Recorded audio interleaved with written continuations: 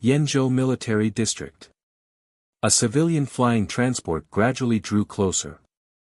After identity verification, the transport landed on the parking ground. People in the military district took one look at the flying transport and knew who it was. Generally, other than military flying transports and those with special labels, ordinary civilian flying transports were not permitted in the area. But with the buzz all over the news about Project Starlight, everyone in Yenzhou's military district knew, even those that did not pay attention to entertainment news. However, the military district was different from Yenzhou's other cities. Even if the people there were curious about the youngest star in Project Starlight, they wouldn't be like people outside the district and engage in random discussion. Neither would they stare endlessly at the flying transport. The people here went about their jobs and posts as per usual. Disembarking from the flying transport, right away, Fang Zhao could feel the contrasting atmosphere here compared to outside. It was way more solemn. If it were any other youngster that had not experienced this sort of setting, they would probably feel unease. In the military district, Duan Xianji's husband, Hong Lu, had been making arrangements. A quick-witted junior officer had been assigned to fetch Fang Zhao. As Fang Zhao would be undergoing his military service this time around, Sui Yu would not be following. However, nobody here made things difficult for Fang Zhao. Naturally, they wouldn't, given Duan Xianji and Hong Lu's backing, as well as the influence of Project Starlight. It was reasonable to say that many people in the military district, especially high-ranking officers, did not think highly of celebrities from the entertainment industry. However, due to the amount of funding coming in thanks to Fang Zhao, these people were willing to give him the benefit of the doubt. The military district was still lacking funding, let alone those far-off and remote planets that were still developing. There were donation drives in society from time to time, and the amounts were huge, but military constructions had even higher expenditures. Furthermore, as the distribution of funds was uneven, this resulted in a number of planets not having enough investments to keep up with the development plans. Poorer places stayed poor as the military expenditures were unable to be distributed there. This was also the reason why there were many hidden details and monetary transactions in the military. Everyone wished to find more funding via all sorts of method. Securing funding for accelerating construction would count as a merit and help towards speedy promotions.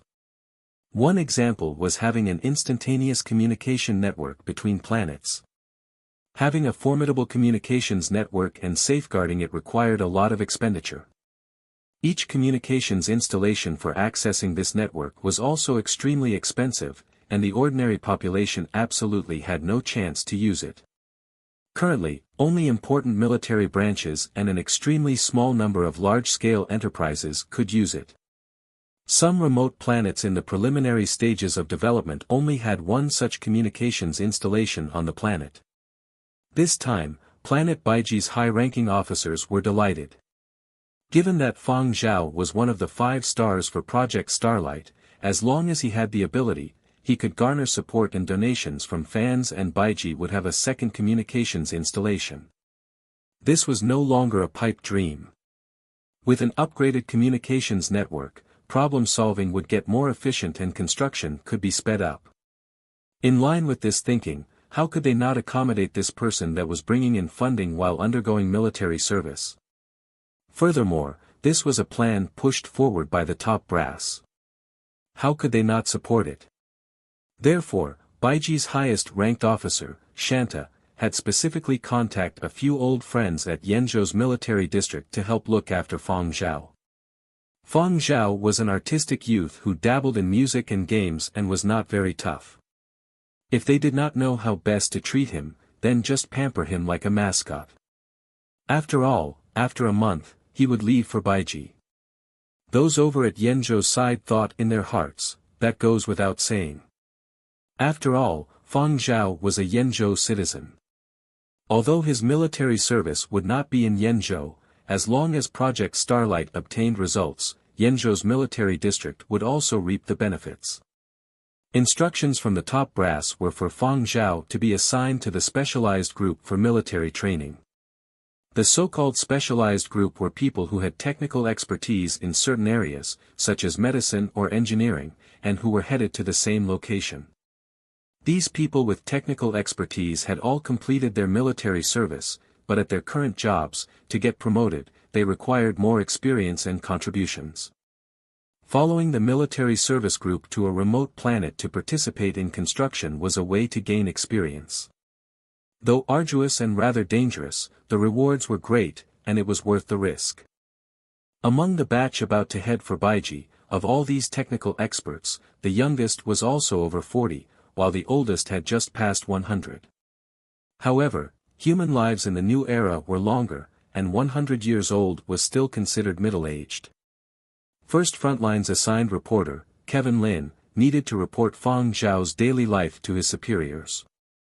He would also be required to take part in military training, but this sort of training for military service was not a problem for him. The people of the military district are clearly looking out for you. That is why you were assigned to the specialized group. Kevin Lin rarely took the initiative to speak to Fang Zhao. He even placed emphasis on the words specialized group in a bid to provoke Fang Zhao's ego. If you wish to participate in normal military training, I can. Before Kevin Lin even finished, Fang Zhao had started walking over to the specialized group. Kevin Lin stood there with his mouth agape. He had originally planned to advise Fang Zhao to participate in normal military training. This way, he would be able to write a draft praising Fang Zhao's commendable spirit to his superiors, but who had expected that Fang Zhao would actually decide to train with the specialized group? How would he have the nerve to praise Fang Zhao? Wasn't it said nowadays that youths in their teens to 20s were unable to bear hardship? Totally useless. Kevin Lin went online to check on his other 4 colleagues who were also following celebrities. They had begun to write at a tremendous pace. In Project Starlight's first batch of 5 stars, besides Fang Zhao, the other 4 had applied for normal military training. Kelvin Lin did not even need to go online to guess how the internet would evaluate Fang Zhao. For Project Starlight's first batch of 5 stars, the other 4 were, Majos Andre, a film star famous for his thrilling and hot-blooded action films, Fritz from Huangzhou, a reputed singer, Wu Tianhao, a professional race driver who was one of the younger generations of Wu's, the aristocratic family in Tongzhou, and lastly, Li Xiaoxiao from Ajinazhou, Azhou, a celebrated show host known for his lively and comical expressions that could draw laughter. As a specially dispatched reporter, Kelvin Lin hoped that Fang Zhao would do something more compelling during the military training's free time, but when military training started, Kelvin Lin was disappointed once more. The group had just finished running. Fang Zhao was not even sweating as he sat over on the side, chatting amiably with some older technical staff. Kelvin Lin retracted his gaze and let out a long sigh. His colleague stars were either singing or dancing, sparring with military district soldiers or amusing others with jokes and stories. When those actions were filmed, they could attract the views of many more fans. Looking over at Fang Zhao's side, oh, today he is discussing construction theories with an engineer. Kelvin Lin was some distance behind Fang Zhao and looked as if his soul had left his body, like he wasn't himself. How he wanted for something interesting to write about, but over here, it was only construction theories, species evolution, communications network, and other boring topics. At the end of every day, when Kevin Lin submitted his draft to Frontline First's chief editor, he could only put on a bitter face. What can I do? I am despairing too. He just knew that he'd had the worst luck getting assigned here.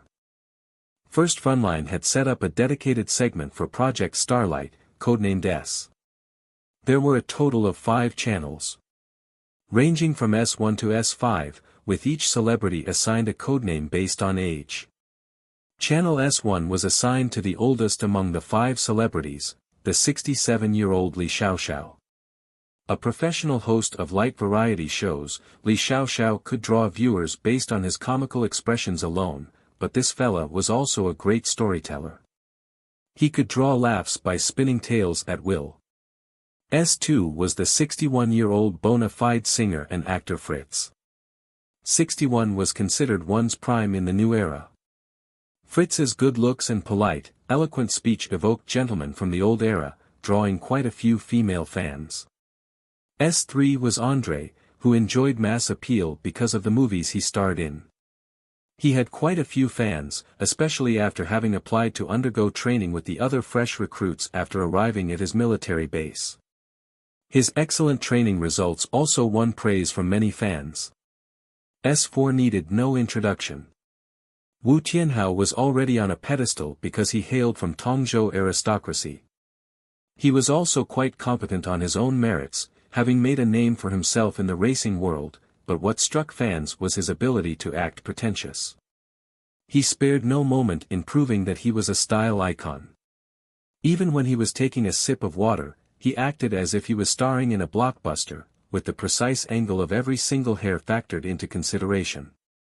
He left no stone unturned in trying to project the maximum aura of a star. As for S5, the gaming super god. In a setting like this, you could neither game nor commentate on gaming. How would you stir interest? Compared to the other four celebrities, Fang Zhao was at a disadvantage. Kevin Lin blotted his pen on his paper notebook. He had been at the military base for 2 weeks, and his viewership numbers were dropping gradually. Kevin Lin was panicked, and he was further depressed by the fact that Fang Zhao didn't seem to notice that anything was wrong. It wasn't that he hadn't discussed the issue with Fang Zhao. As early as his 3rd day at the base, he had approached Fang Zhao during a break. He had even showed Fang Zhao the data he had on hand. Viewership statistics showed that, out of the 5 Project Starlight channels, their numbers were the worst, and their online audience size was declining with every episode. Kevin Lin had made his case to Fang Zhao. Look at what the others are doing and look at yourself. Yes, you can't game in a military base, but the other celebrities sing. You could give it a try too. They tell stories. If you can't, you could try to crack a few jokes. Don't spend all your time talking shop with all these technical types. We are going for mass appeal here. We have to be lowbrow. Yet in response to Kevin Lin's outburst, Fang Zhao had neither acted on his suggestions nor been angry. Kevin Lin had even applied for a transfer to cover another celebrity while briefing his editor-in-chief on his assignment, but he had been rejected. The other 4 journalists weren't stupid. They had no intention of swapping spots with Kevin Lin. Kevin Lin had to broadcast live at least 5 hours a day. After looking at the time, he sent Fang Zhao a message. The day's broadcast was about to begin. On the track, Fang Zhao was carrying an engineer more than 100 years old on his back. As one of the highly valued personnel sent to Baiji, the technical experts didn't have to endure the same amount of training as those performing their military service, but they had to meet certain minimum requirements. One of the regular tasks was completing 10 laps around the track. Each lap was 500 meters long. 10 laps made for 5,000 meters. The good thing was that there was no time limit. They would pass as long as they completed the full distance. One of the older engineers had a chronic leg problem. His jog would slow down to a walk after 2 laps, and then he would get tired after walking 2 more laps. Fang Zhao had carried this fellow on his back to the finish during previous training sessions. Today was no exception. The camera focused on Fang Zhao while the engineer's crisp voice was picked up by the microphone. Different geological environments require different architectural approaches. Take Baiji, for example. Kevin Lin wore a facial expression that suggested he was having an out-of-body experience. He gazed at the sky aimlessly as he brainstormed a solution. S5 had actually started out with a sizable audience, but their webcast had lost its novelty quickly, and their viewers had soon defected to the other 4 channels. Tuning into the live webcasts were mostly youngsters. They had no time for an old geezer reminiscing about the good old days. Because S5 was dominated by footage of technical experts telling stories from the past, it was nicknamed Story Time on the web, and viewership data revealed that folks who stuck with S5 were mostly the elderly, especially retired government officials, who loved the nostalgic tone of the webcast. Thus, S5 had also been dubbed the Retired Officials Channel. Kevin Lin had no insight into Fang Zhao's interests. He longed to grab Fang Zhao by the collar and ask, "You're a young man in your 20s, not a middle-aged man in his 120s. Why are you interested in this arcane sh*t?" But regardless of how tormented Kevin Lin was, the technical experts who spent time with Fang Zhao loved the young fella. It was rare for a kid like him to express interest in infrastructure milestones ranging back to the beginning of the new era. The experts had gotten approval from their superiors to ignore certain confidentiality requirements, so they could let viewers understand the challenge of colonizing foreign planets and all that had been achieved over the years. Never rest on your laurels and always prepare for the worst had been the instructions of the new era's founding fathers when they had decided to launch their exploratory missions. Like on previous days, the elderly technician Fang Zhao was got the conversation started, and then other nearby experts joined in, sharing their personal experiences or some stories they had heard. Kevin Lee opened his viewership analysis app and gloomily checked in on today's numbers. He had low expectations these days. He just wanted their figures to stop falling and stabilize. But Kevin Lin raised his eyebrows when he saw today's numbers, as if in disbelief. He refreshed his app and took a closer look.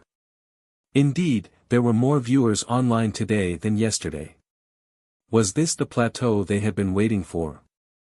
Kevin Lin's mood improved, but it would take another few days to see if their numbers had truly stabilized. 5 days later, Kevin Lin compiled the viewership data from the past week and read the detailed breakdowns. The number of viewers under 80 were still dropping, but they were making major gains in the over 100 demographic. So was the key catering to the middle-aged and seniors market? Kevin Lin stared at the numbers briefly and had a eureka moment. So that was it. And he had been thinking that kid Fang Zhao had no moves whatsoever. Fang Zhao had been plotting all along. Slick. Old folks didn't enjoy the songs youngsters liked, nor did they get the punchlines and the humorous monologues, but they loved to hear those experienced technicians tell their stories. Not only did it expand their knowledge, it satisfied their deep curiosity, and it helped them fall asleep. The retired government officials were especially big fans. Word was that they were avid listeners. Even though they had retired, they still wielded considerable influence. Kevin Lin rubbed his chin and wondered if Fang Zhao was kissing up to the retired officials. How cunning. He knows that he can't compete in other areas, so he targets the middle-aged and senior demographic instead. Yenzhou. Yanbei Retirement Facility. The moment great-grandfather Fang heard the broadcast notification, he hurriedly contacted his old comrades. Today's broadcast has started. Some old folk asked, "Is it? What is today's broadcast about?" Another old fellow replied, "I think it's about some projects at a certain base a couple of decades ago." Generally, most old folks in the retirement facility would drop whatever they were doing, head online to the saved channel, and watch the broadcast they anticipated daily. At first, they had indeed watched it to give face to great-grandfather Fang. After all, many people in the retirement facility knew that old Fang's great-grandson Fang Zhao was a member of Project Starlight's first batch. But as they had watched on, they'd felt that this live broadcast program was rather meaningful. Some of the stuff the engineers and scientists spoke about in the program were things they had personally experienced back when they had still been in the military.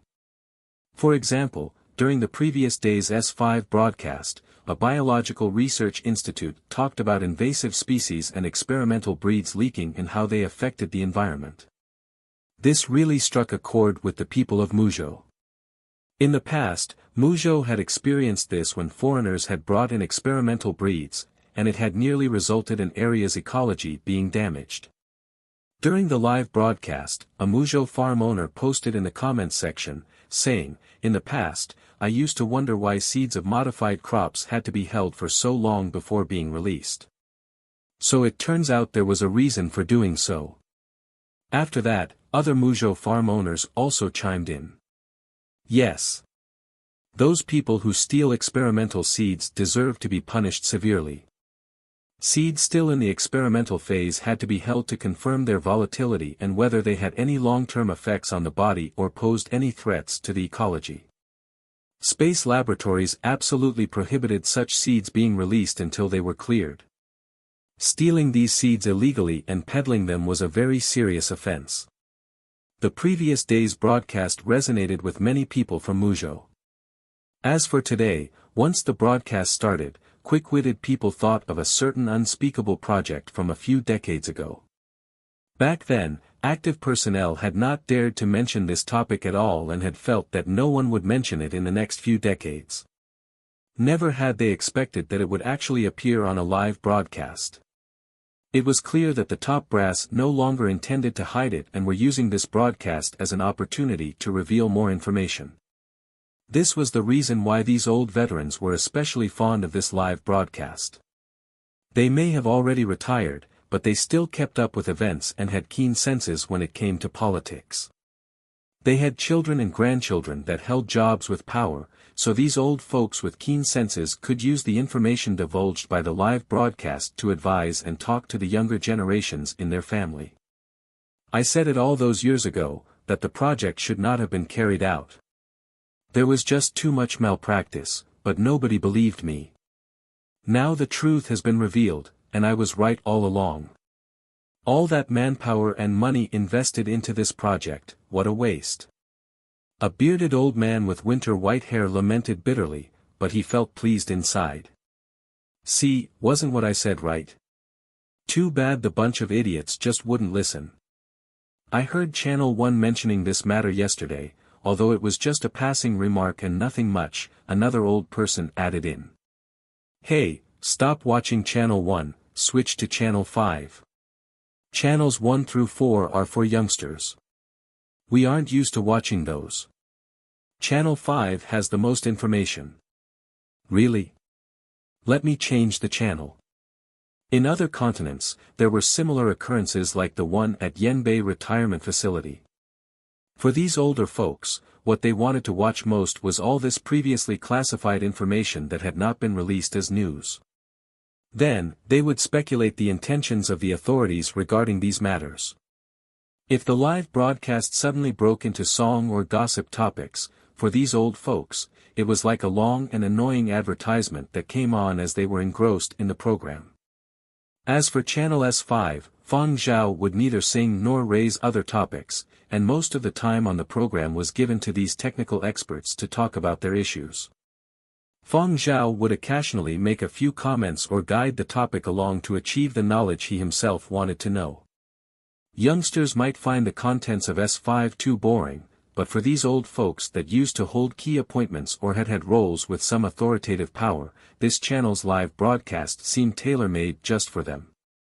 Forget about politics, just treating it as a leisure topic was good enough.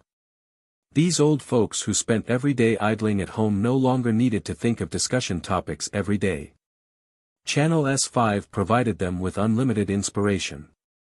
In the third week after Fang Zhao arrived in the military district, a leader in the top brass specifically mentioned Channel S5, as his father was watching the broadcasts every day. Kevin Lin had assumed that Fang Zhao had planned it all along, and he had decided to go along with the angle that favored old veterans, but Fang Zhao's reason for following the specialized group and getting them to speak up on some of their past experiences was because he truly wanted to know more. In the third week, when military training was about to be completed, the enlistees had to undergo an outdoor training activity. However, only active, full-time soldiers had standard training. Those military enlistees' training was of a lower intensity. As for the specialized group, that was not called training, it was just games. Some people saw Fang Zhao following the specialized group as usual and were dissatisfied. Nobody would say anything about those engineers and technicians, as they had completed their military service more than 20 years ago and their statuses were different. They were not here as military enlistees, so nobody had any qualms about them being more relaxed. But what about you, Fang Zhao? Why are you follow the specialized group every day and goofing off? You might be carrying people on your back every day, but seeing how easy it appears to be for you, who knows whether or not it is faked. If you don't increase your training intensity, and improve your constitution, when you get to the location, you will get it. Even if you are a star with preferential treatment, when you reach the destination, you will also suffer nonetheless. But regardless of how online viewers of the broadcast evaluated Fang Zhao, Channel S5's viewer count continued to increase at a slow but steady rate. Audiences over 100 years of age nearly accounted for half of the channel's viewers. In the fourth week, military training finally ended, and there was some rest and reorganization. Everyone was preparing to ride a special shuttle headed to a space station. Anyone who had completed their military service would know that these special shuttles were every newcomer's nightmare. These enlistees would feel as though they were getting clobbered by a rod. What the ride meant for these newcomers was that, from now on, their life of military hardship was starting. Deep down, Kevin Lin was in a slightly jubilant mood. Luckily, Fang Zhao had followed the specialized group once more. These engineers and scientists would be seated at the most stable part of the cabin, where they would not experience as much G-force and shaking. Among the specially dispatched reporters from Frontline First, the other four that were following stars were discussing when to take the medicine or accept an injection. They really did not wish to experience the painful feeling of flying to the heavens. Therefore, they had decided to take some medical aid to help numb the pain. Kevin Lin, who was currently taking delight in his colleague's misfortune, watched as Fang Zhao headed towards the enlistee's cabin. Kevin Lin hurriedly called out, "Wait a minute, Fang Zhao. Aren't you heading the wrong way?" Fang Zhao retorted, "No. Didn't you want me to follow the enlistees?" Kevin Lin, "I didn't bring any medicine." Kevin Lin had thought that Fang Zhao would continue following those technical experts, so he simply had not made any preparations. Whether oral medicine or injections, he had none. As a specially dispatched reporter, Kevin Lin had no margin for choice. All he could do was follow Fang Zhao wherever he went. Now that Fang Zhao had chosen the normal cabins, even if Kevin Lin did not want to and was complaining in his heart, all he could do was force himself to follow. Fang Zhao followed the pre-installed instructions on his seat. He adjusted his backrest and put on the safety belt and was still in the mood to take a look at some of the supplementary technical manuals on the seat. Beside him, Kevin Lin was in bad shape. His face was deathly pale. Although his memory of the frightful experience 20 years ago was fuzzy, that terrible gut-wrenching feeling that made him feel like dying remained etched in his mind. Even now when he thought about it, he could not help but feel afraid. The officer in charge of sending staff up announced something over the intercom, but Kevin Lin was in no mood to listen. When he calmed down, the announcement was already over. He inclined his head toward Fang Zhao and asked, "What did he just say?" Fang Zhao calmly replied, "He said that we would be flying to the heavens soon and told us to enjoy the out-of-body experience." When the shuttle first lifted off, the apprehensive enlistees collectively breathed a sigh of relief and thought to themselves, "It's just like the taking off and descending in a flying car." But in no time, the enlistees knew that they had been too naive. As the shuttle rapidly shot up into the sky, Kevin Lin's face became paler by the minute. Rumble, rumble. An immense rumbling could be heard from the outside as the view from the windows grew tinged with red. The cabin they were in trembled violently as though the shuttle had encountered a malfunction. A compelling resonance could be felt by their insides, and it gradually got stronger, making everyone feel extremely uncomfortable. Some cried out in pain, cursing and swearing. Others did not howl that violently, but they were definitely in no better shape than the former. At this moment, all these young enlistees were feeling the out-of-body experience that had been mentioned by the officer prior to takeoff. The feeling of internal organs being smashed up made one feel as if he were dying, and no amount of useless struggling could alleviate the battering the brain suffered. Everyone who experienced this felt despair as if their lives were ending right here. Nearby, in the other cabin where the scientists and engineers of the specialized group were, everything was smooth, and the scene inside was like a world apart. The cabin's soundproofing was great, but they could guess what was happening on the other side. This was something every one of them had experienced, and some looked toward the other side, their eyes brimming with past memories. They were a little glad and felt lucky that they did not need to experience that dreadful process again. A scientist sighed. Poor things. No one knew whether he was feeling sorry for the young enlistees who were suffering a physical and mental battering or lamenting his own past experience.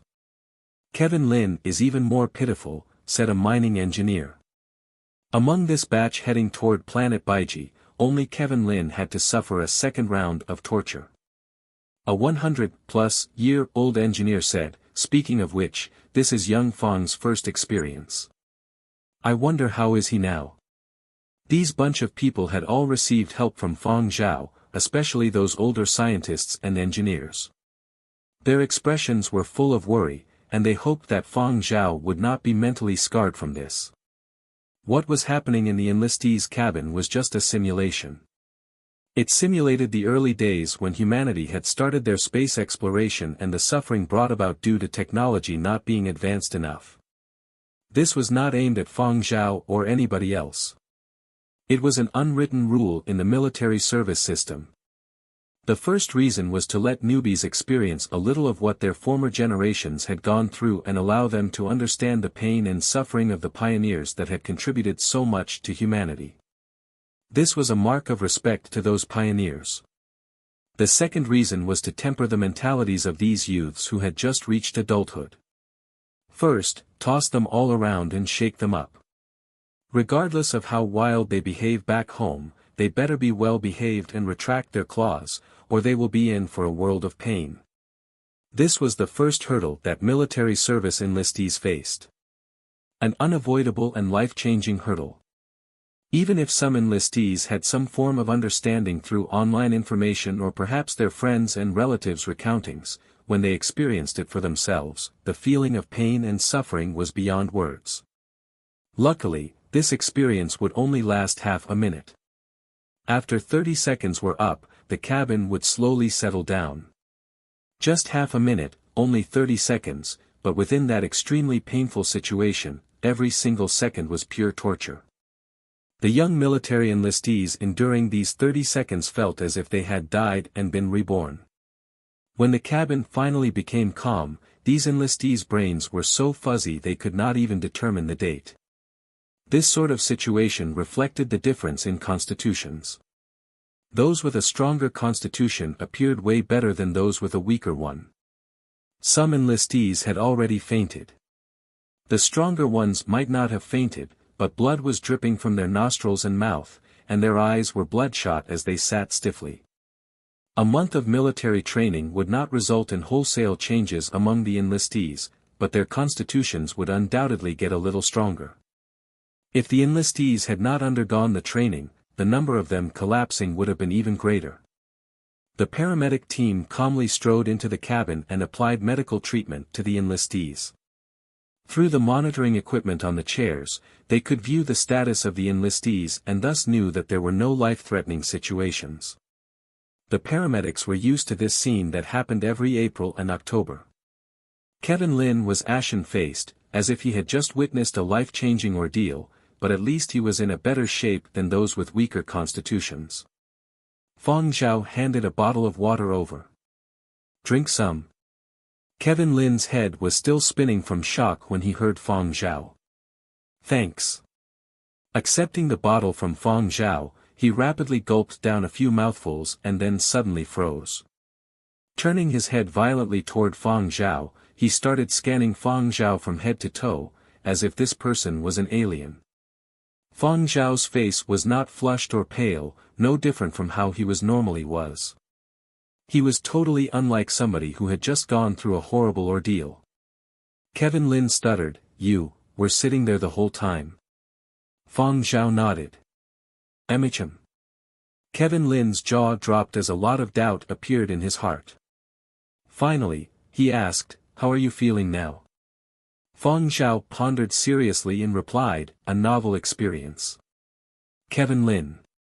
He had never heard anyone describe this painful experience as something refreshing. As Fang Zhao did not seem to be pretending, Kevin Lin muttered, "Your constitution is that strong?" However, when he thought about Fang Zhao carrying all those aged technicians on his back so easily, Kevin Lin felt relieved. It seemed like Fang Zhao's physical condition was decent. Kevin Lin once again lamented his wise decision. Luckily, he had made plans beforehand not to document the process of flying to the heavens as a live broadcast. Otherwise, he would have lost face. Even without watching the cabin surveillance video, he knew what he looked like. Even before taking off, he had been scared **tles beyond words. In the shuttle's control module, 2 officers in charge of sending enlistees were standing in front of a screen. They had watched the situation in the enlistees' cabin through the monitoring system. A lieutenant colonel was satisfied. This batch isn't too bad. He was the one who had told the enlistees to enjoy the out-of-body experience while flying to the heavens. Among these batch of enlistees, although there were some whose bodies had been unable to bear the 30 seconds and some who were not mentally strong enough and had fainted, the majority had still been able to endure it and could be considered decent. Of course, the instructor at Yenzhou's military district would credit that as a result of his own teaching methods. Beside him was a colonel who remained quite expressionless. Not bad. He was staring with raised eyebrows at Fang Zhao on the screen. Pointing at the screen, he said, "Is this fellow really one of the 5 stars in Project Starlight?" "There's no doubt. It is him. I thought he was just a lucky celebrity, but I never expected that he would have some ability." They all knew that Fang Zhao's prior month of military training had been with the scientists and engineers. The intensity of that training could not compare with the other enlistees. It was reasonable to say that the results of his 1 month's training were definitely not enough to improve his constitution compared to the training of the other enlistees. But now, to be able to endure those 30 seconds of torture, his physical condition was way better than the rest. Actually, it is understandable. After all, the results of his physical examination were excellent. That's true. I just hope that he performs well later on and doesn't disgrace Yenzhou. The 2 officers did not spend too long discussing this matter. They were only responsible for sending this batch from Yenzhou to the space station. After the assignment was complete, they could return back to Earth straightaway. As for Fang Zhao's future performances, they did have high demands. Among the 5 stars of Project Starlight, Fang Zhao was the most disadvantaged. Although he might have attracted a wave of middle-aged and senior audiences, who knew what further developments there would be. Generally speaking, getting the more rational middle-aged and senior audiences to part with their money was more difficult than coaxing easily excitable youngsters to donate. So what if you had a large audience? If the donations were not sufficient, military expenditure could not be raised. Wasn't that still incomparable to others? However, for their expectations, as long as Fang Zhao was not left too far behind by the other 4, that would be good enough. After all, comparing Fang Zhao's age, status, and his lack of ability to coax fans, it was best not have high expectations. In the enlistees' cabin. Those pale-faced enlistees had received treatment from the paramedic team and were now feeling better. A youngster asked, "Are we out yet?" "Yes."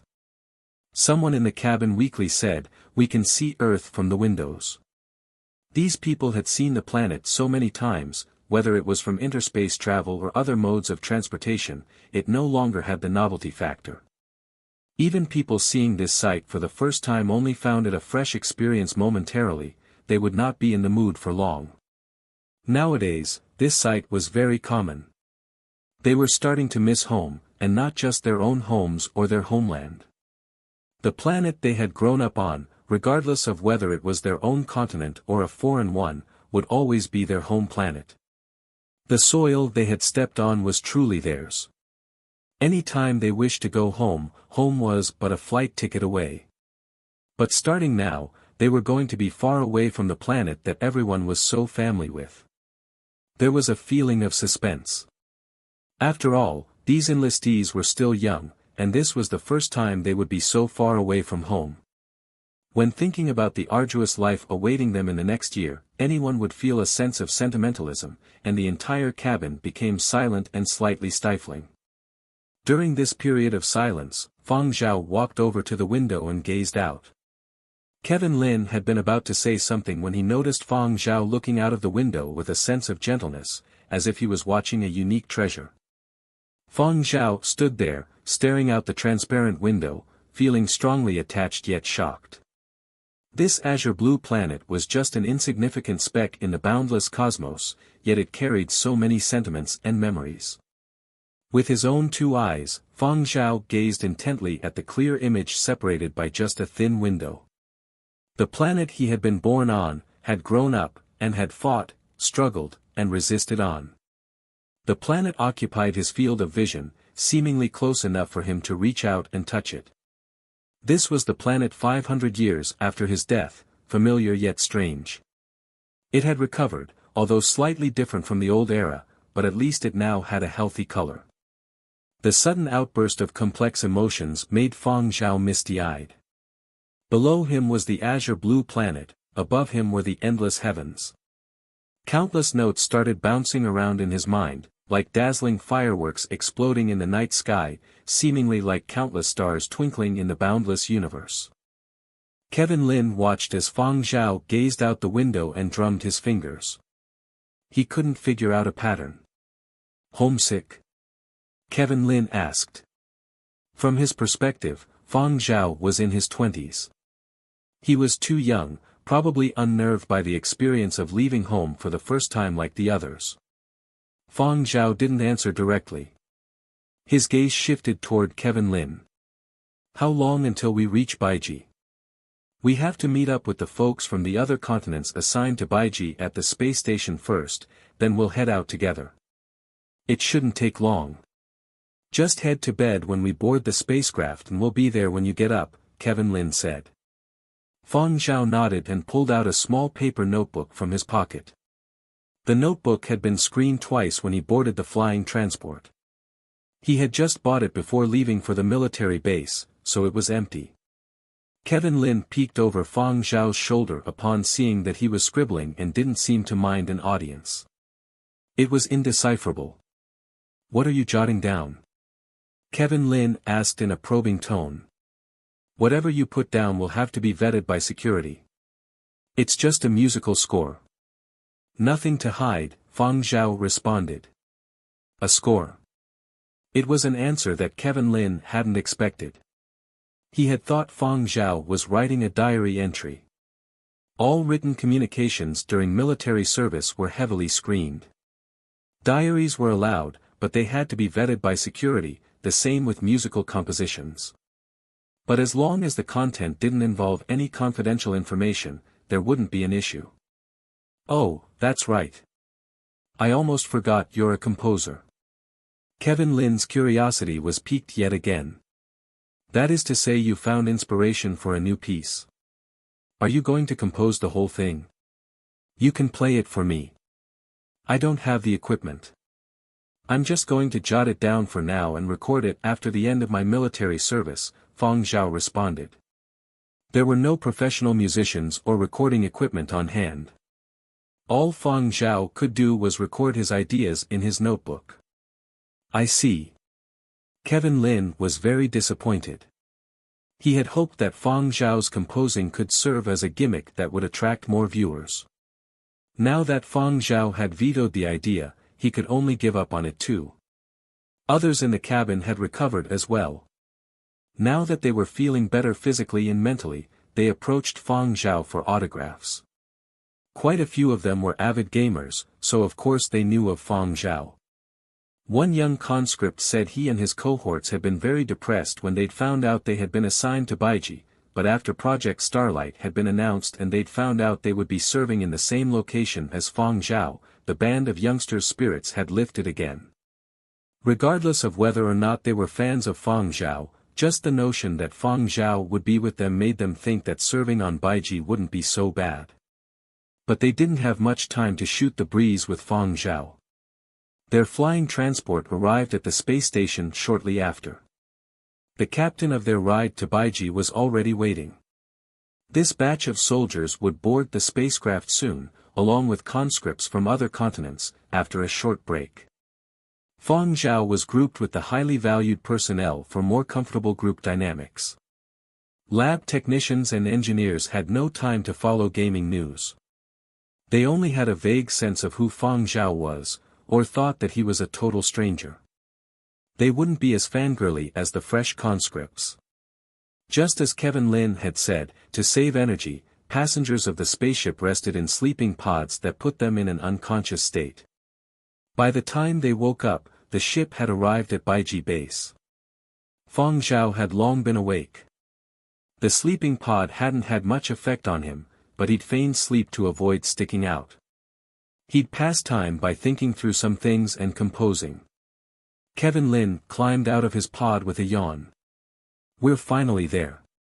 He shook his head hard and paused to think. He finally remembered what he had wanted to say to Fang Zhao. "After we settle down, we'll be summoned for mealtime in the cafeteria. This will be broadcast live. It will be quite the scene. I've already gotten approval from the senior officer in Baiji. He said he would make the necessary arrangements, so we don't have worry about their end. What I want to discuss is our end." Kevin Lin turned serious and continued, "Since this will be a documentary-style show, naturally, we want to cover the raw side of you. Put on a good show in the cafeteria. Conditions are rough on Baiji. The food will definitely pale in comparison to what you have had in Qian, but no matter how disgusting the food is, you cannot show any sign of disgust. It's normal to take time to get used to the new diet, so you don't have to finish your entire meal. Just eat 1/3. But do whatever it takes to finish that 1/3, then you can stop. I'll shift the camera to somewhere else." Kevin Lin was thinking that he himself couldn't get used to the food on Baiji right away, let alone Fang Zhao. It would be impossible for Fang Zhao to finish his entire portion. He just had to pretend to eat. This wasn't a big deal for Kevin Lin, but he was worried that Fang Zhao was too young and would have a lower tolerance than the professional actors among the 5 celebrities. It would turn viewers off if he showed resentment toward the diet here. Even though Kevin Lin didn't like Fang Zhao and was a bit set off and was even looking down on him a bit because he was the least famous of the 5 celebrities taking part in Project Starlight, Kevin Lin wouldn't go so far as screwing Fang Zhao over. What would he gain from it? They were in the same boat. The conscripts headed to their assigned rooms, tidied up, and then were summoned for food in the cafeteria. Punctuality was a major requirement of military life. Even the lazy bones among the conscripts knew they couldn't screw up this one. Regardless of whether or not they were done unpacking, the new arrivals dropped what they were doing, got dressed, and headed to the cafeteria. Fang Zhao and Kevin Lin also headed over. In this instance, Fang Zhao wasn't grouped with the highly valued personnel.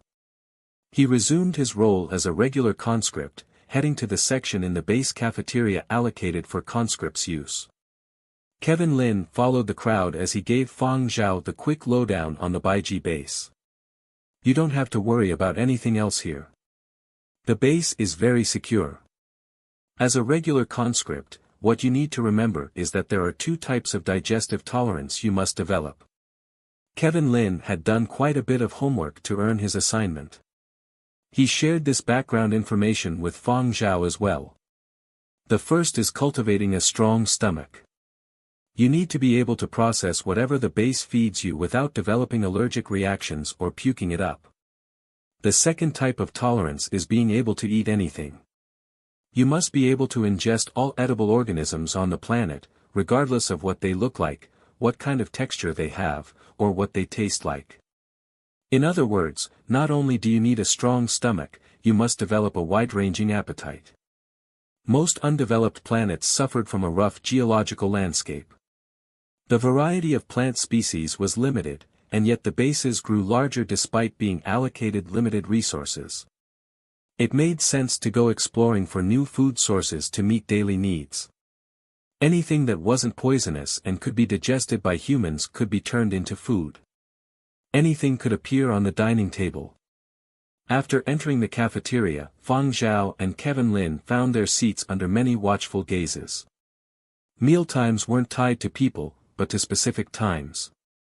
When it was time for a meal, regardless of what you were doing, regardless of whether your delay was justified, latecomers wouldn't be allowed to set foot in the cafeteria. Kevin Lin launched into a detailed analysis. The base won't treat us too poorly. So many people are tuning into the live webcast, and there are many former government officials watching. Folks at the Baiji base will probably want to save face. I'm sure the food will be horrible, but it won't be as bad as the standard fare here. It's gotta be a little better. But not long after Kevin Lin uttered these words, he was immediately contradicted. After setting up the camera angle, Kevin Lin was about to duck out of sight to enjoy his last few moments of freedom when the bell in the cafeteria rang. The bustling cafeteria died down, and the robot servers delivered plates of weird-looking meals to their places. Are those plates of bugs? The discussion forum for S5 had already lit up. F***CK. What is that? Bugs. They're actually having bugs. They don't seem well cooked. So disgusting. Couldn't they process the bugs first? You're so ignorant. It was the same deal when I served. The species was different, but we had bugs all right. As for whether they should be processed, nonsense. Who has the manpower and energy to process food? You might as well save the energy to do some more mining and research. Kevin Lin remembered he was on camera, so he suppressed his disgust and tried hard to appear calm. When he'd served in the military, his assigned location hadn't been that far-flung. He came from a well-to-do family. His parents had worked their connections and greased the wheels. Even though conditions had been tough, he'd had it easy compared to his fellow conscripts. Little had he expected that he would be punished this time around, but as a journalist with professional ethics, Kevin Lin still kept his disgust tightly under wraps. He remembered that Fang Zhao was next to him, and he glanced over worriedly. There was no sign of disgust, rejection, or anger on Fang Zhao's face. Instead, he was oozing curiosity. When he saw Fang Zhao's reaction, Kevin Lin secretly breathed a sigh of relief and gave him a mental thumbs up. Impressive, kid. Such great acting. Impeccable. The curiosity is a nice touch. Fang Zhao didn't know what was going on inside Kevin Lin's head. He calmed down after his curiosity and surprise at this novel course, a plate of roasted bugs, tapered off. Fang Zhao was someone who had endured genuine hardship in his past life. Something trifling like this wouldn't bother him. He raised his fork unceremoniously, poked at one of the bugs, and studied it carefully. He recalled the biology knowledge a lab technician had passed on when he'd served in the Yenzhou military district: invertebrate, arthropod, diplobota. Kevin Lin. The online audience. You're actually composed enough to classify the F***cur. Fang Zhao did not understand too much about the classifications of these bugs. He only had the knowledge he'd obtained from previously discussing such matters with those scientists. Making a rough judgment was still fine, but determining its exact classification and type was out of the question. It was only when he'd seen the food on the plates that he was reminded about the assignment one of the scientists had had, which was classifying the species on the planet, and thus he'd said that line. After speaking, he noticed Kevin Lin staring at him weirdly. What? Fang Zhao asked. Kevin Lin shook his head. He remembered they were still broadcasting live and time was limited. Due to having limited funds and resources on the base, the top brass had stipulated that the daily broadcast limit of at least 5 hours a day be cut down to at most 1 hour a day. Kevin Lin did not want to waste precious time on classifying insects. Not slowing down, Kevin Lin forced on his most natural smile and spoke. These are all organisms from plant Baiji. It is best to let an expert explain how to eat them. Kevin Lin was different from Fang Zhao. Before he understood how to consume the food, he would not make a move, so as to avoid becoming a laughing stock. Thus, he would let someone demonstrate first to get an idea. If the method of consuming it was too offensive, he would not let the camera lens face himself. The eyes of a youngster standing beside them lit up as a grin stretched across his face from ear to ear. Every year, there were 2 batches of conscripts, one batch in April and the other in October. The previous April batch had already left before Fang Zhao and the current batch had arrived. As for the October batch, they would need to wait till October before returning. This youngster had already been on Baiji for half a year and was the leader of a small mining team. His name was Tan Gu, and he was 21 years old and had deferred his 3rd year of university for his year of military service. He was quick-witted and performed decently. After numerous applications, Base Command had given the opportunity to appear on stream to him. During military service, chances for conscripts to call home were not a lot. In places with better conditions, conscripts could contact family members once per week, but in worse conditions, it was probably once a month and there would be time constraints each time. Most of the time, it followed the government's guideline, 1 minute. That time was just to report that all was well, as there was no time to say anything else. It could not be helped, as they were poor. But now, a chance was here. Planet Baiji was having a change in fortune. As part of the experimental phase for Project Starlight, there would be real-time broadcasts every day. The extravagant costs were not being shouldered by Baiji Planet's base, so people here could test their luck. Perhaps they could appear on screen for a bit. As long as they had family members watching the broadcast, their families could catch them. Given the chance to appear on screen, Tan Gu was visibly excited. When he heard what Kevin Lin had said, he hurried over, cleared his throat, and took the spotlight. These bugs are a species more commonly seen on Baiji. These are high in calories and are what we normally have the most of. Actually, if these things were cooked with care, they would surely taste good, but as you know, there is a limited amount of power that we can use in order to operate the base normally. Whatever ores we mine, besides for our own usage, there is a need to transport them to other planets. We also have insufficient manpower, so the dedication we can spend on food is not much. Fang Zhao looked up at Tan Gu speaking animatedly. This fellow had spoken a lot, but he had actually been emphasizing one point: the base was very poor. Tan Gu was conveying the Baiji's base command's opinion, and this was totally different from what Kevin Lin had expected. Kevin Lin had expected base command to save some face and bring out a more presentable dinner. He had not foreseen base command choosing to use this dirt-poor strategy. Kevin Lin's line of thought was still stuck back on Earth, but here, the environment was different. If there were leaders of similar posts here, their choices would also be different. This was also the reason why, on the first day that Fang Zhao's party arrived, this sort of dinner was served. Base command's reasoning was this: since we are already poor, let even more people know that the conditions here are tough and poor.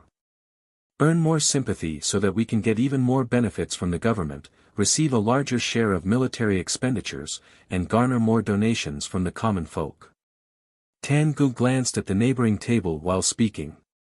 Obtaining nods of approval from that side, his heart felt more steadfast knowing he had not spoken wrongly.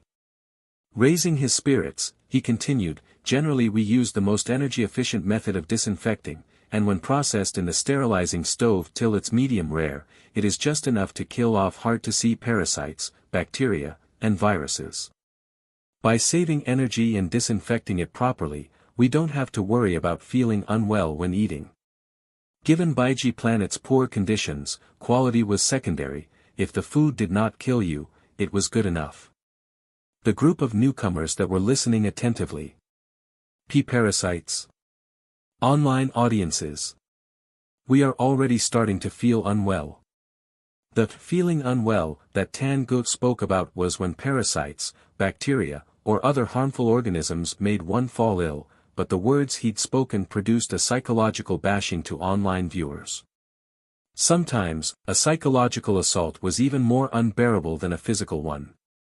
Tan Gu noticed Kevin Lin's rigid face as he spoke, and he snickered internally. One look and I can tell you have never experienced hardship. I wonder which comfortable environment these people completed their military service in. Everyone is indeed different. As he gazed swept over to Fang Zhao's side, Tangu paused. Tangu was not from Yenzhou, and he had already served for half a year. Although he used to play games, when he had enlisted, it was October, and he had begun training in the military district during September and had totally had no access to entertainment news. He did not understand anything to do with Battle of the Century. Normally, when he called home, there was also not enough time, so he wouldn't ask about matters in the entertainment circles. It was only because of Project Starlight this time around, where the base introduced this small celebrity Fang Zhao, that they know that he was a rookie from the gaming circle. Before they arrived, Base Command had exhorted repeatedly to look after the little celebrity's mood. The moment this little celebrity displayed any signs that he was unable to bear with it, they would use a more subdued approach to express themselves. Tangu had originally thought that this little celebrity Fang Zhao would normally lead an extravagant lifestyle, and as it was his first time undergoing military service, he would definitely have a lot that he would find hard to get used to, but Tangu had not expected that this little celebrity would be even more calm than the specially assigned reporter Kevin Lin who had already completed his military service. Fang Zhao listened to Tanji's explanation. From Base Command's point of view, he could understand their choice. This was not putting on an act, nor was it scaring newcomers. Just observing the reactions of the people who had already served for half a year was enough to know this was their normal lifestyle. These sorts of living conditions did not make Fang Zhao feel indisposed at all. As for psychological impact, absolutely not. Anybody who had survived the period of destruction would not be affected by these small matters. Tanji's gaze only lingered on Fang Zhao for a moment before he looked elsewhere and continued speaking. He still remembered his task and purpose for today. Tangu turned his head back to face the floating camera and smiled before proceeding to pick a bug from his plate. It has many legs, which are really hard to bite through and there isn't much meat inside. However, we can use their legs as utensils, just like this. Being extremely busy normally, Tangu had no time to keep his fingernails tidy. In the base, regardless of whether or not one started off being bothered about cleanliness, after a while, everyone no longer bothered. Personal cleanliness? How could that insignificant notion exist in this sort of place? However, since Tangu would appear on the live broadcast, he had specifically washed his hands a few times and was much cleaner than he normally was. Fang Zhao watched Tanji's demonstration. He also noticed that only those newcomers to the base had forks. The majority of those that had been here for half a year did not have forks, and even if there were forks in front of them, those people did not use them. The conditions on the base were not so bad that they could not bear to distribute forks. These people who had served for half a year did not seem discontented, and the reason forks were not used was because they were not required at all. Just like Tangu was demonstrating, the parts on their food could be disassembled and used as utensils. On Earth, there were also delicacies from foreign planets. Well-to-do families would also select some of these extraterrestrial foodstuffs at restaurants for a novel experience, but those foodstuffs were meticulously prepared and went through the skills of an excellent chef. When decorated nicely on a plate, it would naturally whet people's appetites and taste good. But now, what was in front of them was totally different, plus what Tangu had said beforehand. Those watching the broadcast no longer had any appetites. Well-to-do families even felt that it would be a long time before they visited those restaurants that served extraterrestrial delicacies. The side glands contain poison, but they have all been removed. As long as the glands are cleanly removed, although might not be that appetizing, at least it settles our nutrition problem. However, if you eat anything outside the base that has not been treated, remember to rush back right away for detoxification and a vaccination shot, or else your life might be in danger. As Tangu spoke, he was mindful of Kevin Lin and Fang Zhao's reactions. The specially dispatched reporter's face was twitching already, but the little celebrity seemed rather calm and was learning quite Tangu paused and watched. Fang Zhao's hands were following his motions to prepare the food and left him flabbergasted. Not only did this little celebrity adapt well, his practical skill was impressive too. A few high-ranking officers of Baiji were in the command post, watching through the monitoring system and nodding their heads repeatedly. The base's highest-ranking officer, Shanta, was very satisfied with this little celebrity that had come to planet Baiji for his military service. Turning to his deputy, he said, "This fellow fits in really well. He doesn't seem like he will give us any trouble." The deputy approved as well. Indeed.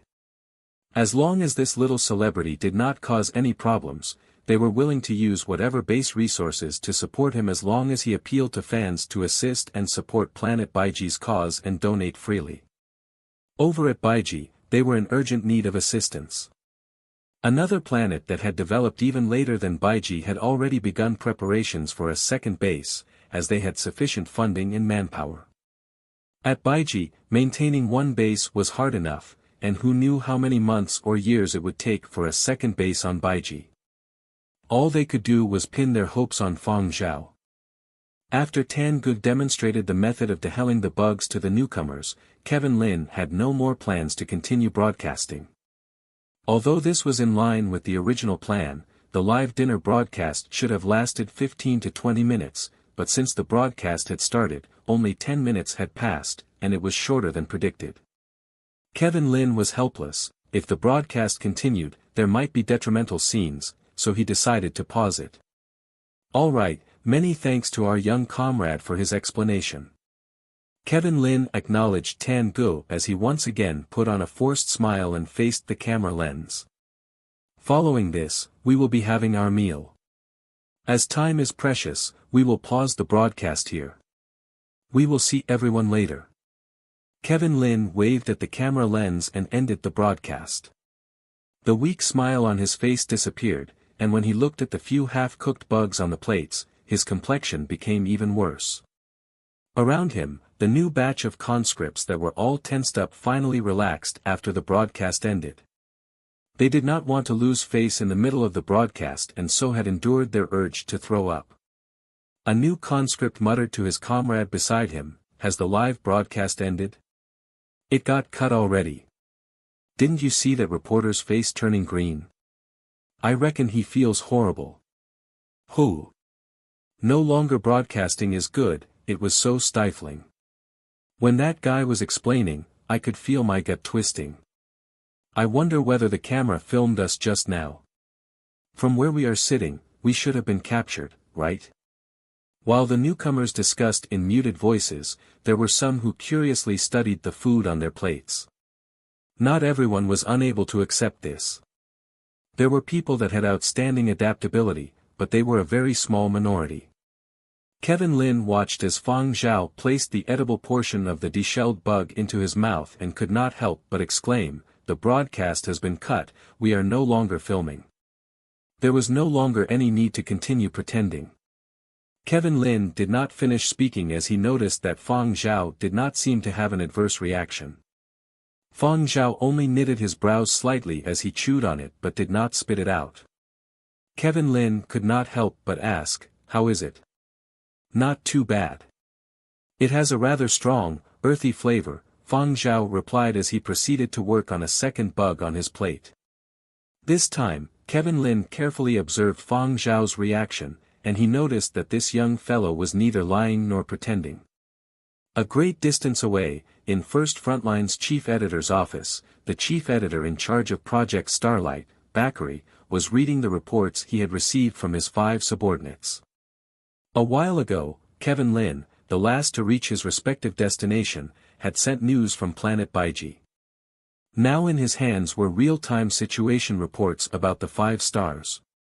After First Frontline had announced a collaboration with Project Starlight, they had done a survey online, and online audiences' first desire had been to see the types of meals at each military service venue. Clothing, food, housing, and transportation were the focal points of everyone's attention. Food had ranked first, so Bakary had given his 5 subordinates an assignment to get information on the food situation at each location as soon as possible, as well as how the celebrities were adapting to the new environment. The 5 incorporated planets for Project Starlight's experimental phase had all chosen to portray themselves as being really poor. This was what Bakary had expected. The 5 planets' conditions were all somewhat similar. But upon reading his subordinates' reports, Bakary's eyebrows flew upwards in surprise. Bakary had watched all 5 channels' live broadcasts and was aware of the situations, but what was shown on screen was not necessarily the truth. These celebrities might keep their expressions in check and show that they were adapting fine and not appear high and mighty or in any way that might cause audiences to react, but based on his own experiences, Bakary could guess whether these people were acting or not. He did not believe the image shown on screen. He only believed his own subordinates' reports. Bakary believed that whatever he saw on screen was fake, so as he read through his subordinates' reports, he was astonished. The summarized reports in his hands were as follows. Channel S1's Li Xiaoxiao, slightly uncomfortable. Channel S2's Fritz, not adapting well. Channel S3's Andre, slightly uncomfortable.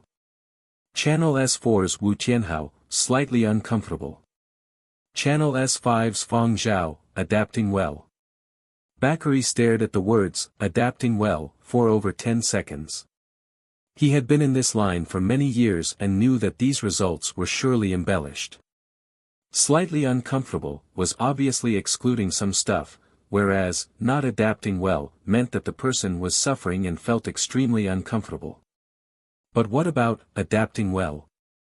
How much of that was an overstatement? Thinking about the tasks that the top brass had arranged, Bakary did not hesitate to use up precious time for instantaneous communication. He contacted Kevin Lin on Planet Baiji. Bakary did not waste any time talking nonsense. He got straight to the point. Kevin, this, adapting well, was it exaggerated? Over on the other side, Kevin Lin was already in a single lounge outside the dining hall and did not have to worry about others listening in. Bakary having his suspicions was within Kevin Lin's expectations. Kevin Lin sighed and replied, my description is indeed slightly off. In truth, he is adapting 2F** King well. Do you know how many plates he had? Plates the size of. Kevin Lin brought his hands in front of him to simulate plates that could fit at least 2 of his own heads. 5 plates. He has already had 5 plates. Those medium-rare bugs that are coarse and disgusting, he had 5 plates of. Among all those here on their first day, he ate the most. I only ate 1 piece and could not bring myself to go on. The rest were all settled by him. Right now, he is still over there consuming more.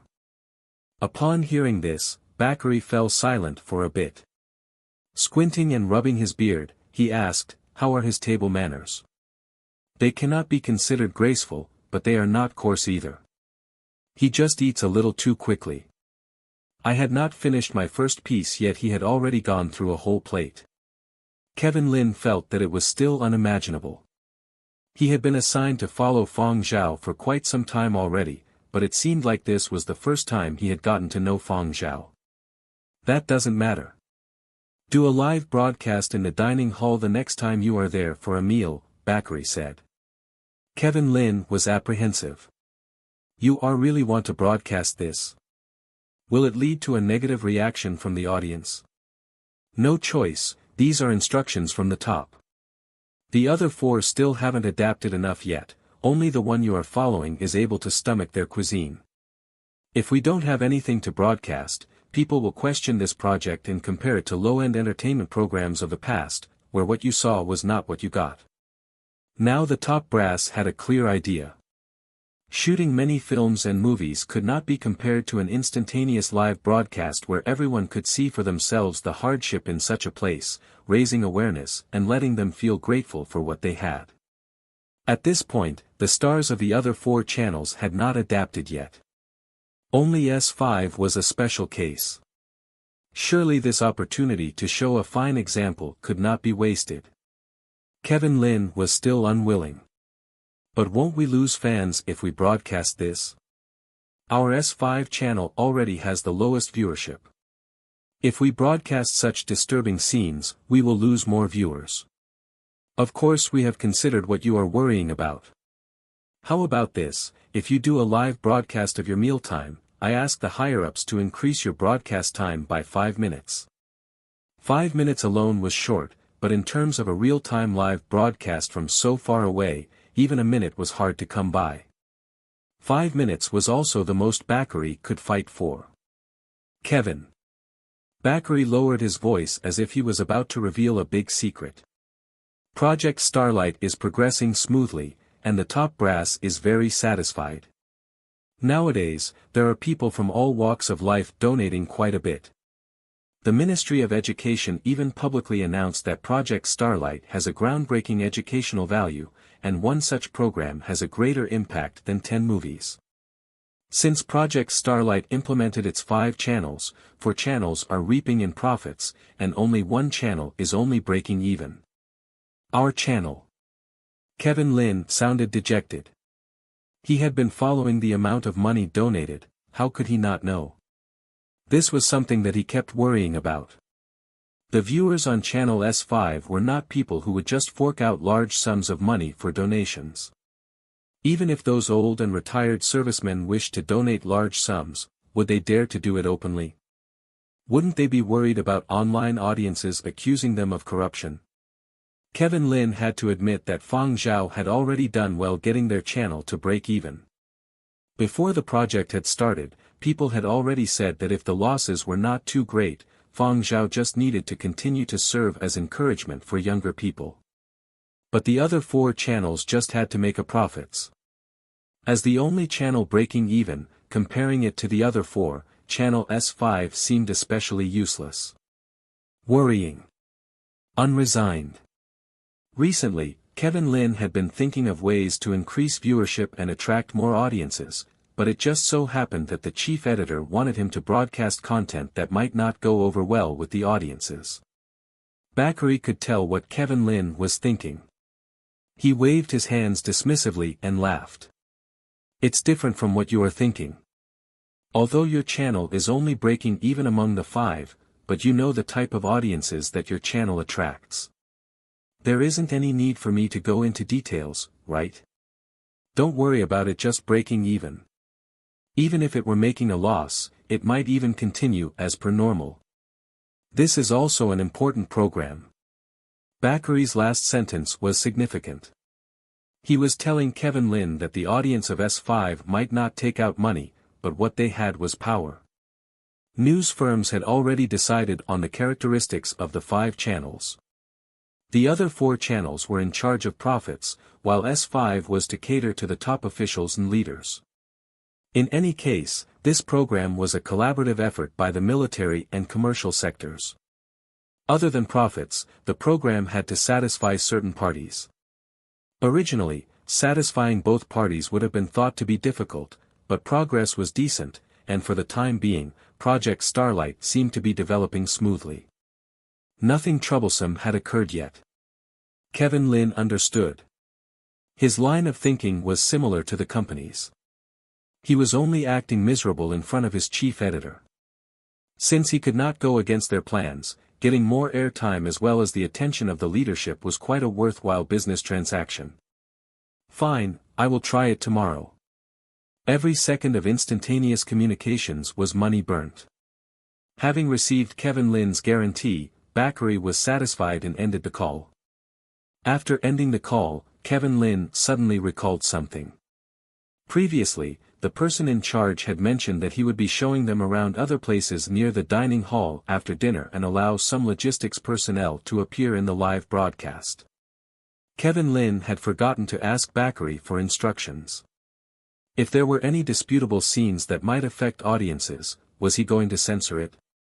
Given the old guidelines for a news firm, whenever there was content that might cause unease among audiences, they should use a mosaic to censor it, but after his talk with the chief editor, didn't he mean to have a realistic broadcast?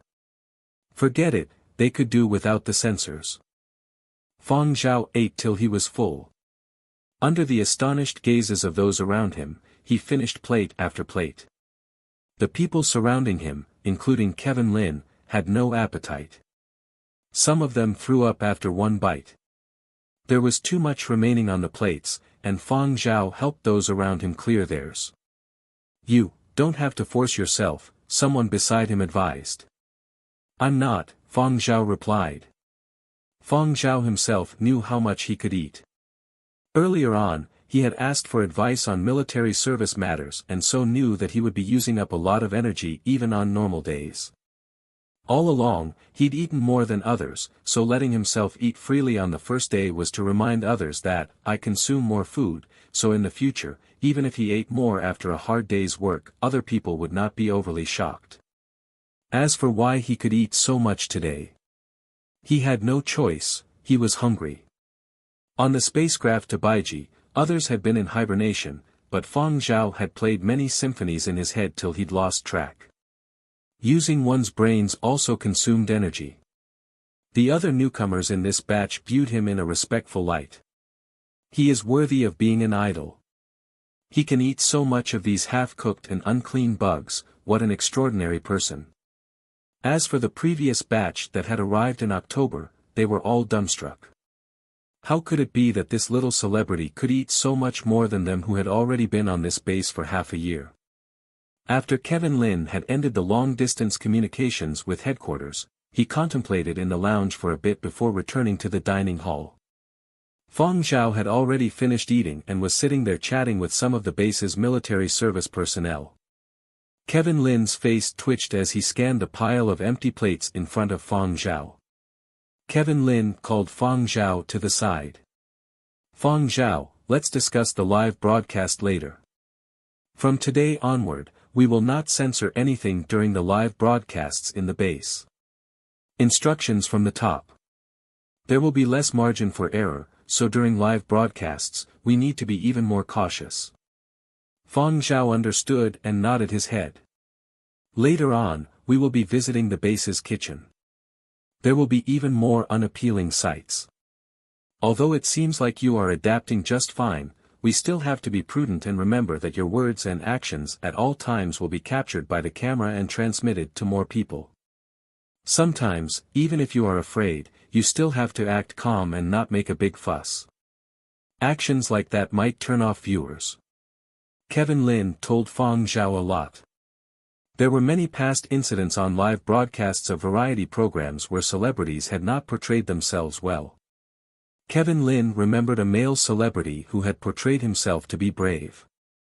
In the end, when he had appeared on a variety show, he had been frightened by a snake and screamed. The image that his managing company had so painstakingly crafted for him had been demolished in an instant. Since then, Kevin Lin had rarely seen that celebrity on screen anymore. Fang Zhao and Kevin Lin were led to the kitchen. The moment the doors opened, a noxious odor assaulted their nostrils. Kevin Lin nearly fainted from the smell. Before coming over, they had watched a recording of the kitchen and had an approximate understanding of the situation inside. If they were to enter without knowing anything beforehand, even base command would feel uneasy. If this really scared them, it would be a problem. How were they going to appeal to the masses and gain support then? Without even getting to see the kitchen yet, Fang Zhao stood outside, differentiating the different smells as he thought back to the recording of the kitchen. The kitchen's supervisor handed over masks that he had prepared earlier. "You guys will definitely not get used to the smell on your first time here. This is a mask that can filter out some odors and make it more bearable." Kevin Lin hurriedly put on the mask. Afterward, he felt he could breathe normally. He glanced at Fang Zhao beside him who did not seem to have much reaction. Is this fellow's sense of smell impaired? Fang Zhao did not feel that this stench necessitated wearing a mask, but on the surface, he did not want to seem too special, so he accepted the mask from the supervisor and put it on. "Are you ready?" Kevin Lin looked towards Fang Zhao. Getting a nod from Fang Zhao, he proceeded to adjust the camera and switched on live broadcasting mode. Kevin Lin's expression changed as he faced the camera. "Greetings, everyone, we have already finished dinner and are about to enter the base's kitchen, which is what many of our online viewers requested to know more about in the comments. However, entering for the first time, we haven't gotten used to the smell, so we are using masks. The internet was so well developed, and many online users had high IQs. They knew that the food displayed on the tables in the dining hall had not necessarily been what these people in the military had for meals. Thus, they wished to see the dining hall's kitchen and head inside to understand the kind of food served at the base. This was the assignment all 5 channels had received. As they walked through, the supervisor explained more. The base's kitchen was different from most general restaurants. Here there were stringent tests, and every container loaded with food was made from special materials. Fang Zhao observed his surroundings along the way. It was still considered clean, probably because the base had specially tidied it up for the live broadcast. Even if they were depicting a poor and bleak picture, they still could not disgust the audiences. Traces of cleaning were not that obvious, the base's higher-ups were still rather meticulous in their planning. Although it was already after dinner, there were still people in the kitchen who were busy. They were not acting, this was normal. Those deployed outside will return later. Our base also provides a supper time slot to cater to those soldiers that are out for assignments and return later. This batch of kitchen staff who work in the afternoon still have to continue working at night, explained the kitchen supervisor, transmitting a message, our job ain't easy. Overtime every day. There were some large transparent vats nearby that were close to 2 stories tall. Some were empty, while others were still full. The supervisor pointed at one of the empty vats as he explained, that was what you had for dinner. One of the vats in the middle still had many bugs. Inside, bugs as thick as an adult's arm were biting and gnawing on each other. The supervisor continued, these bugs are greedy, violent, and carnivorous. Generally, we don't keep them for too long. We will finish these tonight. The camera moved closer to better film the bugs biting each other behind the transparent wall. One bug that was gnawing on its fellow bugs seemed to have noticed the camera nearing, and it violently opened its jaws and tried to bite the camera, smashing into the transparent wall with a loud bang. Rows of razor-sharp teeth could be seen in the close-up of its ferocious jaws. The camera would not be scared by the sudden charge, but the same could not be said for the online audience. The F***CK. That was so scary I dropped my cigarette. It's late at night over at our continent. I just screamed and woke my dorm mates. Was that the thing they ate just now? SSSS, watching it up close, I feel all squeamish. I've got goosebumps. The camera backed off of the vat walls and the bugs inside immediately lost interest and continued chewing on each other. The camera continued on and filmed the vat beside the previous one, filled to the brim with another sort of organism that had been delivered this afternoon. It was an organism that was abundant on this planet. This non-threatening invertebrate lived in the ocean and liked to attach itself to reefs. Today, the team that had gone out to survey the ocean had brought these back. These disc-shaped creatures the size of a palm had a dazzling shimmer on their edges. When stuck to the transparent vat wall, they seemed like numerous densely packed large round eyes. In the other surrounding vats, the contents were not as aesthetically pleasing, and some audiences could not stand it. Arg, I have trypophobia. One changed the channel. Hurry and change it. What are those things in the box in the back, so disgusting. I'm not watching any longer. Imagine these things not being washed properly then cut up and served. A hygiene freak like me cannot stand it. What a troublesome scene. There are many minors among the online audience. Minors could be mentally scarred by all this. Channel S5, are you not afraid of losing fans by broadcasting this? At least censor it. However, there were also audiences that expressed that they could accept it. Ah, those comments above me are surely young friends who have not yet undergone military service or who were lucky enough to be posted to a well-off planet. To be honest, for people like us who were posted to a planet with bad conditions, this isn't something we have never experienced before. It is said that the earlier days of military service were just like this. Since when was it ever comfortable like some people claim? That's right. You can't say that you have done your military service if you have never eaten raw alien bugs. But no matter how much the online audiences argued, over at this side, filming went on as planned. In the kitchen, there were workers currently handling the food. These were also mainly conscripts. A robust and tall youngster came over when the supervisor indicated. He pulled down his mask and explained to Fang Zhao and the rest about how the foodstuff here was handled and treated. He also talked about response measures to take when encountering these bugs outside the base. His words were no nonsense, clear, and concise, and he did not deliberately drag out his screen time. If he did so, would he ever get another chance to show his face again? Our leaders say that those out hunting or transporting food might not be attentive enough and not have enough energy to filter the organisms out. Our kitchen needs to spend some effort to sort out the smaller ones before processing.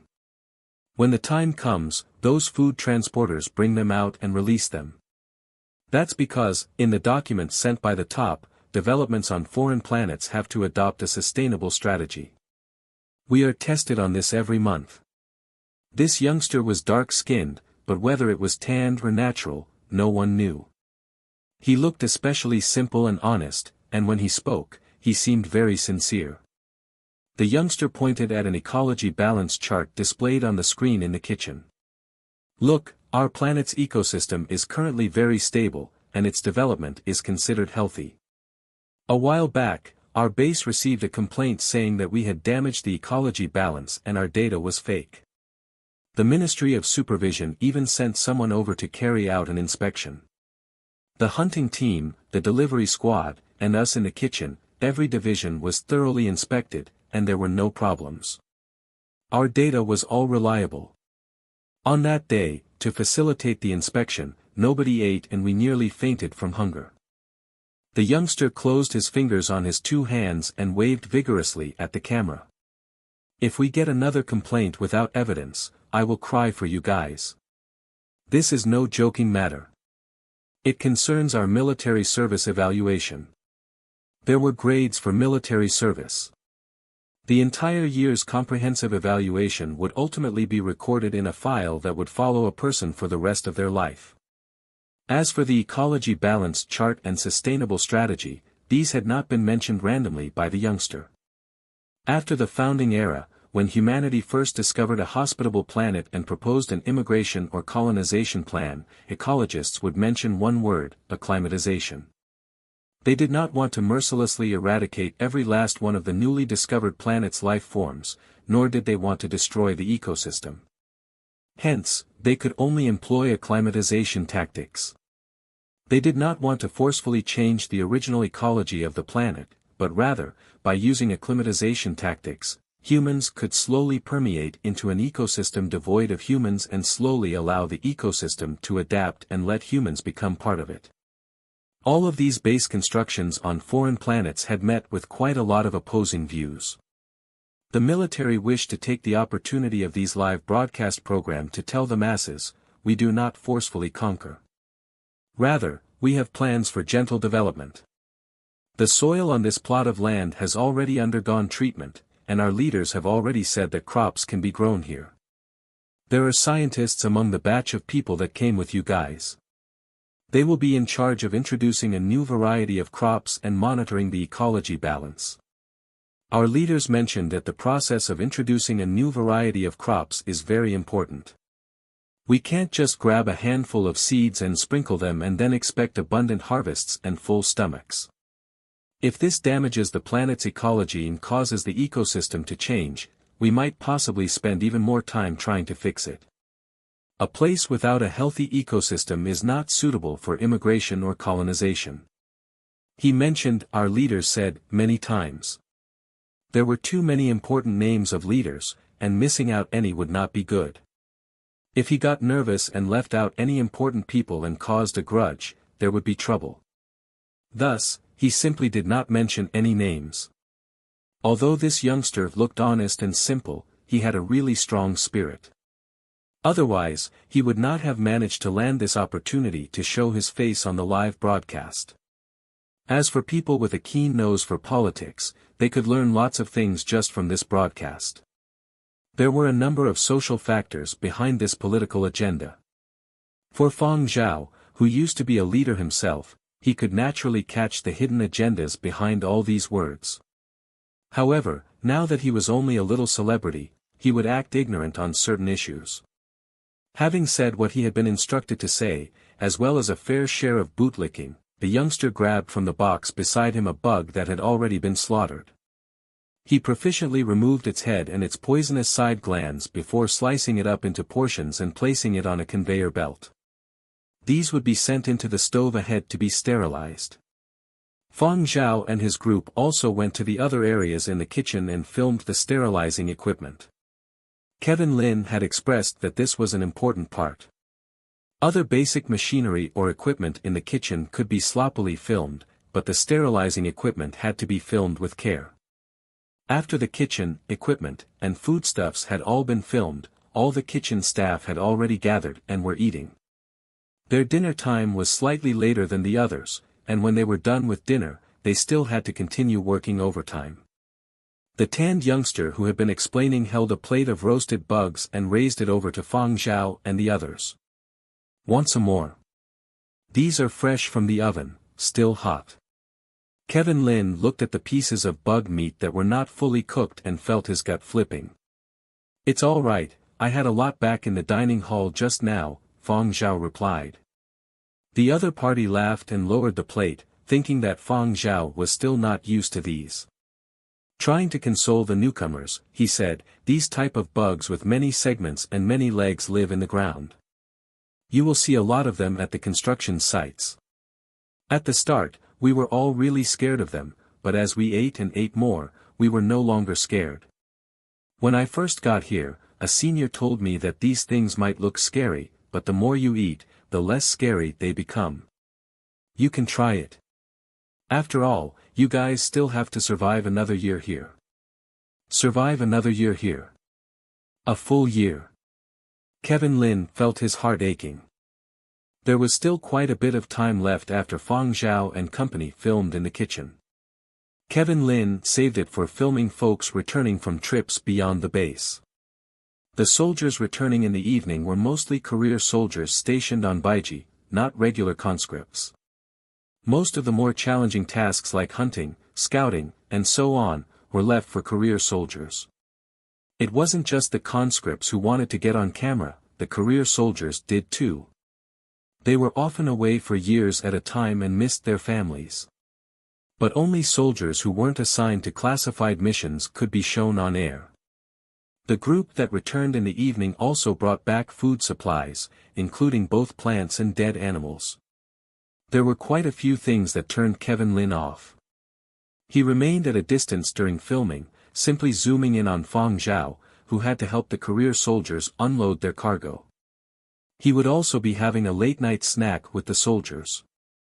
Unlike the afternoon broadcast from the cafeteria, the late-night meal was aired live in high definition, uncensored.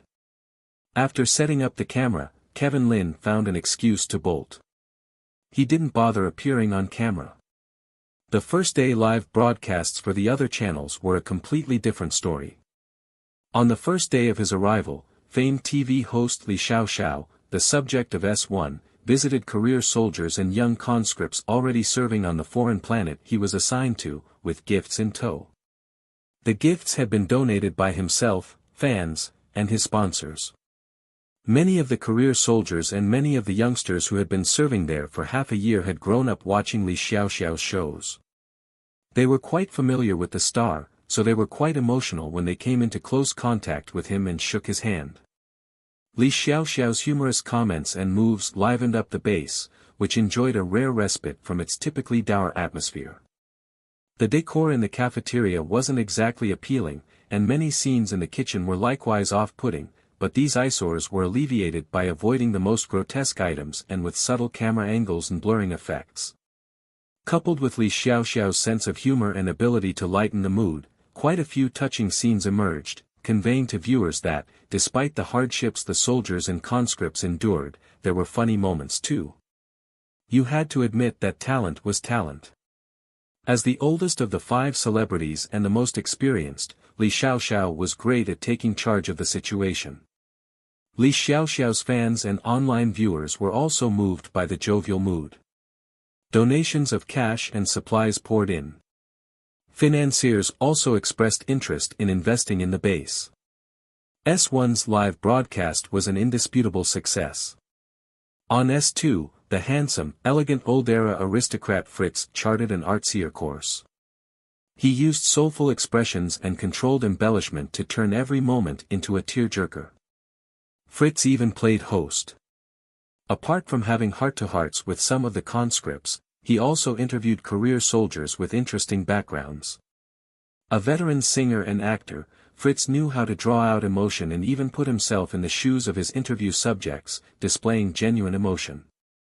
Every time those haunting eyes faced the camera, countless fans were shaken. Fans, it's just cash. We're shelling it out.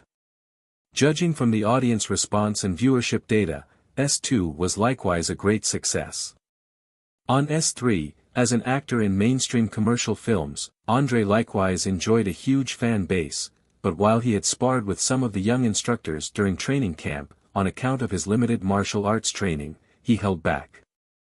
The career soldiers stationed here were different from the young instructors back in training camp. The former were battle-hardened, even projecting a different aura. Andre had no intention of getting a beatdown on live television. Instead, he shared life stories with the young conscripts and sang military songs with the career soldiers. You never would have guessed that this A-list actor had a decent voice. He made for a decent singer, which served as a pleasant surprise to his fans. Even though S3's viewership data lagged the numbers posted by S1 and S2, it still turned a profit. By that measure, it was also a success.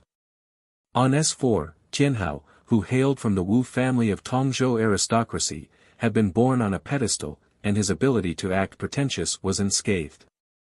After his arrival, he challenged several of the standout soldiers to kung fu duels. Anyone who lived in the new era knew that founding father General Wu Tong had been an accomplished martial artist. His descendants were all competent fighters, not simply posers. The well-trained core family members in particular were combat-tested. Even though Tianhao was a poser, he backed it up with real skill. Tianhao challenged 3 of the top soldiers in a row. The young conscripts rooted for Tianhao, while the career soldiers backed their brethren. The online audience was thoroughly electrified, hooting and applauding without pause and bestowing round after round of cash rewards.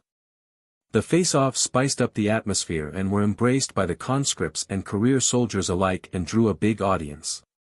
Tianhao had achieved his goal of coolness. After the duels, senior officers at the base staged a welcome banquet for Tianhao. Soldiers who weren't assigned to missions the next day were granted special exemption to drink a bit. Tianhao had brought the alcohol from home. Quite a few heavy drinkers got their fix. One officer even slapped Tianhao on the back, saying he would show Tianhao how to drive the base jeeps reserved for career soldiers. S4's numbers rivaled the performance of S1 and S2. Not to mention that Tianhao had the full backing of the Wu family back in Tongzhou. By contrast, the S5 production team stood out by adopting an unvarnished documentary style. The footage was more befitting an actual documentary film than entertainment programming. The other 4 channels all used subtle camera angles or blurred out graphic content. Only S5 was in high definition and completely uncensored. Viewers who were looking for light entertainment would not stick with S5, but apart from members of the establishment, a group of parents also started tuning in. Indeed, S5 was far less entertaining than the other 4 channels, but it was the real thing. What was of more pressing concern to the parents whose children were serving was what their kids' actual routines were like. Even though they had served as well, those had been different times. Who knew how much these military outposts had changed over the years? Even parents with kids serving on other planets couldn't help tuning into S5, because you could see what the bases on planets with tough conditions were really like. There was no fudging or fakery. It was as if you were standing on the planet yourself. On the first 4 channels, regardless of the topic at hand, regardless of who was being interviewed, the center of attention was the 4 celebrities. The celebrities anchored the live webcasts. But on S5, Fang Zhao was less of a presence. Instead, the camera focused on the conscripts and the career soldiers. The only thing was that the uncensored footage was too much for some viewers. S5 got plenty of rave reviews, but it also drew many complaints. Many viewers complained that some of S5's footage was ill-suited for teenagers and was detrimental to their development. Indeed, footage of raw materials being prepared in the kitchen and of mealtime turned quite a few adults off, let alone teenagers. If similar scenes were in the pipeline and were broadcast and censored, there would be no end to the complaints. To get ahead of the issue, the senior management of Project Starlight held a conference call. Shutting down S5 was not an option. They also wouldn't censor it.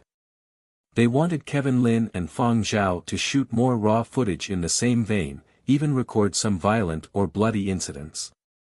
As long as they could show the true nature of the work in the Baiji base, as long as some folks could get an actual sense of the base's growth, Project Starlight would have fulfilled its mission.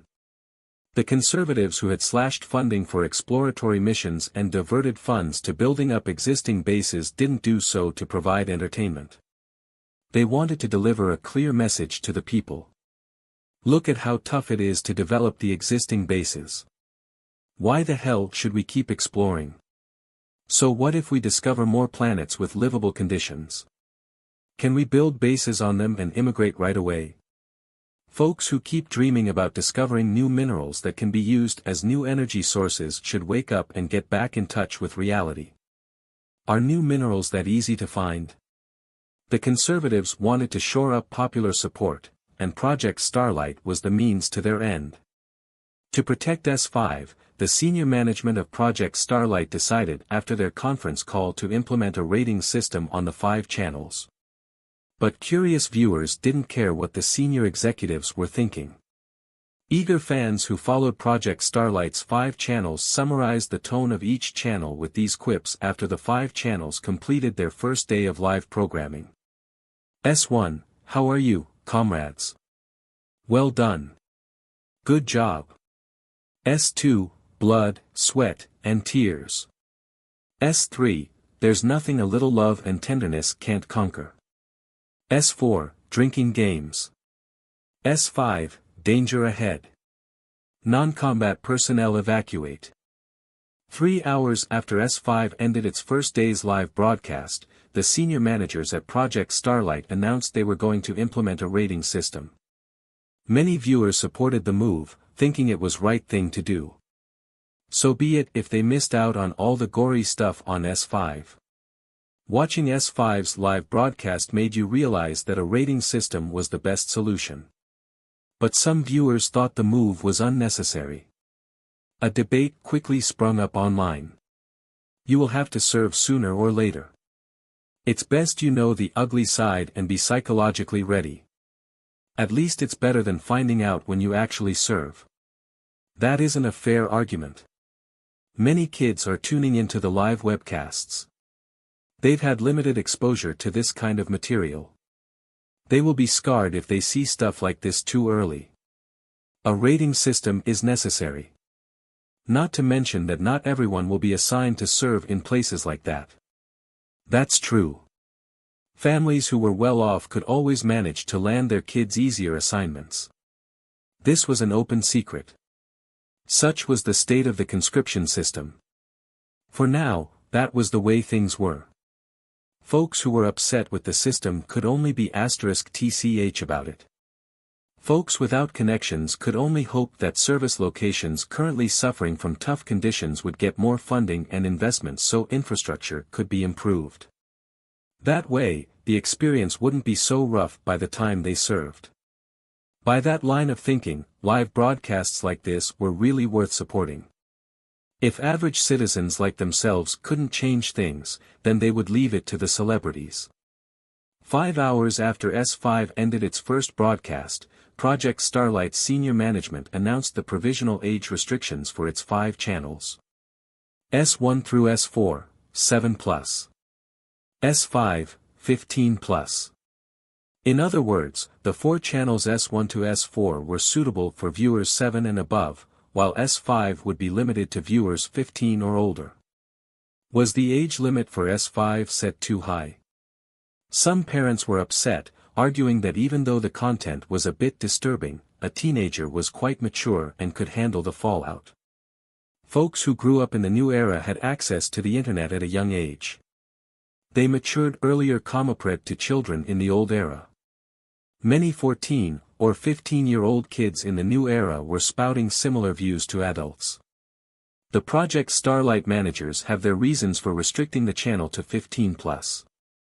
Even if a young teenager knows about a lot of stuff, he or she isn't quite an adult yet.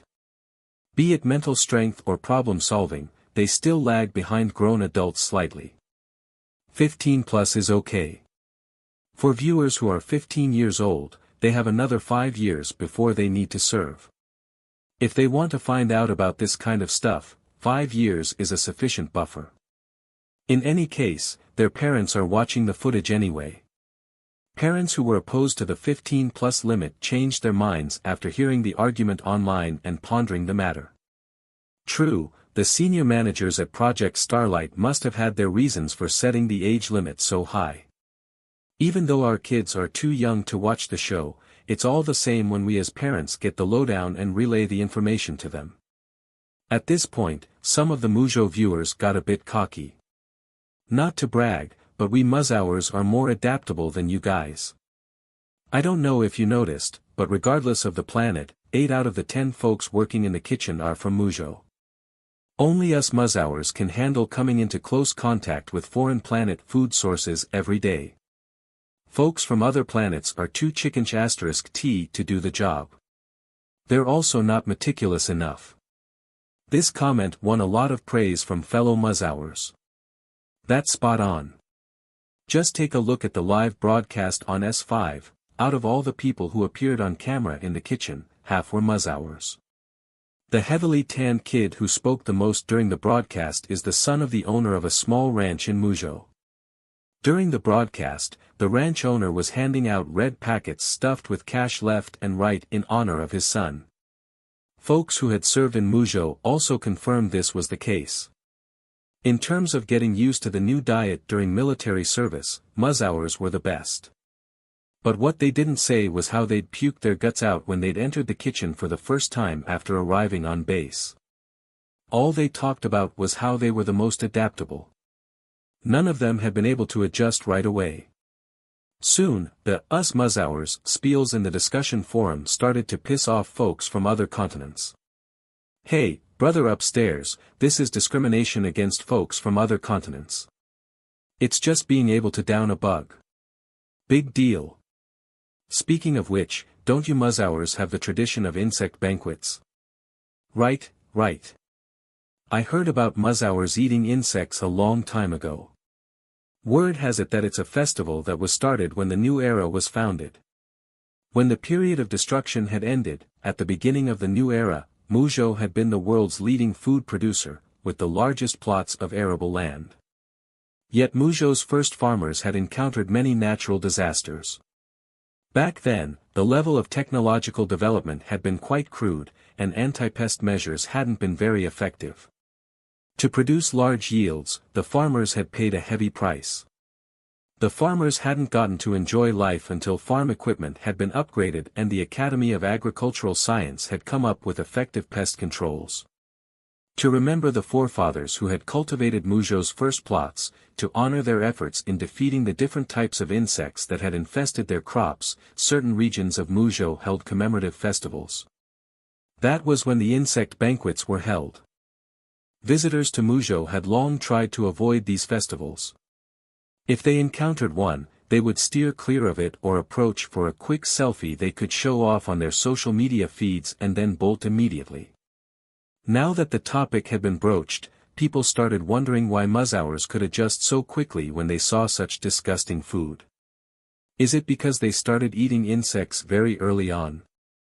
I'm reminded of the comment during the S5 broadcast, "The more you eat, the less afraid you are." The more I think about it, the more plausible this theory is.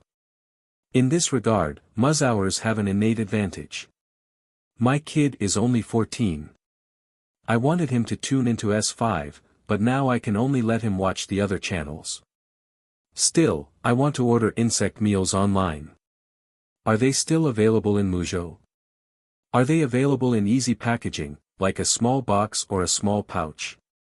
They are, but at this time of the year, the selection is limited and the insects aren't that fresh. If you're interested, I'll suggest a few brands.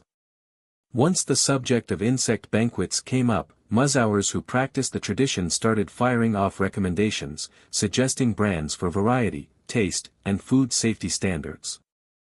They also pointed out companies whose sourcing was questionable. Folks from other continents set aside their differences and scrambled to jot down all these details. The many parents who were worried sick about their kids and following the discussion forum on S5 felt it was divine intervention. Here was a way to prepare their kids for the hardship. The few small factories that supplied insect-related food products in Muzhou saw their online orders grow exponentially, so much so that their owners thought it was a computer glitch. Meanwhile, existing inventory had long been snatched up. The bosses checked the date. It was still well before their peak season of July. Why the sudden deluge of orders? The owners of Muzhou farms, both small and large, smelled a business opportunity and acted swiftly as well. Meanwhile, kids from the 11 continents other than Muzhou had no idea what was awaiting them. Some of them were filled with anticipation when they heard their parents had ordered them presents, but when the gifts arrived, they were so shocked they wanted to cry. Even years later, they would remember the fear of being force-fed insect meals. Fang Zhao had no idea what was going on his home planet. His first day on base was very busy. After helping unload the cargo from the off-base missions and having a late-night snack, he retired to his assigned dorm room. Many new arrivals at the Baiji base struggled to fall asleep their first night because of their conflicting emotions or because they had slept so much on their inbound journeys, but Fang Zhao had no such problems. He slept well his first night. When they woke up, Fang Zhao and Kevin Lin got word of their 15+ rating. 15+. Kevin Lin wondered if the age limit had been set too high, but he realized it made sense after pondering the matter. Their bosses wanted to send them a message: bring it on. Give us everything raw. No need to worry about scaring kids anymore. Kevin Lin had a knack for unraveling the thinking of senior management. Indeed, he soon received a message from headquarters that confirmed his suspicions. It instructed him to not hold back and to not worry about any potential complaints. Now that he had his marching orders, all Kevin Lin had to do was execute them. The breakfast selection at the cafeteria was limited. Kevin Lin ordered some porridge-like mess whose ingredients he couldn't identify. He didn't bother asking in case the answer would spook him away from eating the meal. After glancing at Fang Zhao, who was sitting across from him and seemed to have a healthy appetite, Kevin Lin pursed his lips, pinched his nose, and had a few sips of the porridge. It didn't taste great. Luckily, he'd snuck a few bites of his private food stash before heading to breakfast. Everyone's personal items had been searched after they had arrived at the base. There were strict rules about personal belongings, but Kevin Lin wasn't a conscript and he had a job to do, so base personnel had turned a blind eye. You're going to officially start your service today. According to your assignment, you'll be part of a mining team, Kevin Lin said to Fang Zhao. As you know, as the first 5 celebrities of Project Starlight, you won't be treated like the regular conscripts. The senior leadership at the base made special arrangements a while back. We'll just play it by ear. Fang Zhao nodded. He knew how things were evolving. He wouldn't fight the flow. After breakfast, the regular conscripts who had arrived with them were divided into teams and led to different work locations to start their transition. Their team leaders would lecture them on the necessary know-how. Meanwhile, Fang Zhao was escorted to his work location by a colonel-level officer. He had long been informed of his assignment, mining, which was one of the most common jobs during military service. The person in charge of bringing Fang Zhao to the service grounds was Colonel Edmund. He was a solemn-looking middle-aged man who did not talk or laugh much. Edmund was the direct deputy of the highest-ranking officer in the Baiji base, Lieutenant General Shanta. Edmund was over 80 years of age, but that was only considered middle age in the new era. However, in his heart, Edmund knew that it would be hard for him to get promoted any further. Even if the base was extended and developed well, he might not necessarily make a push for promotion. There was an internal saying, after passing 80 years of age, there are basically no more chances to get promoted. Furthermore, Edmund did not have much of a strong family background. If not because he had followed Shanta closely, he might not have even been where he was today. Knowing that he had reached the age where he could no longer climb, Edmund had been considering. After this year was over, he would transfer to civilian work. Like many of his comrades, he would return home, spending the later half of his life in a governmental institution. Maybe there would even be a chance for him to climb there. Shanta knew about Edmund's plans. With such a competent subordinate leaving, Shanta had given him this chance to appear on screen more. Perhaps this would benefit him later on when he changed his profession. Therefore, Edmund regarded this opportunity with high importance. Even if he used to despise celebrities, in front of Fang Zhao and Kevin Lin, there were rare smiles on his usually grave face, and the pressure people felt in his presence was much fainter. A motorcade left the base. Inside a car in the middle of the motorcade, Edmund was explaining the mining area to Fang Zhao and Kevin Lin. Currently, we have 3 mining sites, 2 basic mines and 1 power source mine. The materials from the basic mines are used mainly for construction. The ores from the power source mines provide energy.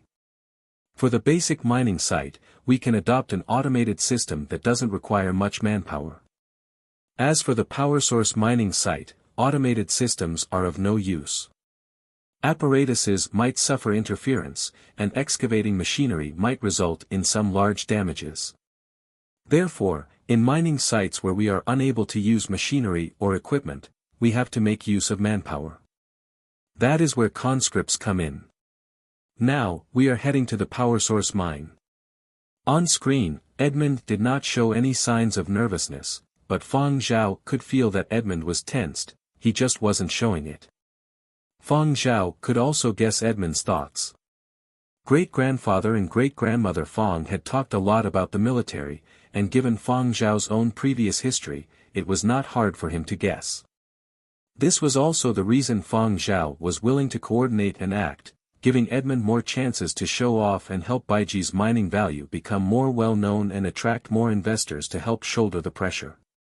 Baiji's leaders were happy to shower these people bearing responsibilities with even more benefits. Edmund told them that over at the basic mines, each time the truck team made a trip, they would transport several kilotons of ore and raw materials. These were used for the base's construction.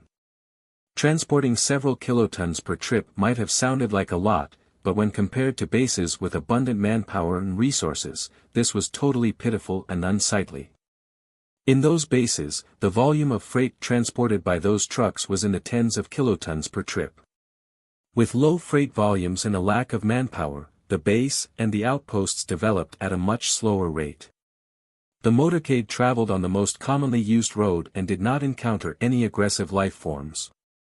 The journey was smooth, and after 40 minutes, they arrived at the power source mine. At the mining site, there was a garrison station to maintain the safety of the place. Kevin Lin once again turned on the camera, and he intended to fly it over the mining site for an overhead view, but that was rejected.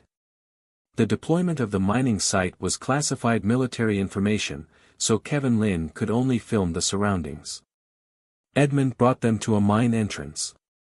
Excavation had been underway for a few days already. Fang Zhao could hear the humming of machinery coming from inside. There were two mechanical conveyor belts transporting rocks and stones out. One belt transported waste rock, while the other transported power ore. Edmund's hand randomly went to the conveyor belt and picked up a piece of power ore and handed it over to Fang Zhao and Kevin Lin. Within the dark brown piece of rock, there was a piece of near-transparent stone. Grade A high-quality ore. To be exact, this is grade A-. For classification of ores, grade A was divided into three ranks, A+, A, and A-. Comparing a piece of similarly sized power ore, grade A+ would provide much more energy than grade A-1. However, these pieces of power ore being grade A was not too bad. The reason why planet Baiji had been able to construct a base was not just because there were life forms and it was habitable, it was also due to the rich mineral resources available. Solely relying on solar energy was not enough to meet the high energy demands of maintaining the base's development rate. Power ore was the most important. After preliminary surveys, planet Baiji contained quite a lot of grade A power ore, which was sufficient to maintain the base's development in future extensions. Edmund sighed. A pity. They were careless when excavating and broke it. For an ore this size, the quality will definitely drop. However, these kids have only been mining for half a year. Hitting this sort of standard is already not too bad. Edmund spoke a few praises of the current batch of youngsters undergoing military service on Baiji. There were many online audiences, so too much criticism in the face of these audiences would lead to them having poor opinions. A whole piece of power ore would surely be better than a few smaller pieces of power ore. Its commercial value would also be even higher. But these miners did not have sufficient experience, or perhaps they were distracted. In a moment of carelessness or during a loss of concentration, the large whole piece of power ore would be chipped and broken down into pieces. This resulted in a drop in grade and quality and was what many people knew as ore dilution. If the military service duration was 2 years, perhaps these situations would be slightly better. It took a year of mining experience to become proficient, but by then it was time to be decommissioned and the next batch of new conscripts would arrive. Thus, ore dilution would always be a problem. Ore dilution cannot be prevented. Even if we were to use machinery to mine, it would still occur. Edmund was speaking the truth, but he was speaking to exonerate those young conscripts that did not have much experience. He knew that many parents were watching the broadcast, and they did not wish to hear base officers speaking poorly of their kids.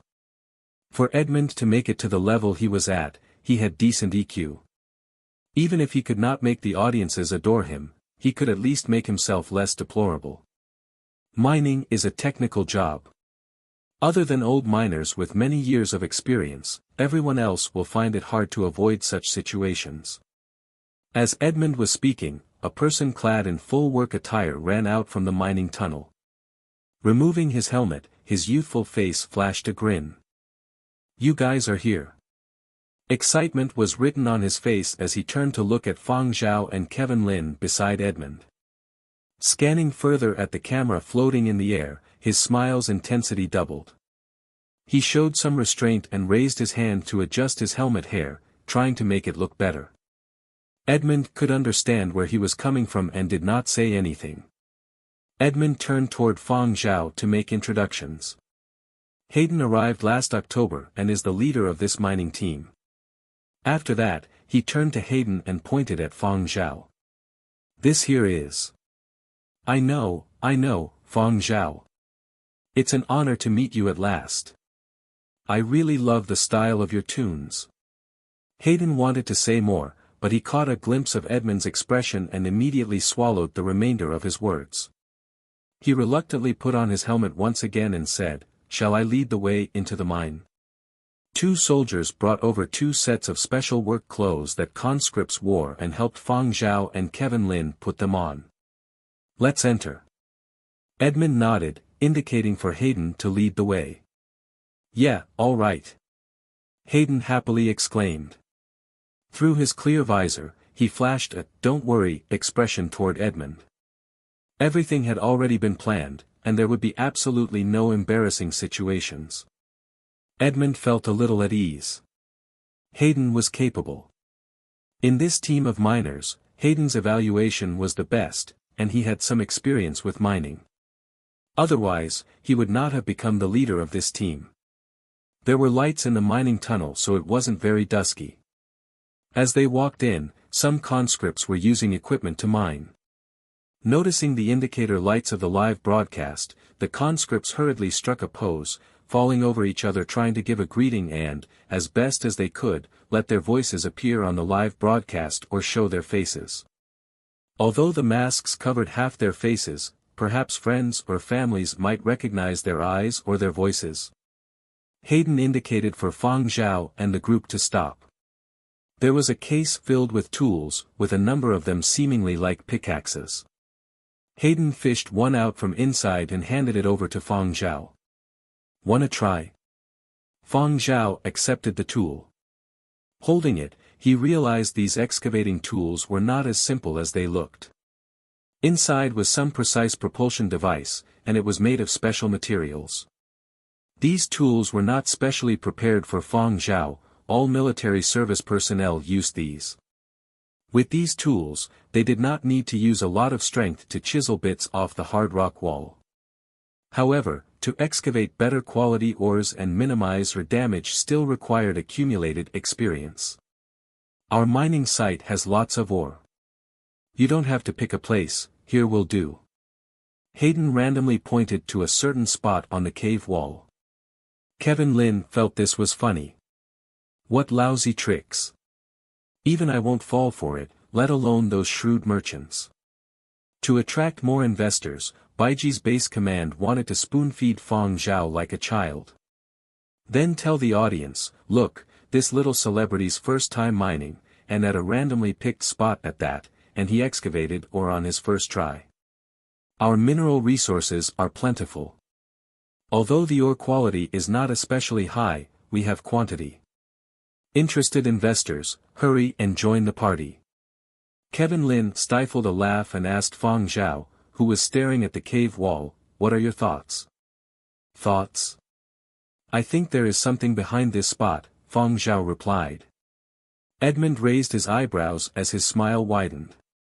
"That's right. Hurry and dig, let the online audiences know how concentrated Planet Baiji's mineral deposits are." Kevin Lin gestured at Fang Zhao with his hands, indicating that the camera was in place and he could begin to dig. Fang Zhao brandished the propulsion pickaxe in his hand and heaved it over to strike the wall. Thud. A piece of rock on the cave wall became loose. Fang Zhao adjusted the handle and the loose piece fell. He had used quite a bit of power, so the piece that fell was rather large. Hayden looked at the piece of rock that fell, and the smile on his face became somewhat forced. This was undoubtedly a high-grade ore-rich site, and he had gotten many experienced old miners to take a look, so why was it that inside the rock that was pried off were only scattered fragments of power ore? But what attracted the most attention was not the piece of rock that had fallen but rather the life form that appeared in the hole in the cave wall where the rock used to be. A sinister-looking bug about the size of 2 palms appeared. These kind of bugs were commonly found inside mineral veins and looked especially devilish, but people familiar with this mining site knew that these sorts of bug only looked scary. They had high defensive capabilities, but they were actually very stupid. Colonel Edmund stiffly instructed a soldier to the side. "Drag it out and roast it." Hayden trembled. He felt like those words were meant for him. After all, he was the one handling matters here and had met with unfavorable circumstances. Hayden hurriedly flashed Edmund a "don't be impatient" look. This time, they had been really unlucky. Fang Zhao would surely excavate one the next time. Hayden had picked out a few reserves. When Kevin Lin had seen Edmund and Hayden's confident manner, he had thought that it was a surefire plan and had specifically adjusted the camera to focus on the spot on the cave wall where Fang Zhao would chip away. In his heart, he had been slightly excited to witness it for the first time in history, and his head had been spinning with anticipation that it would make the headlines. Kevin Lin had never done mining during his military service, as his family had managed to pull some strings. Therefore, mining was fresh for him, but he had never expected to encounter such an awkward situation. It wasn't just Kevin Lin who had been eagerly anticipating it. Online audiences watching Channel S5 also stared blankly at the situation that unfolded. Many people had all been waiting to see what sort of ore Fang Zhao would mine on his first try. Although people with a good eye could tell that the spot had already been planned beforehand by Planet Baiji, it was a common occurrence for entertainment programs, so they didn't mind. People had fixated on their screens so attentively, and some hadn't even blinked. In the end, what had appeared on screen was a sinister-looking bug, and a close-up of it at that. Timid people were scared out of their seats. So scary. I was too engrossed staring at the screen. What sort of bug is that? It looks really savage. It should be edible. I heard that Colonel say to roast it. That means to say that Fang Zhao's first time mining, he excavated a bug. Ha ha ha, seems like it. Although many people had been scared by the close-up shot, when they regained their senses, they felt this was funny. They would have a topic to laugh about for the next few days. The people inside Baiji's mining cave could not see the reactions of the online audience, but they could guess. Hayden coughed lightly and explained to Fang Zhao. Generally speaking, in areas with high power ore deposits, this species of bugs is rarely seen. The more bugs there are, the less ore. That's why we don't have to continue digging here. Surely there won't be too much high-quality ore behind this rock wall. Normally, when we excavate till bugs appear, we change locations. As he spoke, Hayden still unresignedly looked at the piece of stone that Fang Zhao had dug out. There was very little power ore, and it was fragmented. It indeed did not have much value. Let's change to another spot and try again. This spot has probably been excavated dry. Hayden took a marker and drew an indicator on the cave wall, telling other miners that there were bugs and there was probably a bug's nest behind. There was no need to waste effort by continuing to excavate here. The group continued inward, and Hayden brought Fang Zhao to another spot. Let's try over here. There were more high-grade ores here. A large piece of ore had just been mined yesterday from the spot Hayden was pointing at, and looking at the rock wall, there were probably even more large pieces of ore that had yet to be mined. Hayden had specially exhorted the team not to touch this area and to leave it for Fang Zhao to shine on Project Starlight. Edmund also felt that this time would surely be a success. Although he was not in charge of mining, over the years, he had seen a lot of mining and at least had some experience in this area. This rock wall indeed looked like it contained an abundance of ore. Edmund sighed in his heart. We should have started digging here first. If they had not been worried that audiences would find it too staged, they would have arranged for Fang Zhao to mine for large pieces of ore here. Go ahead, Edmund said. Fang Zhao stared at where Hayden was pointing, thinking. He had a hunch that what laid behind the wall was probably not what Hayden and Edmund were expecting. However, seeing Hayden and Edmund's self-confident manner, Fang Zhao did not say much as he gripped the pickaxe and knocked it against the rock wall. Having gained some experience from the previous time, this time around, Fang Zhao controlled the propulsion rather well. The piece of rock he pried off was appropriate. The camera once again was focused on the cave wall, and online audiences leaned forward as they stared at their screens. Everyone watched as the piece of rock fell from the cave wall. Inside, 2 or 3 peanut-sized power ores could be seen. These peanut-sized ores were slightly better than the previous round. At least it wasn't bugs. Edmund. Kevin Lin, who had been wholeheartedly anticipating. Behind Hayden's helmet, his face had turned red. He no longer dared to look at Edmund. He wished to find a place to hide. No bugs had been excavated from this area, and there were no bug holes nearby. The characteristics of the stone wall also looked as though it had an abundance of high-grade ore. How could it be that Fang Zhao had only managed to mine just a bit? Hayden was utterly confused. Edmund's facial muscles were twitching, as though he was enduring some pain. The original plan had been a step-by-step arrangement for Fang Zhao to slowly mine a large ore, as that would have appeared even more natural. But now, 2 times.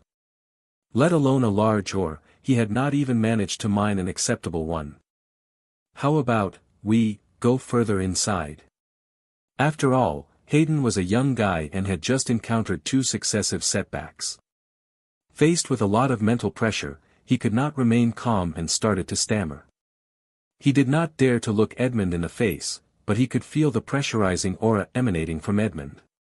He shivered from fear as his mind constantly replayed the way Edmund had ordered the soldier to drag the bug outside and roast it a while back. Continuing in, at the furthest point in the cave, Hayden pointed at a spot where he and other old miners were absolutely sure there were power ore deposits. Not just them, anyone slightly experienced could see the rock wall's characteristics through the live broadcast. Those with sharp eyes could see a portion of power ore jutting out. Potential ore investors watching this scene online pursed their lips. Power ore could be mined out from this spot even when blindfolded. It seemed like the people of Planet Baiji had no other option. They would have nothing to show if they did not do this. Sure enough, this time, when the pickaxe was swung, a piece of power ore fell, but this power ore was not as big as everyone had expected. It was just around the size of an average human's fist. Edmund looked at the other ores mined by the conscripts on the conveyor belt beside them, then looked at the piece Fang Zhao had taken 3 attempts to mine. It seemed a little irksome. This time, Hayden really wished he could hide himself under a rock. He had really tried his best. Kevin Lin switched from live broadcast mode to filming mode. There were time constraints when it came to live broadcasting. When they did not manage to mine anything satisfactory, it would be better to switch the live broadcast mode to a film mode and turn it back when they successfully mined something. He had been too trusting of Baiji's people's capabilities. If this was the best result after arranging for a month, Planet Baiji could forget about attracting investors. When he thought about the other 4 channels' mining results, Kevin Lin felt his own prospects seem rather bleak.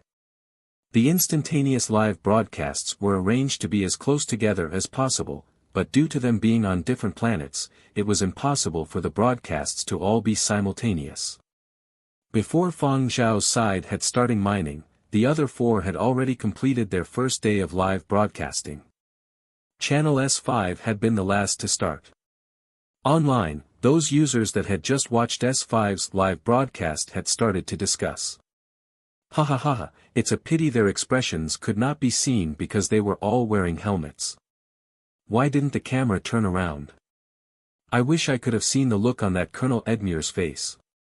It's Edmund. Hey, whatever man, I just want to see his expression now. From my statistics, among the 5 celebrities, Fang Zhao failed the most. All 5 channels had arranged for live broadcasts in their respective mining areas. Although the other 4 celebrities had not needed to mine like the conscripts, for a fruitful live broadcast, they had all gone into the mines and dug at the spots that the respective bases had arranged for them. S2's Fritz had excavated a palm-sized power ore on his first try. S1's Li Xiaoxiao had fared well too, excavating one slightly smaller than Fritz on his first try. On his second try, though, he'd gotten a larger one. S3's Andre might have seemed slightly boorish in the eyes of the viewers, but he was careful. On his first try, he had used too much strength and fragmented the ore.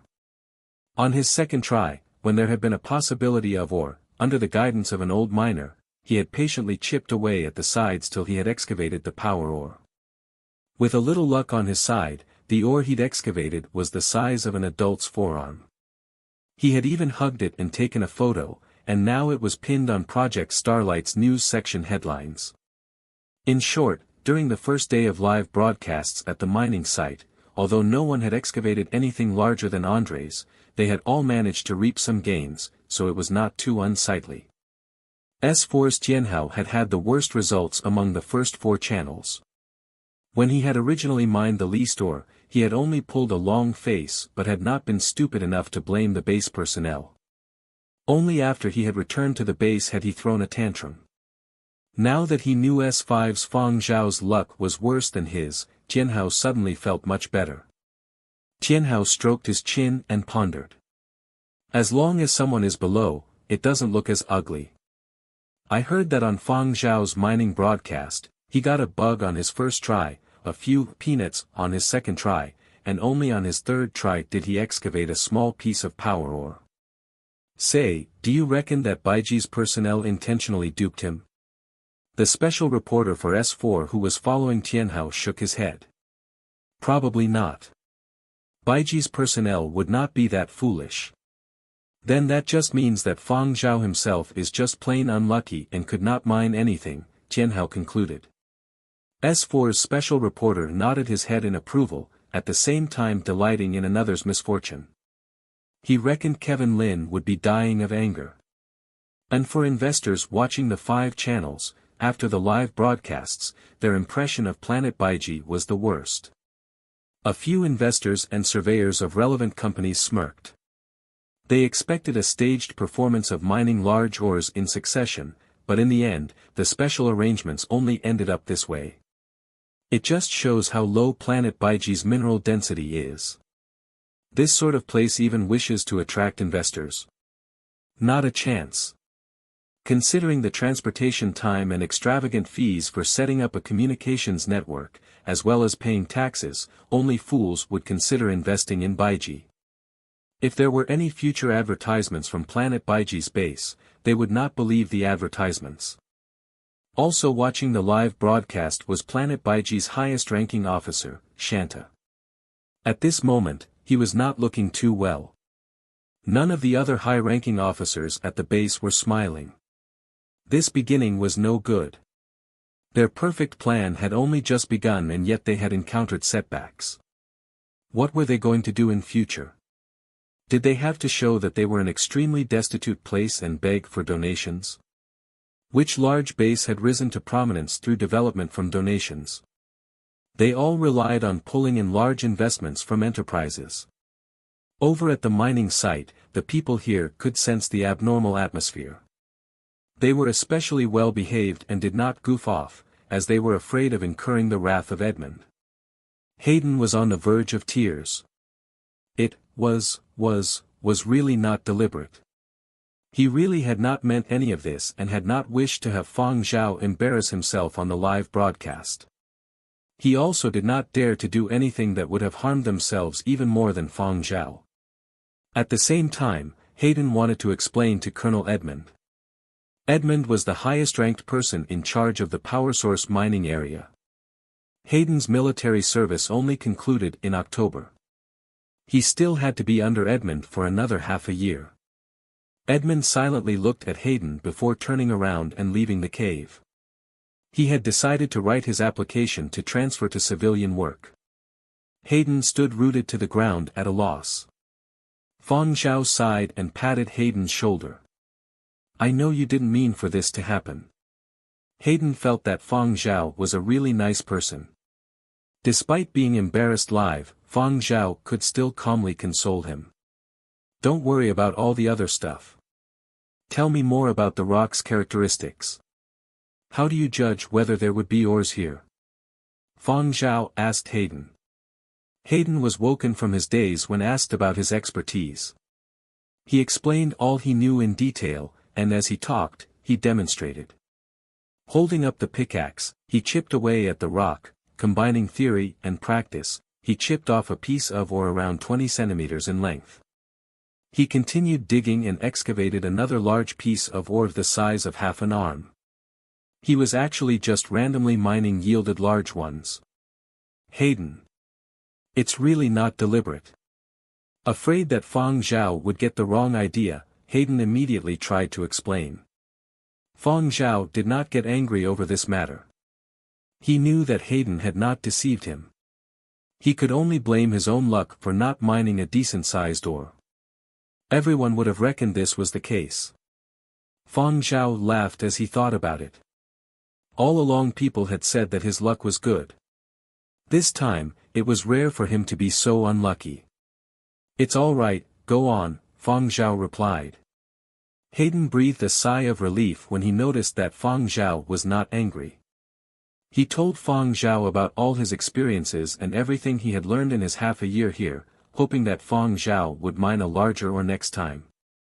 This way, Edmund and the other high-ranking officers would not hold him responsible. And as he was explaining, he pried off another power ore the size of an arm. This was the largest ore mined over the past 10 days. According to customary practice, rewards were given for mining a large piece of power ore. At any other time, Hayden would have been shouting in delight and showing off inside the mine, but today, he couldn't even bring himself to be happy. This piece of rock had appeared at the wrong time. Hayden was exhausted. He leaned against the rock wall and squatted down. If during the live broadcast Fang Zhao had mined such a large piece of power ore, everyone would surely have cheered and they would have received some rewards, but during the live broadcast, Fang Zhao had mined thrice, but it had all been unsatisfactory. "We don't have to send back this part, right?"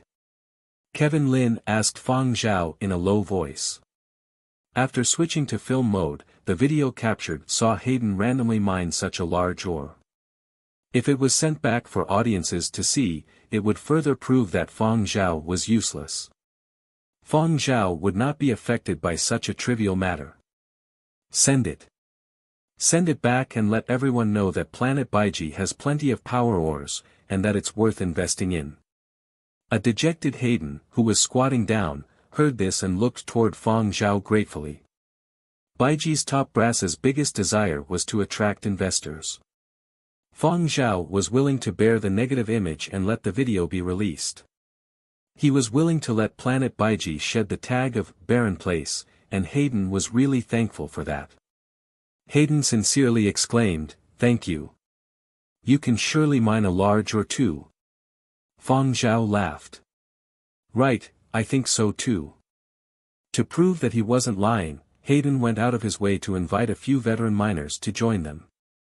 When they instructed Fang Zhao on how to determine mineral quality, they were able to dig out large ores at will, but the spots they pointed out to Fang Zhao never yielded big pieces. The miners turned beet red. They wanted to explain themselves, but they didn't know how. They finally knew how Hayden had felt.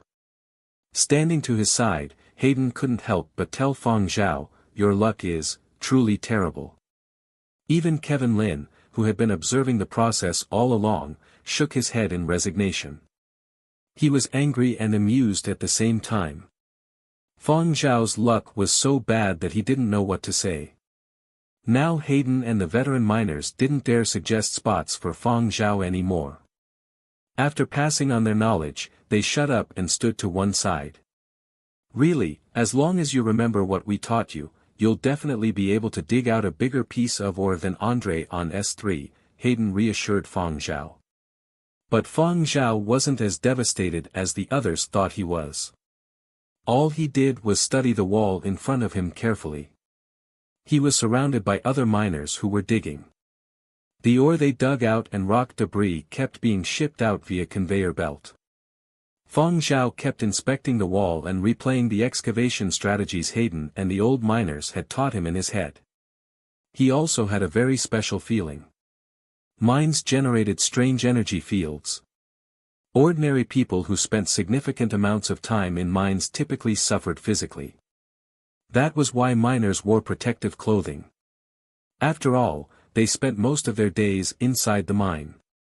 Many types of excavation machinery didn't function properly in the mines, likely due to these invisible energy fields.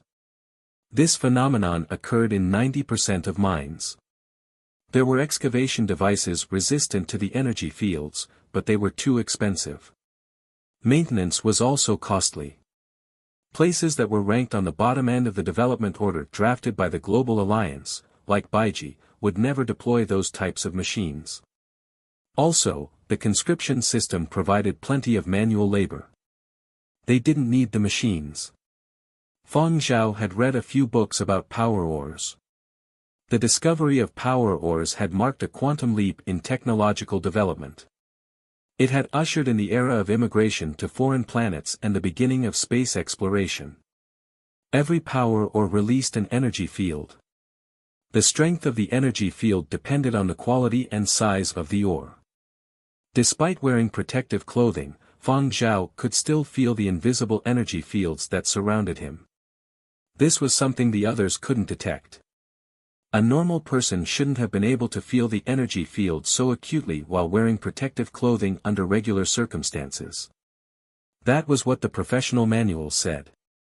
But a select few were able to feel instinctively what regular people couldn't, even if they were sealed in a room insulated from all energy fields. Fang Zhao analyzed his own circumstances. He was a bit different from those select few as well. Those folks had a vague sense of the presence of energy fields, but Fang Zhao could feel them clearly, and the more he tuned into them, the more he could distinguish the individual fields and their respective size and strength. The energy fields indicated the size of the power ores and their distance. Hayden and company watched Fang Zhao pause at a spot, examine the mineral quality, and nod to himself. This minor celebrity seemed a quick learner. The spot he had picked looked like a likely source of large power ores, but given his track record, they decided to shut up until Fang Zhao actually dug out something. Fang Zhao started chiseling, Hayden and company craned their necks.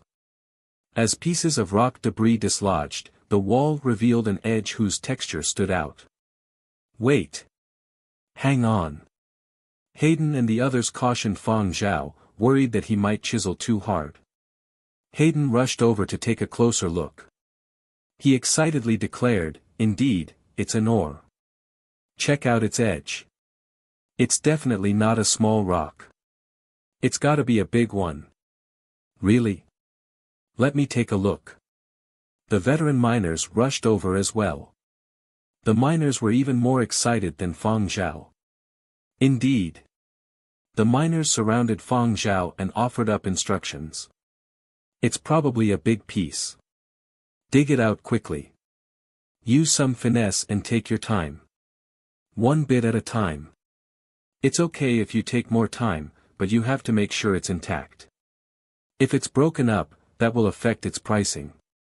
5 minutes later, a power ore nearly 20 centimeters long and about as thick as the size of a human wrist was dislodged.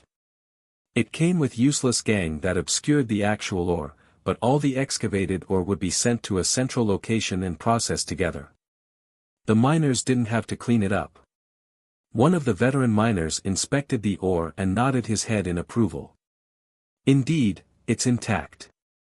Hey, we finally dug out a big one."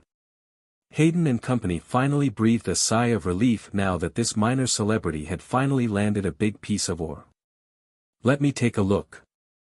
A curious Kevin Lin picked up the ore and started playing around with it. It was a bit heavy. It took some effort to hold it with one hand. "Not bad, not bad. It's just a bit smaller than the one Andre dug out. Let's press forward. Who knows, maybe we'll dig out a bigger one that will break his record," Kevin Lin said as he returned the rock to Fang Zhao. "Hurry up and mark it. This will count as part of your service record," Hayden urged. Every miner marked every ore they excavated with a custom-made spray paint gun. The number would be automatically scanned when it was stored so a tally could be kept for each miner. Fang Zhao pulled out a small spray paint gun from his pocket and branded the rock he had just dislodged. The imprint he left was his army serial number. Fang Zhao was just about to place the rock on the conveyor belt after marking it when he heard Kevin Lin blurt out, "Wait. What's the hurry? Let's take a picture. This is the first big piece you have dug out so far.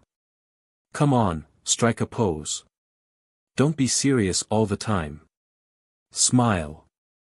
After taking the picture, Kevin Lin instructed Fang Zhao to set the rock aside first.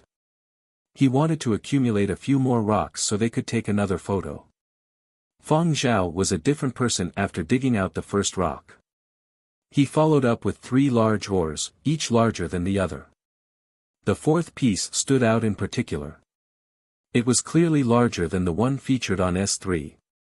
"That's a shame. If only you had excavated such a big piece on your first try during the live broadcast.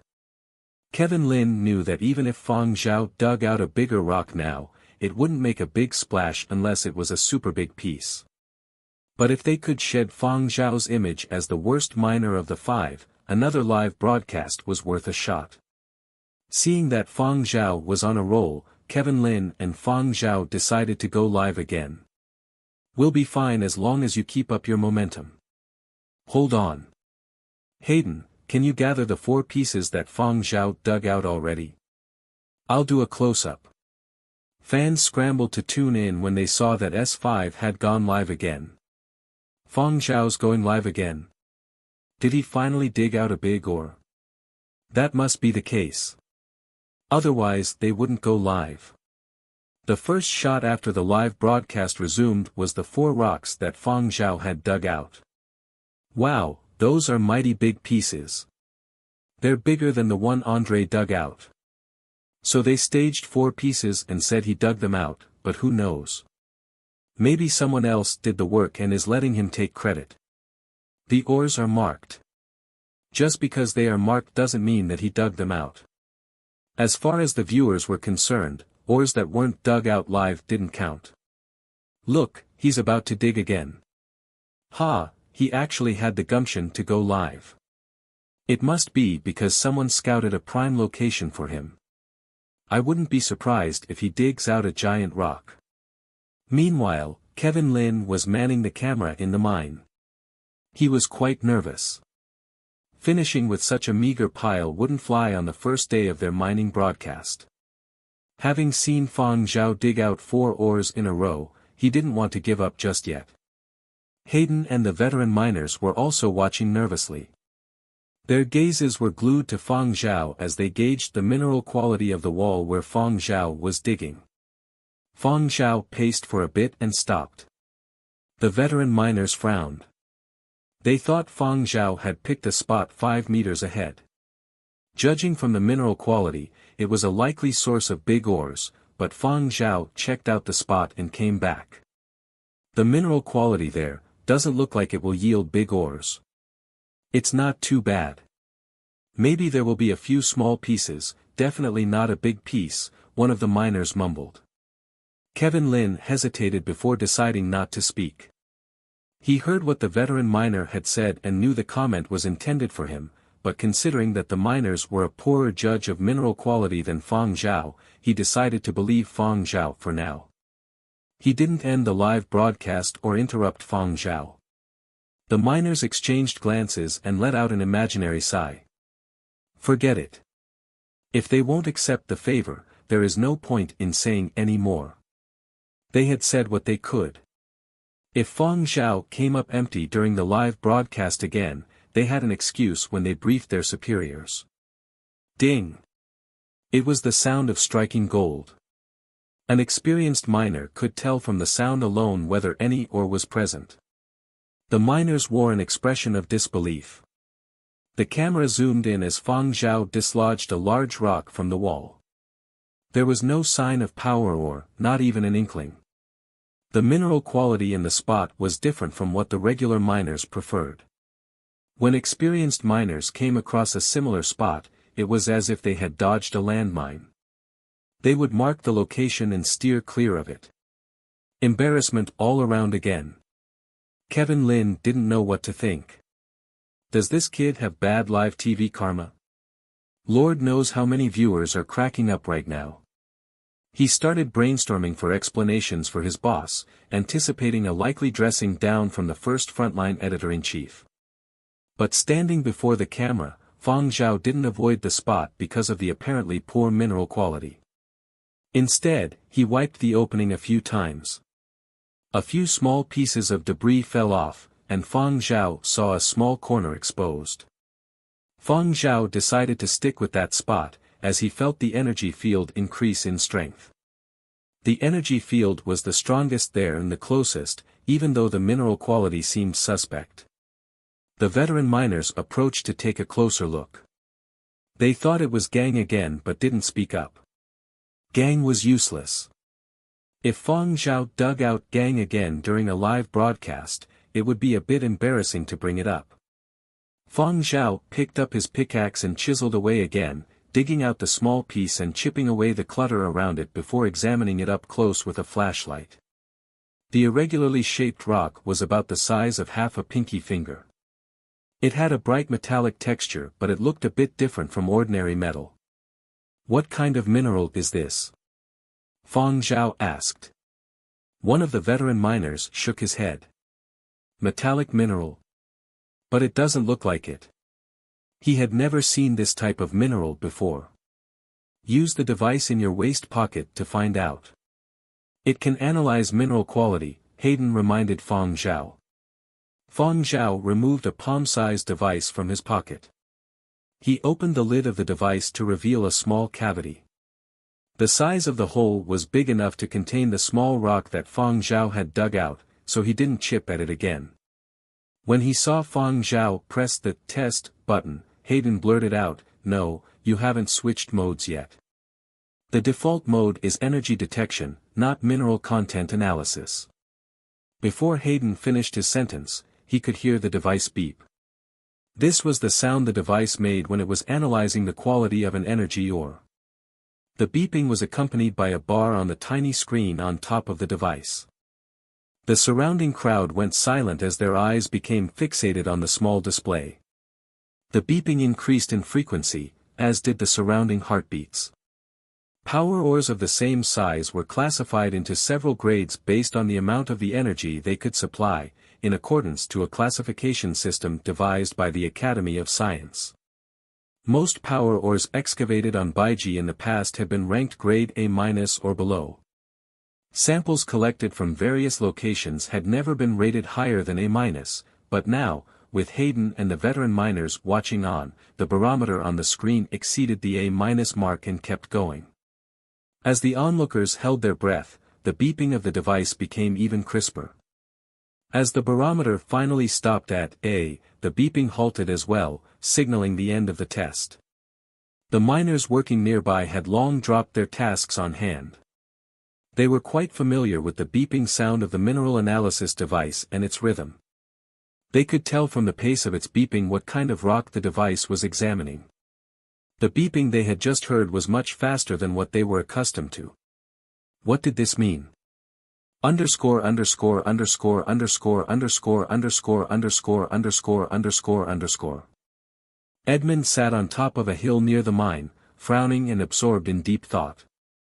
Hayden, the temp, wasn't experienced enough.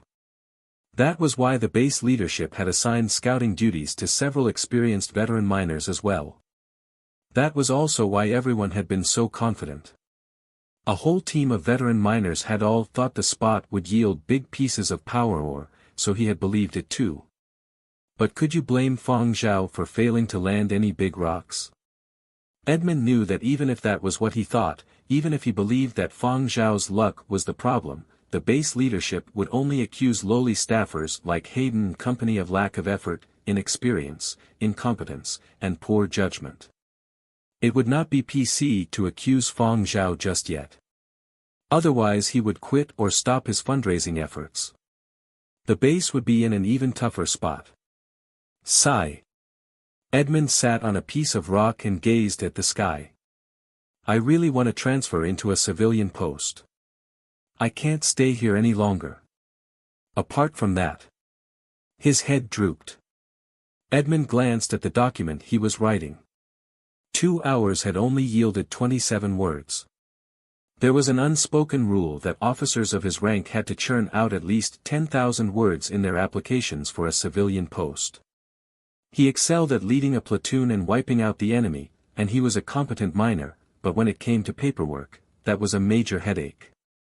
After building the mood for an hour, recalling countless battles big and small and his achievements since arriving on Baiji base, Edmund was about to pour his heart into some 800 or 1,000 words when he heard a strange piercing yell.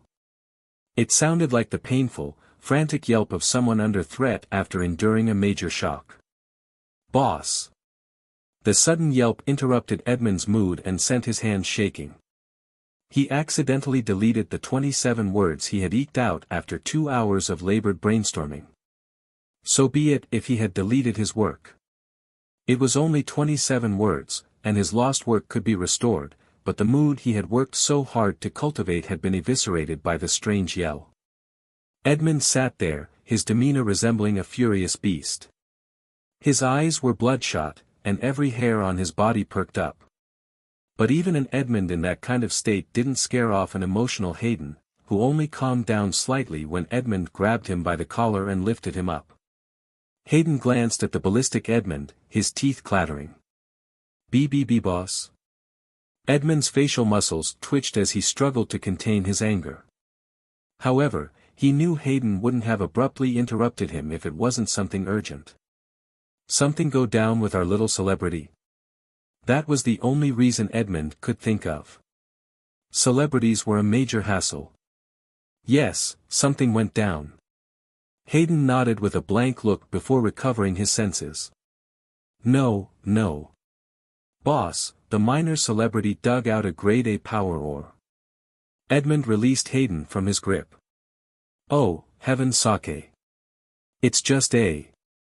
Hayden had just landed on his feet and had barely recovered his breath when Edmund grabbed his collar and lifted him up again.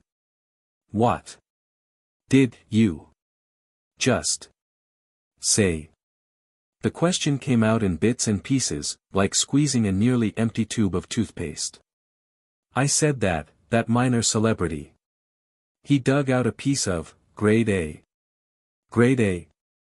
Are you sure it's grade A?" Edmund's high-pitched voice was shaking toward the end of the question. "Not A minus. It's a full-on A." "That's what the testing device said," Hayden responded.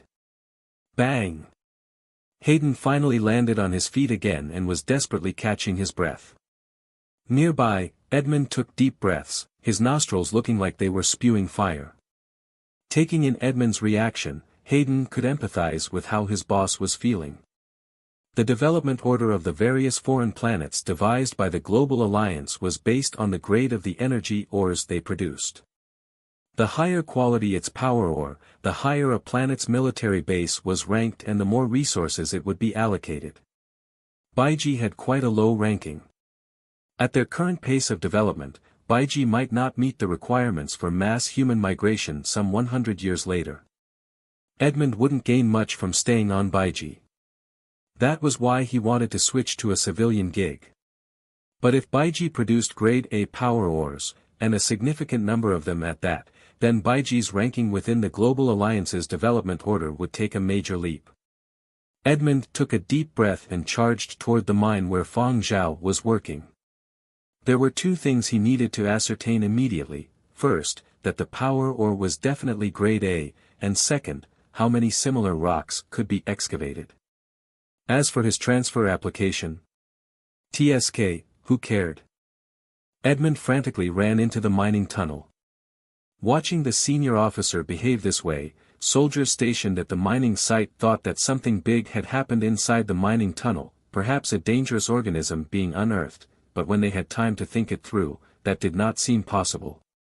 If a dangerous organism had been dug out, the warning alarms would have sounded, but right now, there were no sirens at all. But if that was not the case, what else could it be? The mining site's soldiers considered numerous possibilities, but since the senior officer had given them new instructions, they could not make any unnecessary movements and had to continue standing guard at their posts. Edmund had never felt his heart beat so quickly in his whole life. His blood was pumping so quickly he felt like he was losing control of his body. Inside the mining tunnel, after he had seen the displayed readings on the instrument, Kevin Lin had filmed the readings from a distance and then decisively cut the live broadcast signal. Finding a grade A power ore on such a remote planet far back on the development sequence, Kevin Lin very clearly knew what that forebode, but until it was officially confirmed, he did not intend to broadcast it live. At this sort of time, it was best to stay calm. Otherwise, a little carelessness and they could end up with egg on their face. Switching over to film mode, Kevin Lin could not help but carefully picked up the ore that Fang Zhao had just excavated. After that, he struck a few poses and took a few photos from angles he felt were best. "Hey, Fang Zhao. There is still something missing on it," Kevin Lin exclaimed.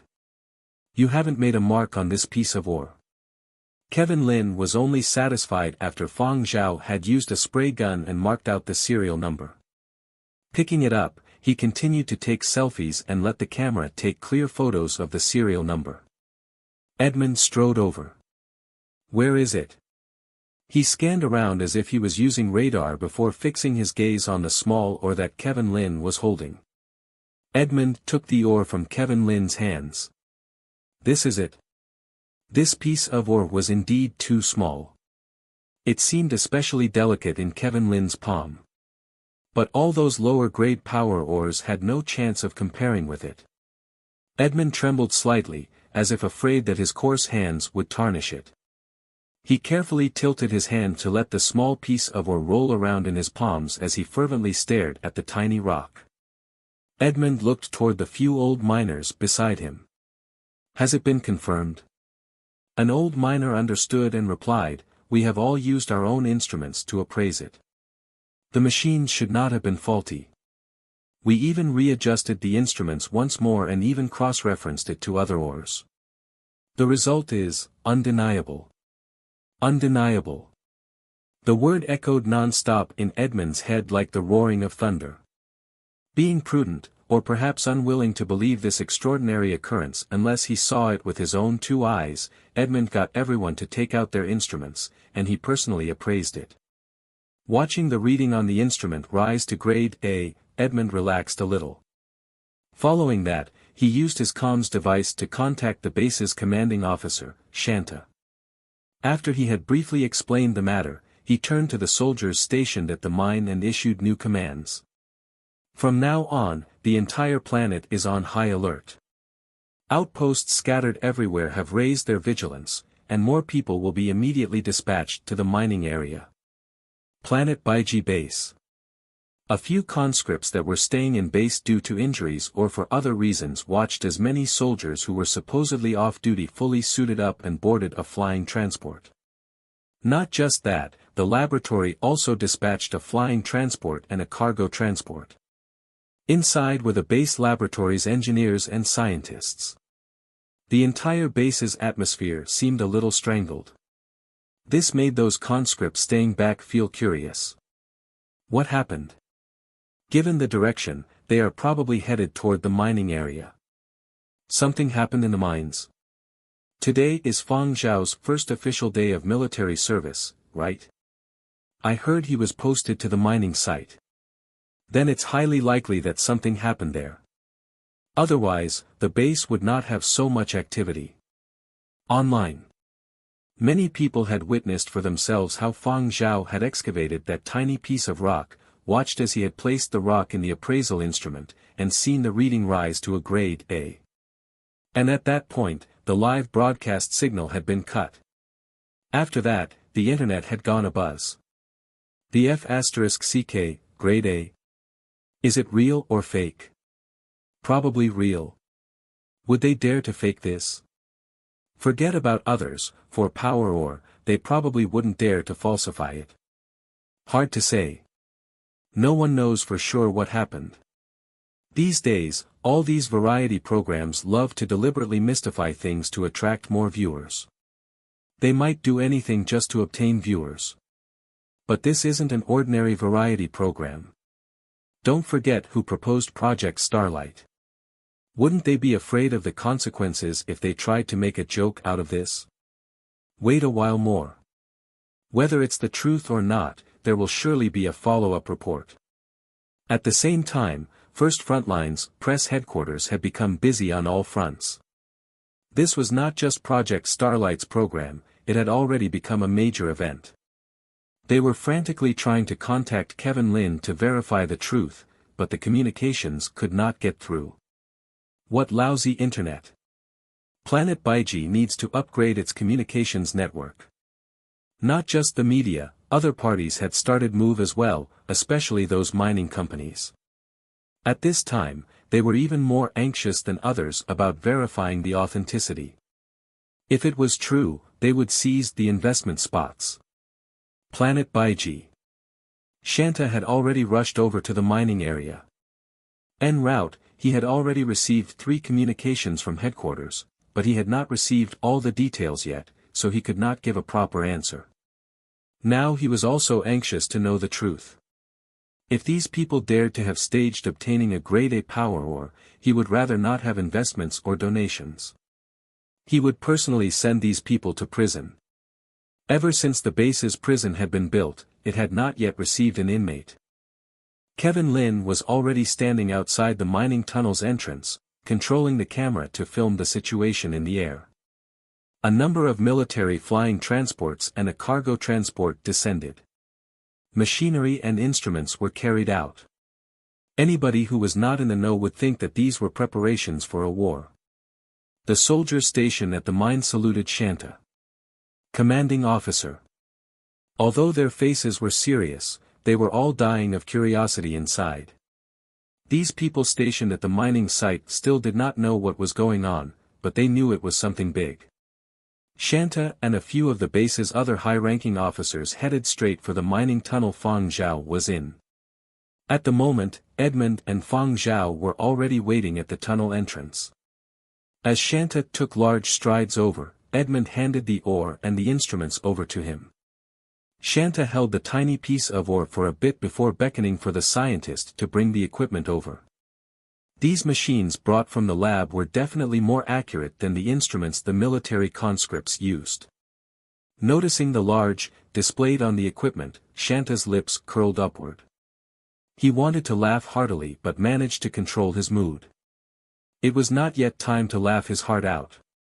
He did not want it all to be in vain. Shanta sharply glanced at Fang Zhao. You excavated it?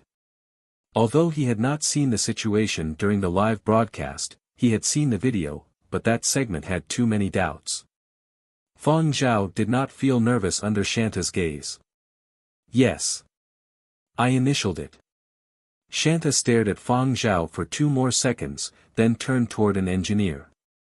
Can we measure the amount? What he really wanted to know now was how much grade A power ore there was here. However, the engineers only gave a worried smile. It's a new element. The surveying equipment has not been upgraded in a long time. We will have to make adjustments, otherwise it will be very difficult to get an accurate reading. This type of ore is probably found deeper underground, and it is harder to make proper measurements. Just using the detectors at the base, even if we went 1 round around the planet, we might not necessarily get a proper reading. Without any means to get a proper reading and with the ore being found deep underground, it was no wonder they had not been able to discover this. Only now that the mining tunnel was even deeper had they finally excavated one piece.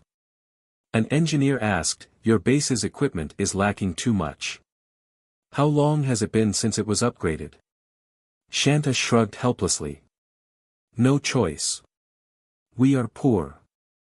Upgrading costs a lot too. Everyone knows Baiji's ranking on the development sequencing. The engineers also knew Baiji's previous circumstances. Without saying anything else, they gathered together to first discuss how to upgrade the detector machine. As they thought back to how Fang Zhao had excavated that piece of ore on the live broadcast. Shanta asked Fang Zhao, how did you know there was that sort of ore there? Kevin Lin also looked toward Fang Zhao. He also wanted to know the answer. During the live broadcast, Fang Zhao's actions had seemed like he was certain there was something there. On what grounds had he been so sure? Faced with so many pairs of eyes, Fang Zhao answered, I am a composer. I can distinguish sounds slightly better than others. Many things have their own sounds, and I can hear them when using the tools to chisel at the wall. In simple terms, I have good hearing. I heard an unusual sound over there, so I decided to try digging. He was not lying. Other than the energy field, it did indeed sound different, but normal people were not able to hear anything special. He could not reveal the matter with the energy field, but as for his hearing ability, this was all right to reveal. Previously, he had not known that this was a grade A power ore, so he had not taken it to heart, but after that, when he listened attentively in the mining tunnel, he could hear a slightly special sound. Shanta felt as if he had just heard a joke. Are you saying that your hearing ability is even better than detecting equipment? So it was not sight that mattered for mining but rather hearing? Who do you think you are? The doting one from mythical stories from the old era? Nonsense. In any case, it doesn't feel reliable. Is this young fellow trying to dupe us? Watching Fang Zhao coolly standing there with nary a look of guilt, Shanta hesitated. Could it be that he could really hear the difference? Shanta scanned Fang Zhao with a bizarre expression. Since you can hear that piece, then can you listen some more and tell us where there is more of this sort of grade A power ore in the tunnel? This sort of genuine grade A ore, not like those we normally dig up. The group of engineers that were discussing how to upgrade Baiji Planet's outdated detector equipment all fell silent and looked toward Fang Zhao. Under the gazes of everyone, Fang Zhao nodded his head. Sure. Kevin Lin had to interrupt. Pardon me. May I ask whether I can turn on the live broadcast? To live broadcast or not? Shanta did not immediately give an answer. Instead, he pondered for 2 minutes before laughing. I feel that this question would be better directed at Mr. Fang Zhao, don't you agree? Despite smiling, Shanta's penetrating gaze did not let up. He was not afraid to lose face on the live broadcast as long as they were able to excavate a grade A power ore. Face was not an issue, but if they were unable to excavate it. Fang Zhao met Shanta's gaze straight on, then tilted his head toward Kevin Lin and said, turn it on. Really? His question had just left his mouth, but Kevin Lin felt that his own question had been unnecessary. He then coughed out quietly, when should we start? Shanta, Edmund, and the other high-ranking officers all looked to Fang Zhao. They also wished to know the answer. Do you need to make preparations? Feel free to let us know, Shanta said. For the sake of excavating grade A power ores, he was willing to offer assistance to Fang Zhao. Even if this young fellow took the opportunity to fish for benefits, he was willing to give them. No need. We can start right now. After digging, it'll be just in time for lunch. Fang Zhao turned around, picked up the pickaxe beside him, and walked into the tunnel. This time around, he no longer wore a helmet. Fang Zhao's reaction caught Shanta unprepared. Shanta then asked, do you need us to do anything? Maintain silence, Fang Zhao replied. Shanta nodded his head and instructed a soldier beside him, the others stay outside. Hayden had decided to follow on inside but was obstructed. Not just him, even the other old miners were stuck outside. All of them were considered as others. Including Kevin Lin, 2 soldiers, 2 engineers, and the 3 high-ranking base officers, including Shanta, formed a party of 8 and entered the tunnel. Conscripts originally mining in the tunnel had already been cleared out. The conveyor belts transporting ore and waste material had also been stopped. Work inside the other tunnels of the mining site had already ceased. All the other conscripts were already taking a break in their assigned areas. They did not know what had happened and could only gather and have muted discussions. They also did not dare to wander off. Soldiers standing guard in the area were all wielding guns. Half a year of military service life had told them that, in this place, it was best to follow the rules.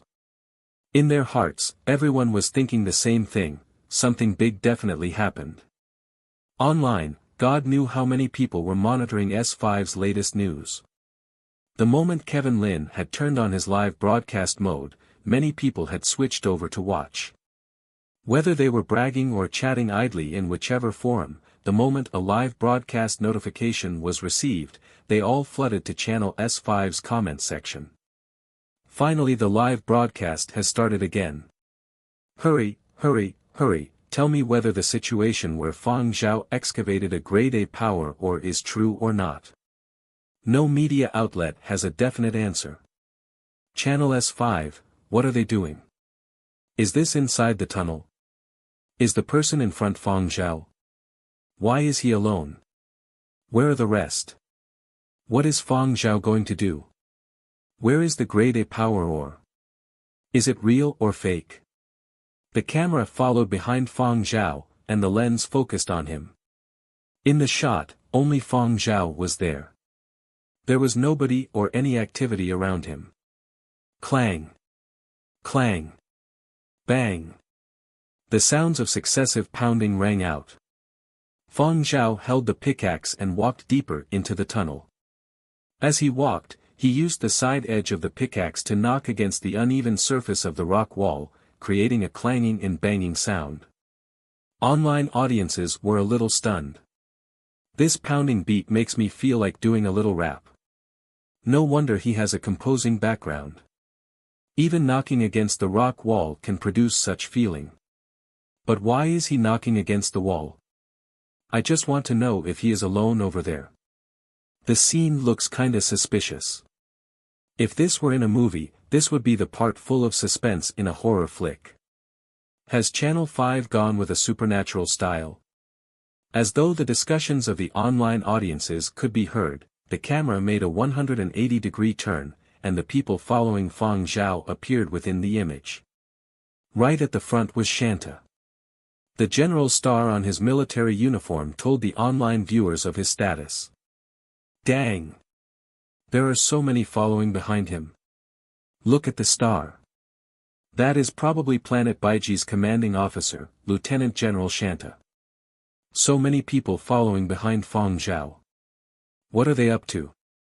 The ranks of those behind Shanta are also not low. The few highest-ranking officers of Baiji are all here. With the serious expressions on their faces, perhaps the grade A power or is real. Even if it is real, shouldn't they be digging? What are they following behind Fang Zhao for?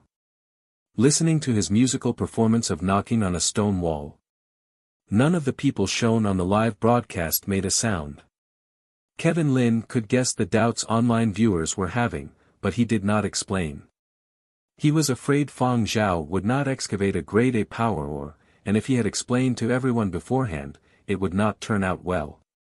As for the highest-ranking officer, Shanta, he was feeling a little absurd. Never had he expected that he would one day encounter such a situation. If Fang Zhao could not excavate a grade A power ore, many people would probably treat them as jokes, but for the sake of getting a quick answer, Shanta was willing to take this risk. Is this little fellow really able to hear it? Shanta gazed at the figure walking slowly before him, trying to distinguish any sounds. He was unable to hear any difference. Inside the tunnel. With every knock on the rock wall, there were vibrations. Sound waves dispersed outward, in the air, through the rock wall, and spread further out.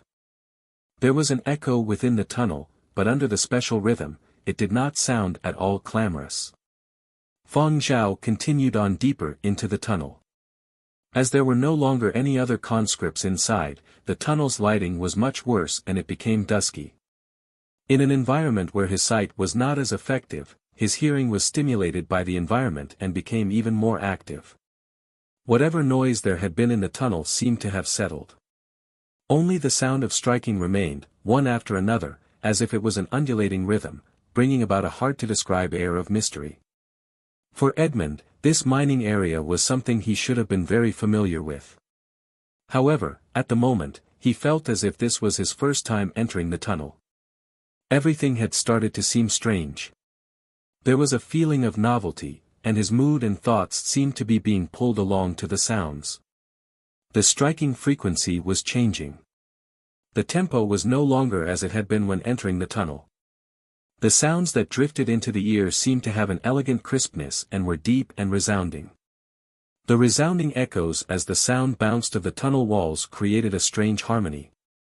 It was obviously just a mining pickaxe striking against the rock wall, yet it felt like there was a percussion team putting on a performance behind the scenes. As they continued deeper into the tunnel, the tempo of the striking increased. The sounds were not the slightest bit chaotic, and they maintained their original harmony, yet the pressure they produced gradually built up to seem stifling. An air circulation system was installed in the tunnel, and there would not be a situation where there was a lack of oxygen, but now, everyone felt a little suffocated. This form of listening seemed to put mental stress on their nerves. With everyone in silence, only the sounds produced by the continuous striking added on to the building harmony, as if building up for an unseen battle, from the gentle probing at the start till the confrontation. The striking rhythm was still picking up pace, and the tension seemed about to erupt. Behind him, Shanta was spirited and tensed up, kicking up a cloud of dust. Or was it the honest truth? As he thought about it, Fang Zhao, who had always been in Shanta's sight, stopped in his tracks. Turning slightly to the side, his wrist flicked, bringing the sharp edge of the pickaxe to the front, and he faced the rock wall. Raising his arms, he brought the pickaxe down in a simple and agile downward arc. Bang! Chiseling without any hesitation, large and small pieces of rocks fell down in succession. Shanta's whole body shook with excitement. Has it been dug out? A few people strode forward and simultaneously took out flashlights. In a split second, it seemed like a spotlight had been shined at the spot on the rock wall that had been chiseled, as if welcoming the debut of a dazzling superstar. At the spot was something reflecting all the lights. As the commanding officer of the base, Shanta's mood was in a jumble, and he could not speak very coherently. Is this it? Should I dig it out? Edmund asked. No, let me. Shanta took a pickaxe that was handed over by one of the soldiers. Carefully, he started chipping away at the spot, delicately chipping away at the rock supporting the little piece of mineral that was similar to what Fang Zhao had excavated a while back. However, after this piece was excavated, it was slightly bigger than the one Fang Zhao had excavated earlier. Shanta gently picked up the newly mined ore and used the specialized instrument brought in by the engineers for appraising power ore. The camera focused on the display screen of the instrument as the meter rose upward. As expected, only after it had risen above grade A did it stop. Edmund looked at the instrument and then looked at Fang Zhao before muttering, he really can hear it. Even though it felt outlandish, everything that had just happened in front of them clearly proved that what Fang Zhao had said was true. Exactly what kind of ear was this, with the ability to precisely distinguish the sound of oars? Could his hearing really be like the dicting from ancient myths? Shanta's voice shook a little as he said, how much of these sorts of ores are in this tunnel? His gaze on Fang Zhao was no longer as incisive as before. Now his expression was restrained ecstasy and gratefulness. There are still many. As the tunnel gets dug deeper, there will be more, but as for a concrete amount, that would require using the adjusted instruments to probe, Fang Zhao replied. Good. Ha ha ha ha. Shanta was no longer able to hold back any longer. Laughing heartily, he flashed Fang Zhao a thumbs up. Fang Zhao, these two ears that can listen to the position of ores are absolutely, the entire planet's most precious ears. All viewers of Channel S5 found it incredulous and hard to believe. Being able to detect ore by hearing. When even the majority of detection instruments could come into contact with magnetic and energy fields but not be able to accurately determine their position, how could this pair of ears locate the position of ore? Was this even possible? If they had not seen this live broadcast for themselves, if not for the speaker being the Planet Baiji's commanding officer, who held the rank of lieutenant general, the online audiences would have dismissed it and laughed sarcastically. However, now, there was no reason not to believe it. A moment after Shanta had just finished his sentence, many people received multiple push notifications one after another. The notifications of news from subscribed e-magazines, informing subscribers that grade A power ore had really been found on Planet Baiji. It seemed like every news outlet was in a race, competing to see who could release the news fastest and attract more viewers. Being Project Starlight's only official news outlet, First Frontline was really reaping in the benefits at the moment.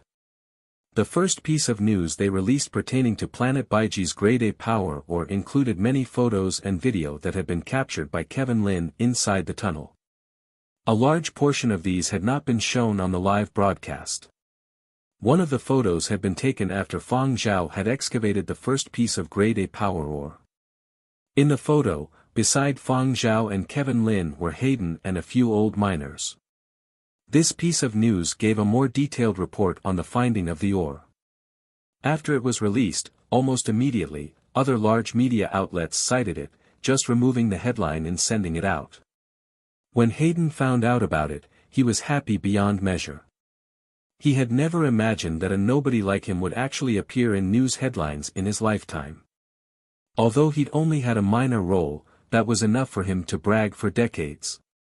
An hour after the live broadcast ended, the military deployed additional personnel to Planet Baiji. The Academy of Sciences HQ had also deployed a team to follow the military. According to a frontline first leak, among those were 7 veteran mining engineers. 7. And engineers from the headquarters. In the past, every year, the headquarters had only dispatched a young engineer to Baiji in other such planets that were near the back end of the development sequence. This was only so the personnel could gain experience and train at a basic level. Now they were sending 7 veteran mining engineers right away. As for their purpose, even without saying anything, everyone knew. And this was just a small portion that was leaked. Perhaps there were even more important personnel headed there. 3 hours after the live broadcast ended, Channel S5's live broadcast turned on once again. This round, the broadcast time was much shorter, as it was mainly Shanta speaking. He told the audience that after the old detection instruments had undergone a series of adjustments and limited upgrading, they had been able to detect large amounts of grade A power ore. However, it might not necessarily be accurate, so they were required to wait for the specialized team dispatched from Academy of Science HQ as well as the latest models of detection equipment. Upgrading Planet Baiji's old equipment in those 3 hours had been really hard work. The figures were still not too precise. Luckily, there had already been 2 pieces of mined grade A power ore to provide data. This had let the engineers save quite some time in setting up the parameters. Otherwise, even if Shanta had pointed a gun at them, they would not necessarily have been able to complete it in such a short time. During the live broadcast, Shanta seemed pleased, bewailing their poverty in an extravagant fashion. "We are poor. Our detection instruments are old models that haven't been updated in a long time and are difficult to upgrade. We still don't have an instrument that can disregard the energy field and accurately detect the position of ores. As such, for now, we can only trouble Fang Zhao." Shanta also would not forget the outstanding service that Fang Zhao had offered. Beaming at the camera lens, he said, "Speaking of which, if Fang Zhao had not come over to Planet Baiji for military service, we would not have discovered this new power ore so quickly.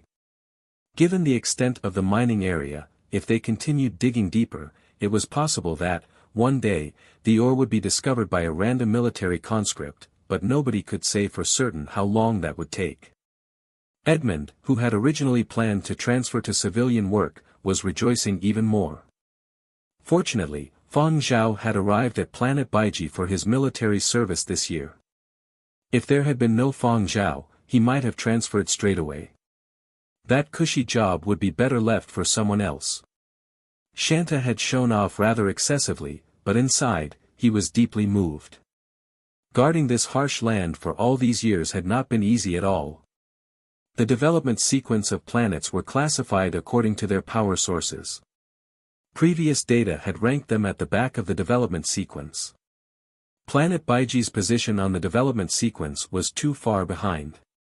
All these years, their facilities had not been able to keep up. Since Planet Baiji had been first discovered by an exploratory spaceship, the detection instruments had been unable to discover the grade A power ore buried deep in the ground. After that, they had continued using these old instruments and so had not discovered anything new, as before. All these years, it was not that Shanta had had no plans to survey the planet again but that the equipment had been outdated and they had lacked the funding for upgrades. Numerous equipment requests submitted to the higher-ups had always been overruled. In addition, given that there had indeed been no big discoveries on Planet Baiji all these years, he had no longer daydreamed and ran the place as simply and straightforwardly as possible. Till now, there was only one planet that had grade A+ power ore. Furthermore, it was a planet still not suitable for habitation. On that planet was a sealed military base and an advanced laboratory, both of which were highly classified. Ordinary folks would simply not have any means of getting involved. For Grade A, there had already been 3 planets in the development sequence. One was unsuitable for human habitation, and the plan was to establish a military base and laboratory branch there. The other 2 planets were the focus of the immigration plan. Tourist districts had already been constructed on one of them. People from families with better conditions had already toured there. There were 7 planets with Grade A- or. It might seem like a small number, but basically, almost all resources were allocated to the 4 planets right at the front of the development sequence. As for planets down the pecking order, it was up to their own capabilities to solicit military funds and resources. Those without much capability could only wait and hope till the day when planets at the forefront were almost fully developed and started accepting immigrants. Only then would the resources be allocated to the next in line. Planet Baiji had belonged to the tail end of the spectrum. But now, everything was going to change. Planet Baiji is going to be developed. Planet Baiji's position in the development sequence is going to really shoot up. These were the thoughts of everyone in the know. Activity had already begun in mining companies and numerous investment firms. Feeling regret? Regretting that they had not made a move first. For instance, this was just like a poor and backward little hamlet going through a gorgeous transformation and turning into a nationally developed new district. In the past, investment firms and mining companies had had an unwilling and uncharitable attitude even when others had begged on their doorstep. Now, even offering money bags might not even get them a taste of this. A certain reviewer gave his thoughts: a minor celebrity has triggered a violent storm. However, online audiences did not agree with that statement. Minor celebrity? If you consider the amount of hot topics, Fang Zhao can no longer be considered a minor celebrity, right? Indeed. Shanta said that Fang Zhao has the entire planet's most precious pair of ears. Entire planet probably means Baiji. From what I see, how can it even be considered Baiji's most precious pair of ears? They are simply national treasures. In some notes left behind from people during the end of days, it was said that future generations shouldn't depend too much on machines.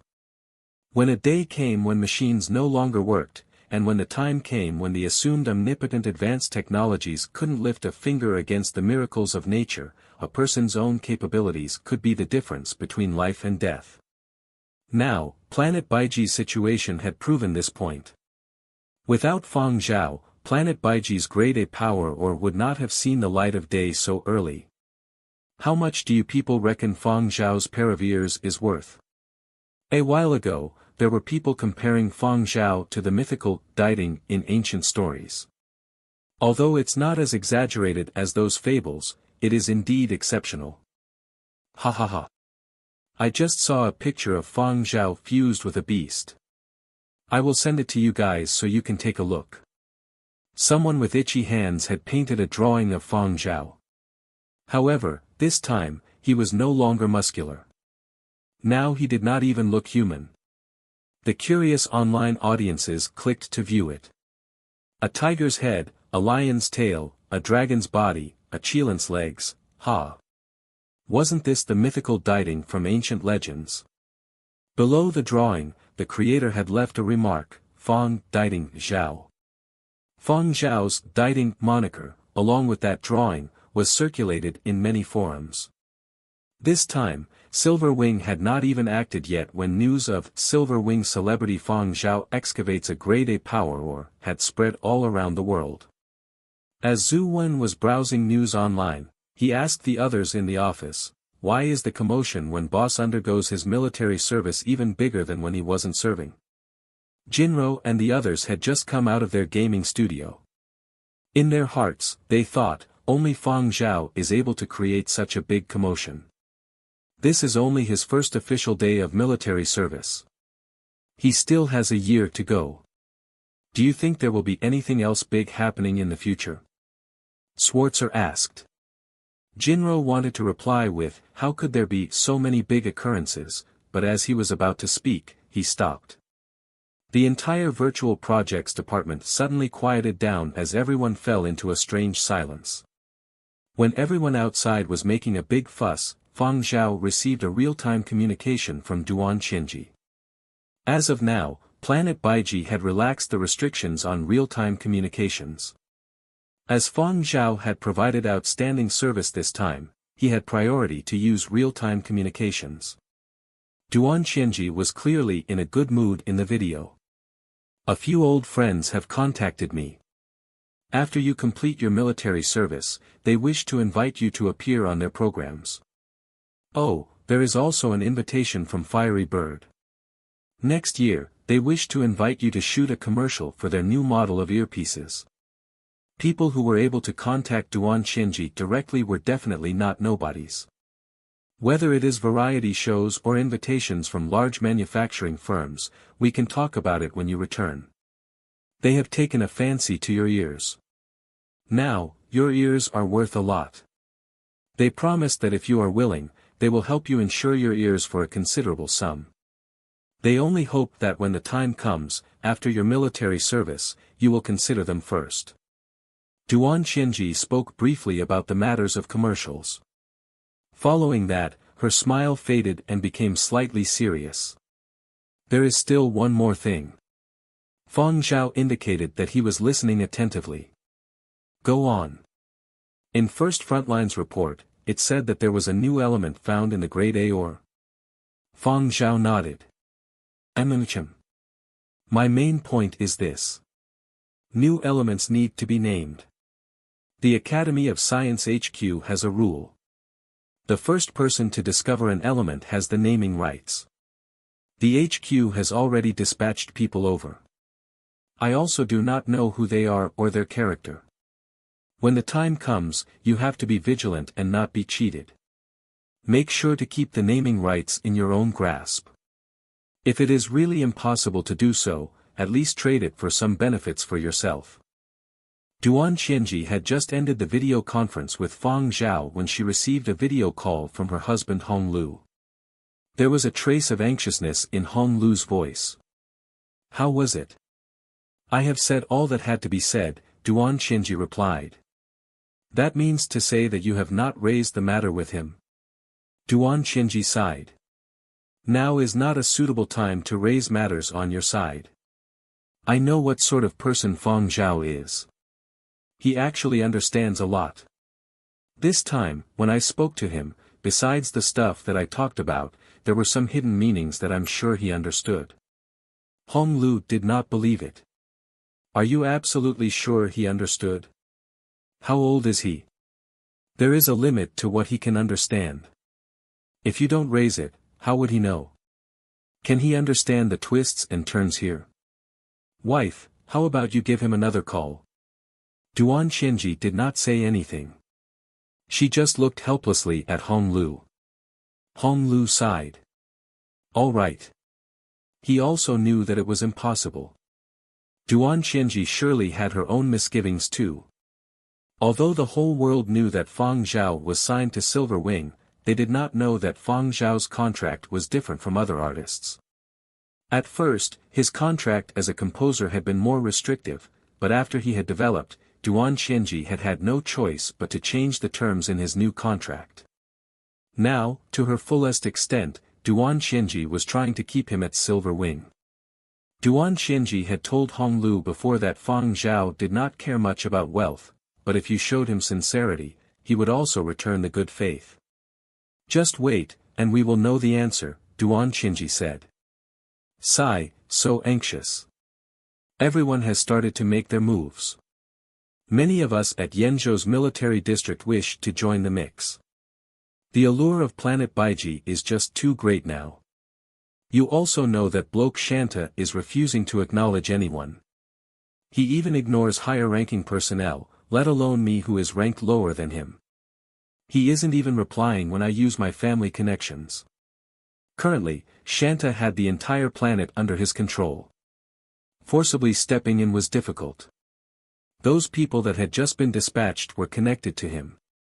Shanta had kept himself hidden away well and had only appeared when this big fuss had started.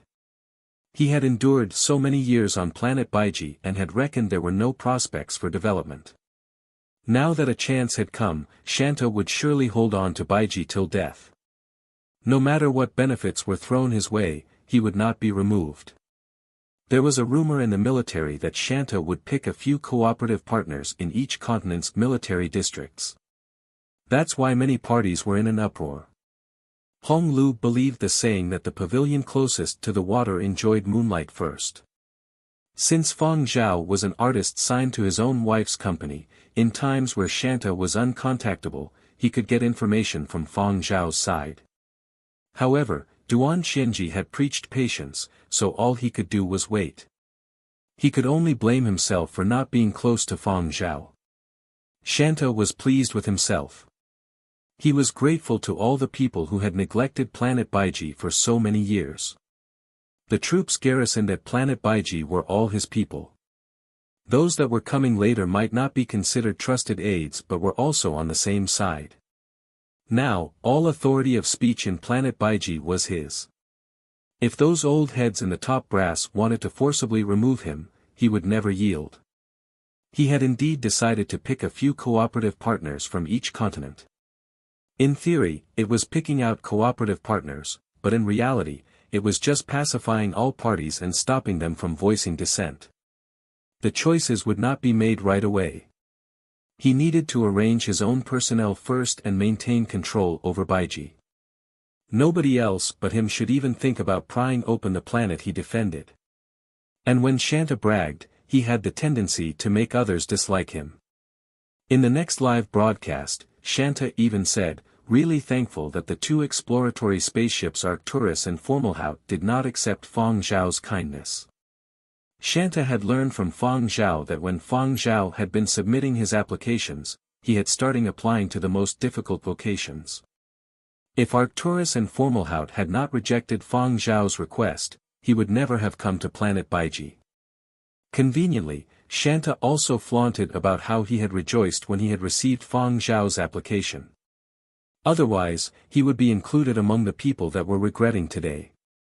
As Shanta expected, after the Arcturus and Formalhaut received news about planet Baiji, they were incessantly regretful. Furthermore, watching Shanta's smug manner, the commanders aboard those two spaceships felt like throwing up blood. Regrettable. Truly regrettable. First was Project Starlight, followed by Grade A Power Ore. How were they to have known that Fang Zhao, that little celebrity, could do so much? Regret was not just limited to the commanders of those two spaceships. Other planets toward the tail end of the development sequence were also contemplating. In the past, planet Baiji had been just like them, part of the impoverished family, and planets that were even more impoverished than Baiji or were placed further behind on the development scale had witnessed planet Baiji's overnight change in fortunes. Now, all these bases had the same line of thought: should we get Fang Zhao to come over and take a walk around? After what had happened at Baiji, the alliance government gave instructions. Professional teams would bring along the latest models of equipment to a few planets to see whether there were others in a similar situation as Baiji. People unable to get a chance to invest in planet Baiji had their own plans. Even if the military did not have plans to assess, these people would create their own teams and rent apparatuses to make a gamble. But nobody could know for sure. Power ores were a peculiar thing. Instruments and machinery might not necessarily detect them and could be deceived. Previously, detection instruments that made use of sound waves had been unable to detect these ores, so nobody knew how Fang Zhao had managed to hear the position of the ore. Perhaps back then, those instruments had been outdated, or maybe there were other reasons. However, in principle, Fang Zhao was under the care of planet Baiji during his military service. If Shanta did not approve of it, nobody else could have Fang Zhao. On that day, when Fang Zhao returned to base, Shanta spoke to him in private and wanted to let his own medical team run a medical examination of Fang Zhao. Shanta had received news that, among the research team on the verge of arriving, there were some whose objective was Fang Zhao's ears. Shanta had decided that, should his own medical team discover any peculiar features in Fang Zhao's ears, Shanta would help him cover them up. If the situation became complicated, Shanta could make Fang Zhao stay on planet Baiji on the grounds of protecting him. Fang Zhao agreed to Shanta's suggestion of a medical examination. However, Shanta found the medical results very unexpected. Other than his 8th cranial nerve one being better developed than other people's, it seemed like there was nothing else strange or special. First, smell. Second, vision. Third, eye movement. Fourth, eye muscle. Fifth, facial sensations. Sixth, outward gaze. Seventh, facial expressions. Eighth, hearing. Ninth, taste. The 8th cranial nerve was also the hearing nerve. A doctor discovered that, at specific times, for example, when listening to particular sounds or music, Fang Zhao's nerves had a distinctly heightened awareness. The doctor said that this might be related to Fang Zhao's profession.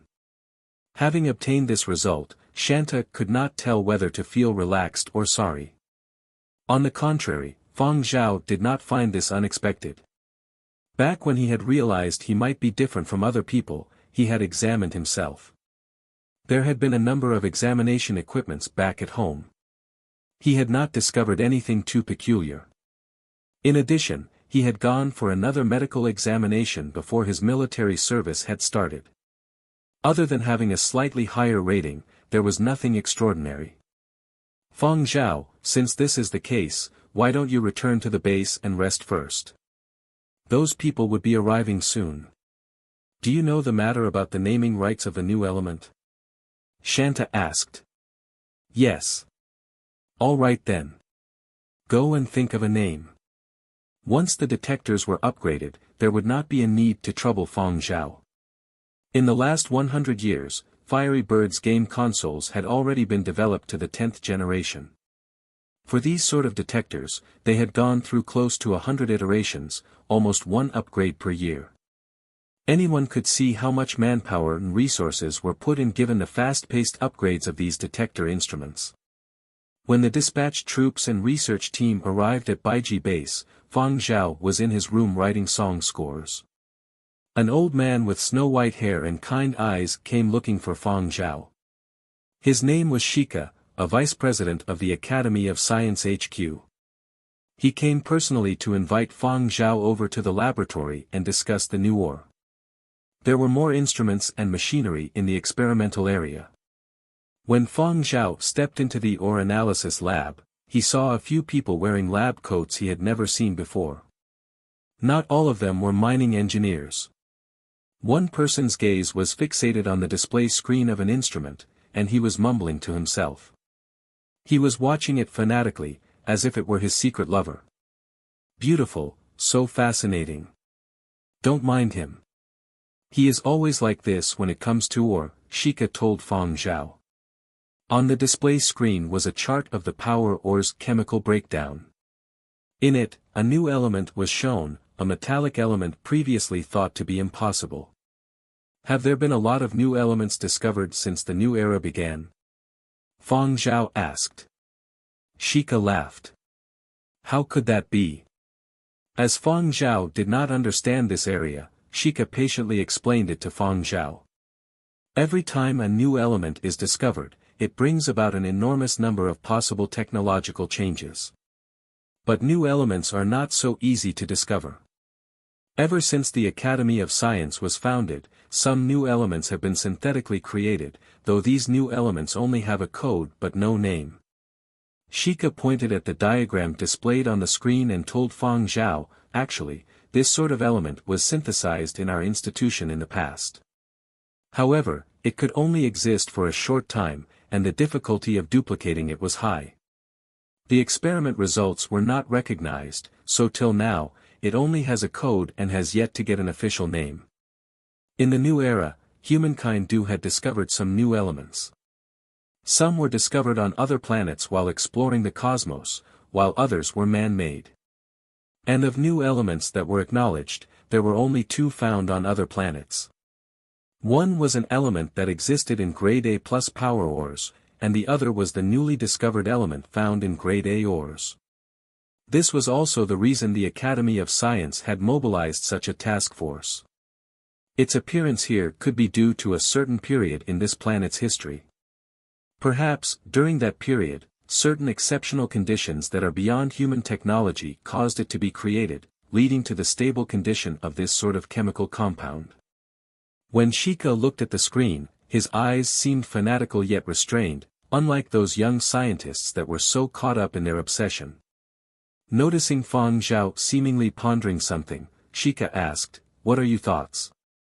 "Just had some inspiration, that's all," Fang Zhao replied. Remembering Fang Zhao's profession, Sheikah chuckled. Smiling, he asked, "According to customary practice, the first discoverer gets the naming rights. Have you thought of what to name it?" Sheikah thought to himself, if this young fellow suddenly decides to be immature and give a particular name full of individuality, he and the others would go all out to not permit it.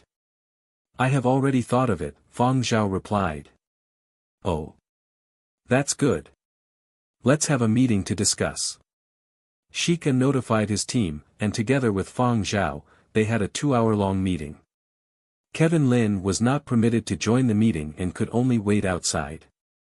After everything inside was settled, only then could he report the outcome. 2 hours later, Kevin Lin received the meeting's outcome. The newly discovered ore would be called Baiji ore.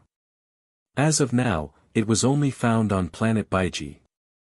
The new element was named Zaoium and had the chemical symbol ZH.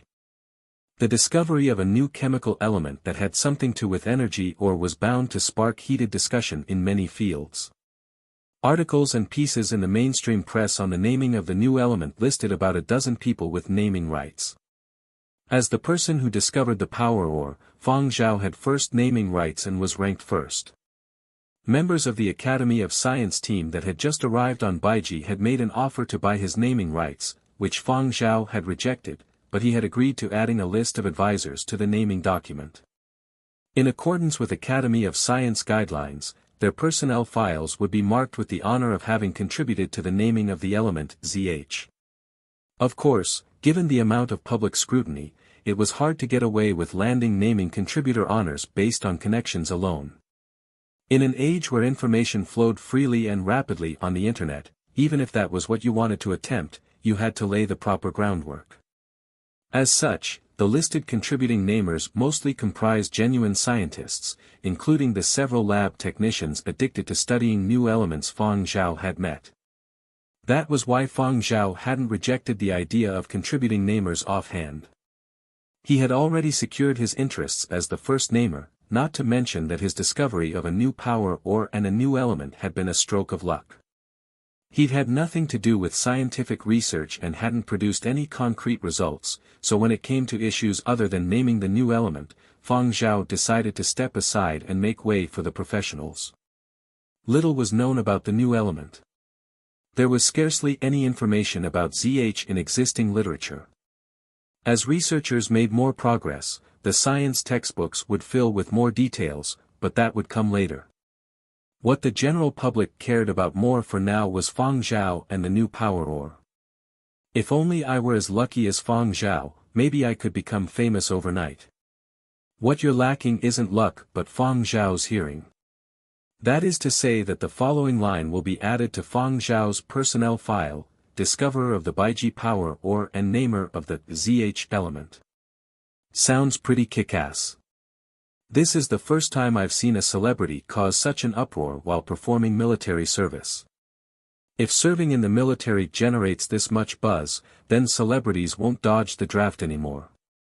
Typically, when they serve, they leverage their connections into a cushy assignment and disappear for a year. This is the first time a celebrity's service period has been so high profile from the very outset. That's because Fang Zhao was very lucky that his service period coincided with Project Starlight. He was the first celebrity to broadcast live during his military service, the first celebrity to discover a new power ore on a live broadcast, and the first celebrity to discover a new element and name it. Speaking of which, will Fang Zhao keep broadcasting live from the mine? Probably.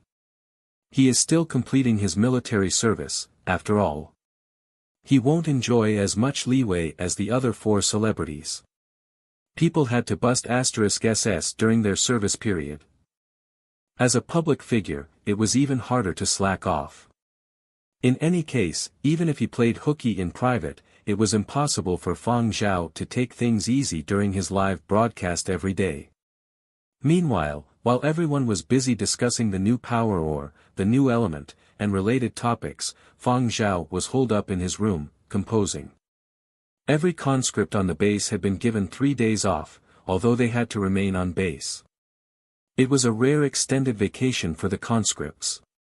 Typically, the conscripts worked every day, unless there was harsh weather. Now, not only did they have a 3-day vacation, the cafeteria was also serving better food. Now that Baiji base was more bustling, losing some of its doom and gloom of the past, the conscripts felt quite proud. They felt they had bragging rights for when they went home after completing their military service. We served on Baiji, all right. Have you heard of Baiji? The one designated as a high-priority planet for development. If they were assigned to the Baiji mining team after vacation, then they would have bragging rights for the rest of their lives. Teams of career soldiers and professional experts had already been assigned to the mine. No one else would be included before the higher-ups decided on a mining plan. The conscripts were the least likely additions, as they hailed from a wide range of backgrounds. Base command would definitely not let them butt in. They'd rather give all the conscripts time off. The base wasn't short on funds anymore. One word from Shanta and folks would be scrambling to wire money over. Such a prime investment opportunity might even set off quite a bit of feuding and bickering. Fang Zhao was required to stay on base as well for the time being, even though he was the one who had discovered the Baiji power ore. Shanta had banned them from broadcasting live from the mine, which was now under curfew. Still, Shanta had extended many privileges to this key figure. Fang Zhao was allowed to roam around in many parts of the base, but he didn't wander much, instead spending most of his time composing in his dorm room. The process of discovering the Baiji power ore had given him a great deal of inspiration. Old habits die hard. This was how Fang Zhao had survived the period of destruction. Back then, it hadn't been realistic to carry a notebook on him at all times, so he had simply remembered all his ideas. Not far away, Kevin Lin was listening to music while fidgeting with his feet. He was feeling cocky.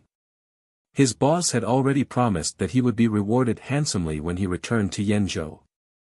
Besides a cash bonus, he would also enjoy many other perks.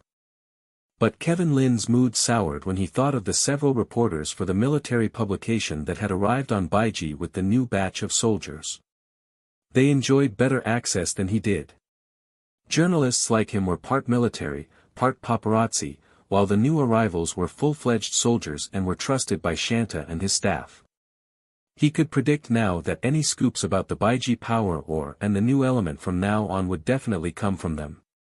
Meanwhile, Kevin Lin would be left with scraps that the military reporters intentionally passed on. He'd be lying if he said he wasn't upset. Kevin Lin felt that he was at a major disadvantage. He had tried persuading Fang Zhao to lobby Shanta for more access, but unfortunately, Fang Zhao had ignored him. Kevin Lin snickered when he saw Fang Zhao sitting in front of his desk in a daze. Kevin Lin couldn't figure out what was going on in that kid's head all day. Not that he was a snob, but Kevin Lin had indeed looked down on Fang Zhao in the past, dismissing him as a young starlet who was mildly popular. He was nothing in the eyes of a seasoned journalist who had interviewed many big stars and government and military officials. Even Fang Zhao's looks irked Kevin Lin. If you weren't good-looking enough, you could make it up with a cool haircut, yet Fang Zhao was a conscript, and conscripts were forced to get the standard crew cut. His hair had been trimmed down to the required length by a designated barber after he had arrived on base. Even though he had nice features and was far from ugly, his looks weren't as refined compared to the other 4 celebrities, and in addition to being good-looking, the other 4 had dedicated hairstylists who changed their hairdos every day. Thus, their ability to attract fans was formidable. Not to mention that the other celebs all had considerable track records built up over the years on top of their good looks. Their popularity was established. By contrast, it was understandable why folks didn't see much promise in Fang Zhao. Kevin Lin had never thought much of Fang Zhao either. Lo and behold, Fang Zhao had become a major sensation on the first day of his military service. But after spending some time with Fang Zhao, Kevin Lin could tell he was different from other mainstream celebrities. This was probably what folks called an artist's aura. Fang Zhao did look like an artist, somewhat. Yet as far as the live broadcasts were concerned, Kevin Lin couldn't count on Fang Zhao. There was a big story all right, but how would he cover it from here on out? He had to brainstorm. Should he try the lab on the base? If he couldn't get any updates from the mine, a few strands from the lab would do, but Kevin Lin shook his head and dismissed the idea quickly. Word had it that the lab studying the new power ore and the new element had already been upgraded to classified. It was unlikely he would get any access there. Fang Zhao seemed to enjoy great renown as the person who had discovered and named the new element, but in reality, he had little say on Baiji, or perhaps none at all. These were all empty laurels. Oi, what can we do? Kevin Lin sighed and glanced at Fang Zhao, who remained catatonic. He let out another sigh. Doesn't this kid understand the urgency of the situation? A visitor interrupted Kevin Lin's moping. Professor Fan. Kevin Lin was caught off guard. The visitor was a middle-aged man, someone from the Academy of Science headquarters who had arrived along with the fresh batch of soldiers. Kevin Lin had heard that Fan Lin was a botanist. Fan Lin was in his 90s, only middle-aged by New Era standards, but he looked older than his contemporaries. He seemed to be aging prematurely. Fan Lin was from Muzhou. He had been a key figure behind the improvement of Muzhou crops. Now he worked at the Huangzhou Academy of Science. Fang Zhao had already put down his pen and gotten up. Professor Fan. Am I interrupting? So you're composing? Not bad, not bad. Fan Lin had small eyes, so he winced whenever he smiled. Some folks gave the impression that they were up to something when they winced, but when Fan Lin smiled, he gave a very friendly vibe. Of course, the friendly act was just a facade. There were plenty of friendly people among the senior ranks of the Academy of Science HQ. All of them knew how to schmooze, but there was always a purpose behind their friendly demeanor, even if no harm was intended. Fang Zhao poured a glass of water and handed it to Fan Lin. You have something you want to discuss, esteemed guest. Even though Fang Zhao was older than Fan Lin in reality, his host body was in its early 20s. He had to extend the necessary niceties, not to mention that this was a scientist who had made major contributions to his field. Fang Zhao always held accomplished scientists like him in high regard. Fan Lin sat down, accepted the glass of water, and took a long slip before asking, You two have anything scheduled the next few days? Kevin Lin's heart leapt. He had been about to bail and give Fang Zhao and Fan Lin their privacy, but he halted when he heard this comment. Fan Lin had said, You two, and glanced at him. Fan Lin had no intention of kicking him out, so Kevin Lin reversed course and said, No. We're banned from the mine. We were just brainstorming what to do for our next live broadcast. So I heard, Fan Lin responded with a nod. Fang Zhao came in handy when the base didn't have the necessary equipment. Now, the most cutting-edge probes had been shipped over, and 3 upgraded versions at that. There was no use for Fang Zhao anymore. Even if he was hailed as Dieting or Godly Ear, humans couldn't rival the efficiency of machines. They no longer need you to listen in the mines anymore. You also won't be allowed to keep mining anytime soon. A beaming Fan Lin looked at Fang Zhao. Mining is very boring. I suggest you not waste your time there. Why don't you come farming with me? Kevin Lin. As if farming is not boring. Kevin Lin hesitated. Compared to exploring a new mine, farming wasn't exactly a crowd pleaser. Fan Lin asked Fang Zhao, word is that you can hear sounds that normal people can't. Can you hear the sound of plants? The sound of flowers blooming, for example. Kevin Lin secretly cursed. So this old geezer is here to toy with us. The sound of flowers blooming? What bloody sound? What's wrong with his ears? I'm not that sensitive, Fang Zhao responded. My hearing is just slightly better than the average person. Locating the power ore was just pure luck. Fan Lin chuckled. Luck is a form of competence. He didn't press further, instead switching gears. You've never ventured beyond the base except for the mines, right? Right. Security was tight. The miners were bussed out together every day. They couldn't come and go as they pleased. Fan Lin got up and waved at Fang Zhao and Kevin Lin. Let's go. Let me show you some of the experimental fields. Kevin Lin glanced at Fang Zhao and responded with a smile only when he saw his roommate nod. We just happen to be free. Let's expand our horizons under your wise guidance. Can I start a live broadcast? Of course. Shoot as much as you want.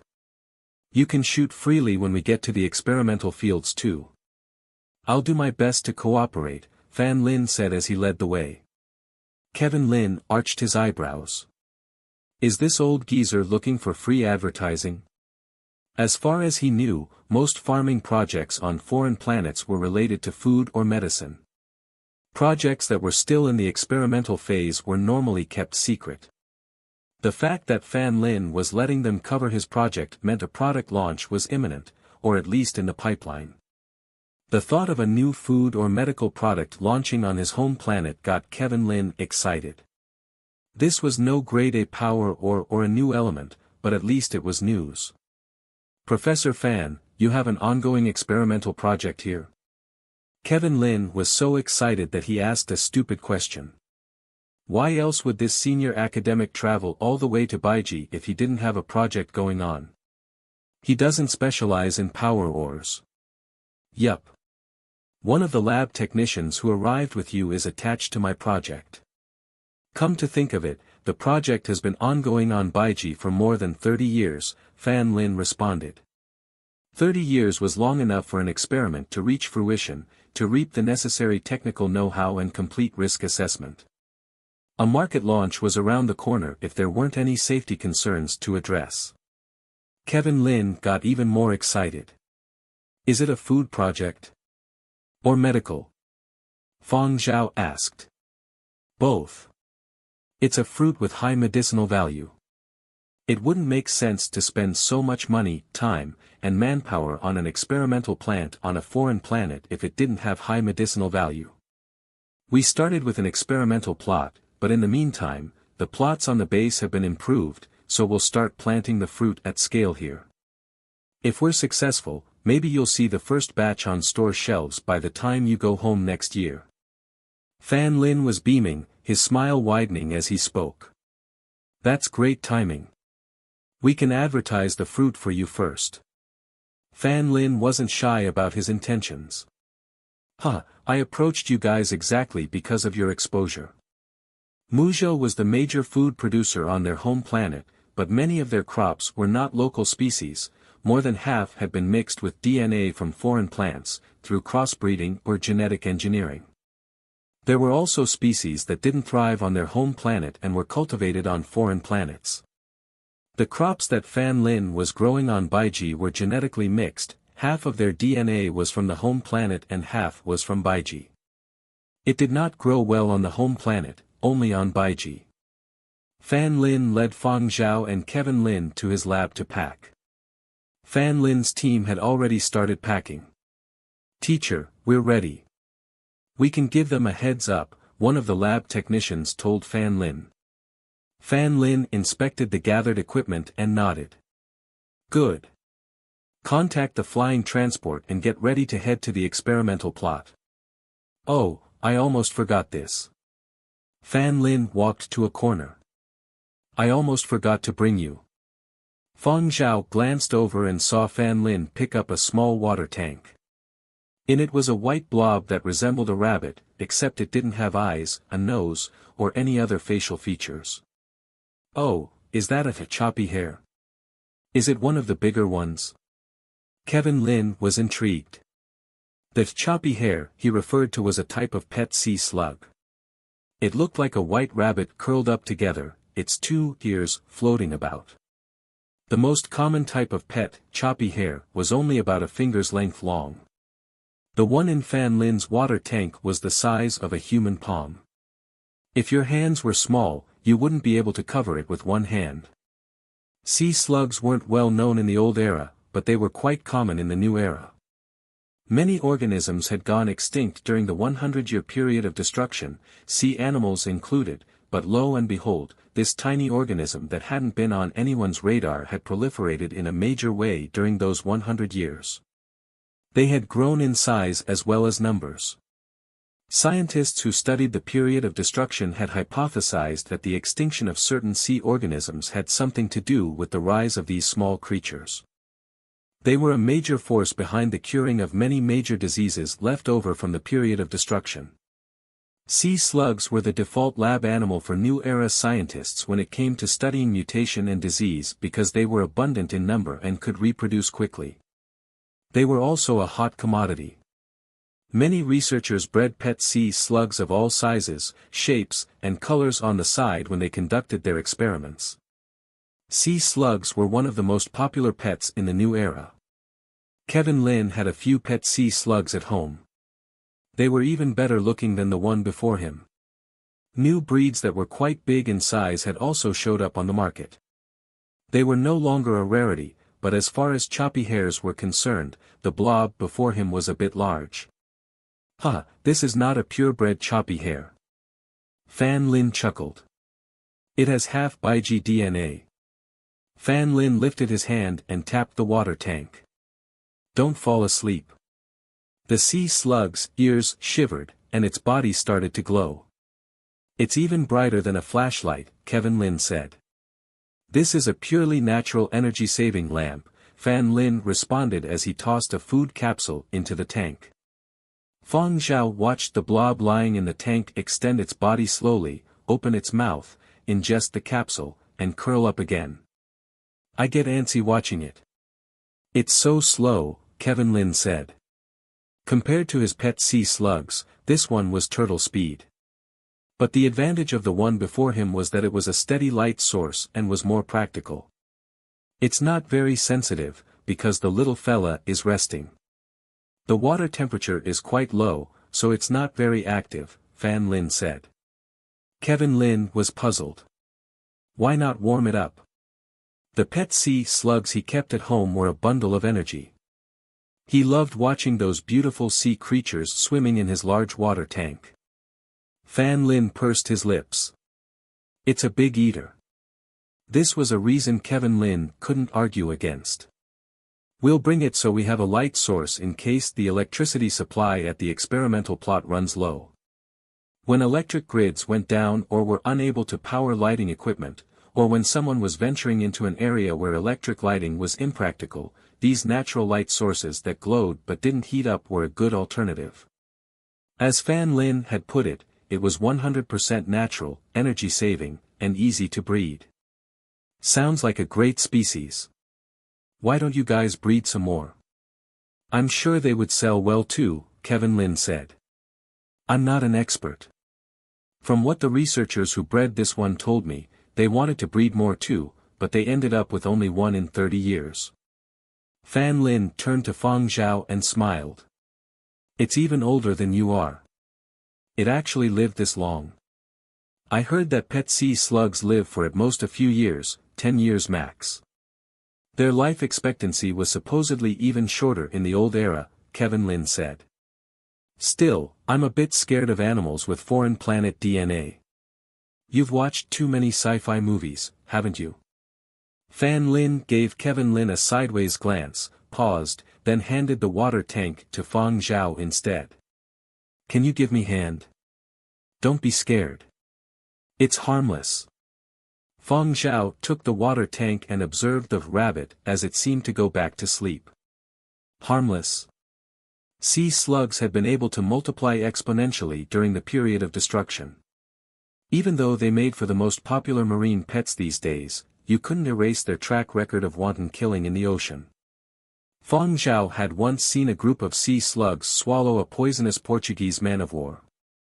Whether the sea slug DNA descended from the period of destruction inside the blob before him was harmless, well, that depended on how it had been raised. But for now, it was still harmless. The food it was fed by the lab technicians wasn't too substantial. The experimental plot Fan Lin used was quite far from base, near outpost number 23. The research team set out for outpost number 23 with a military escort. After everyone boarded and all the lab equipment was loaded, the flying transport took off for outpost number 23. Kevin Lin wondered if Professor Fan had been thinking of using them all along. He wanted to discuss the upcoming live broadcast with Fang Zhao, but when he turned his head, he saw the composer teasing the blob in the water tank with feed. Forget it. When it comes to the live broadcast, I have to count on myself, the professional journalist. I can't rely on Fang Zhao. Planet Baiji's many outposts that were scattered across the planet formed an extensive monitoring system, capable of observing the entire planet's situation. Although it was not perfect yet, once Planet Baiji's position in the development sequence changed, Shanta would surely upgrade this monitoring system, perhaps by increasing the number of outposts or strengthening the construction of some outposts. Yesterday, Fang Zhao had also heard that Planet Baiji would start constructing a secondary base. In the past, they had been poor and did not have the means to construct one. Now, Shanta no longer needed to worry. The secondary base would definitely be on the agenda. Among all these outposts, there were some that were used purely as sentries and nothing else, but there were also some outposts that incorporated research projects and experimental areas due to the geography and environment of their area. Outpost 23 was one such example. According to Fan Lin, there was an experimental plot, but this experimental plot was not known to the public. Therefore, other than Baiji's base personnel, the general public had absolutely no idea that these experimental plots existed. Kevin Lin also knew that all this had been considered highly classified in the past. This time, the stuff in the experimental had borne results. According to Fan Lin, they were preparing to publicly announce it. Kevin Lin could count himself lucky for getting the chance to receive the news first. However, filming was slightly restricted at Outpost 23. Even en route to Outpost 23, Kevin Lin could only film a few scenes, and he stopped when they got close to Outpost 23. The outpost's deployed site also could not be publicized. Having been here for a few days, he knew what he could and could not broadcast. Even if he secretly filmed and sent it to his editor to compile, it could not be released. Live broadcasting. If he were to broadcast anything that should not be broadcast, his professional career would come to an end and he would be thrown in jail. Fang Zhao looked at Outpost 23 from the flying transport. In the past, Outpost 23 had probably been a thick jungle, but the area had been cleared to set up the outpost and the surroundings were all plots of land and defensive constructs. As a whole, Outpost 23 looked a miniature base. It was surrounded by tall fences and a defensive network at the top, separating the base from the dangers outside. From the air, plots of land that were fenced in could clearly be seen. En route, although Fan Lin had talked about the experimental plot, Fang Zhao had assumed it was just a single small plot. After all, it was only an outpost, not a base. But from what he saw, Fan Lin had been modest. Noticing Fang Zhao and Kevin Lin looking at the experimental plots below, a proud smile appeared on Fan Lin's face. He explained to them, these experimental plots were created by clearing and cultivating the area in the last 30 years. The military expenses used for this were around a few $100 million. Hearing this, they were speechless.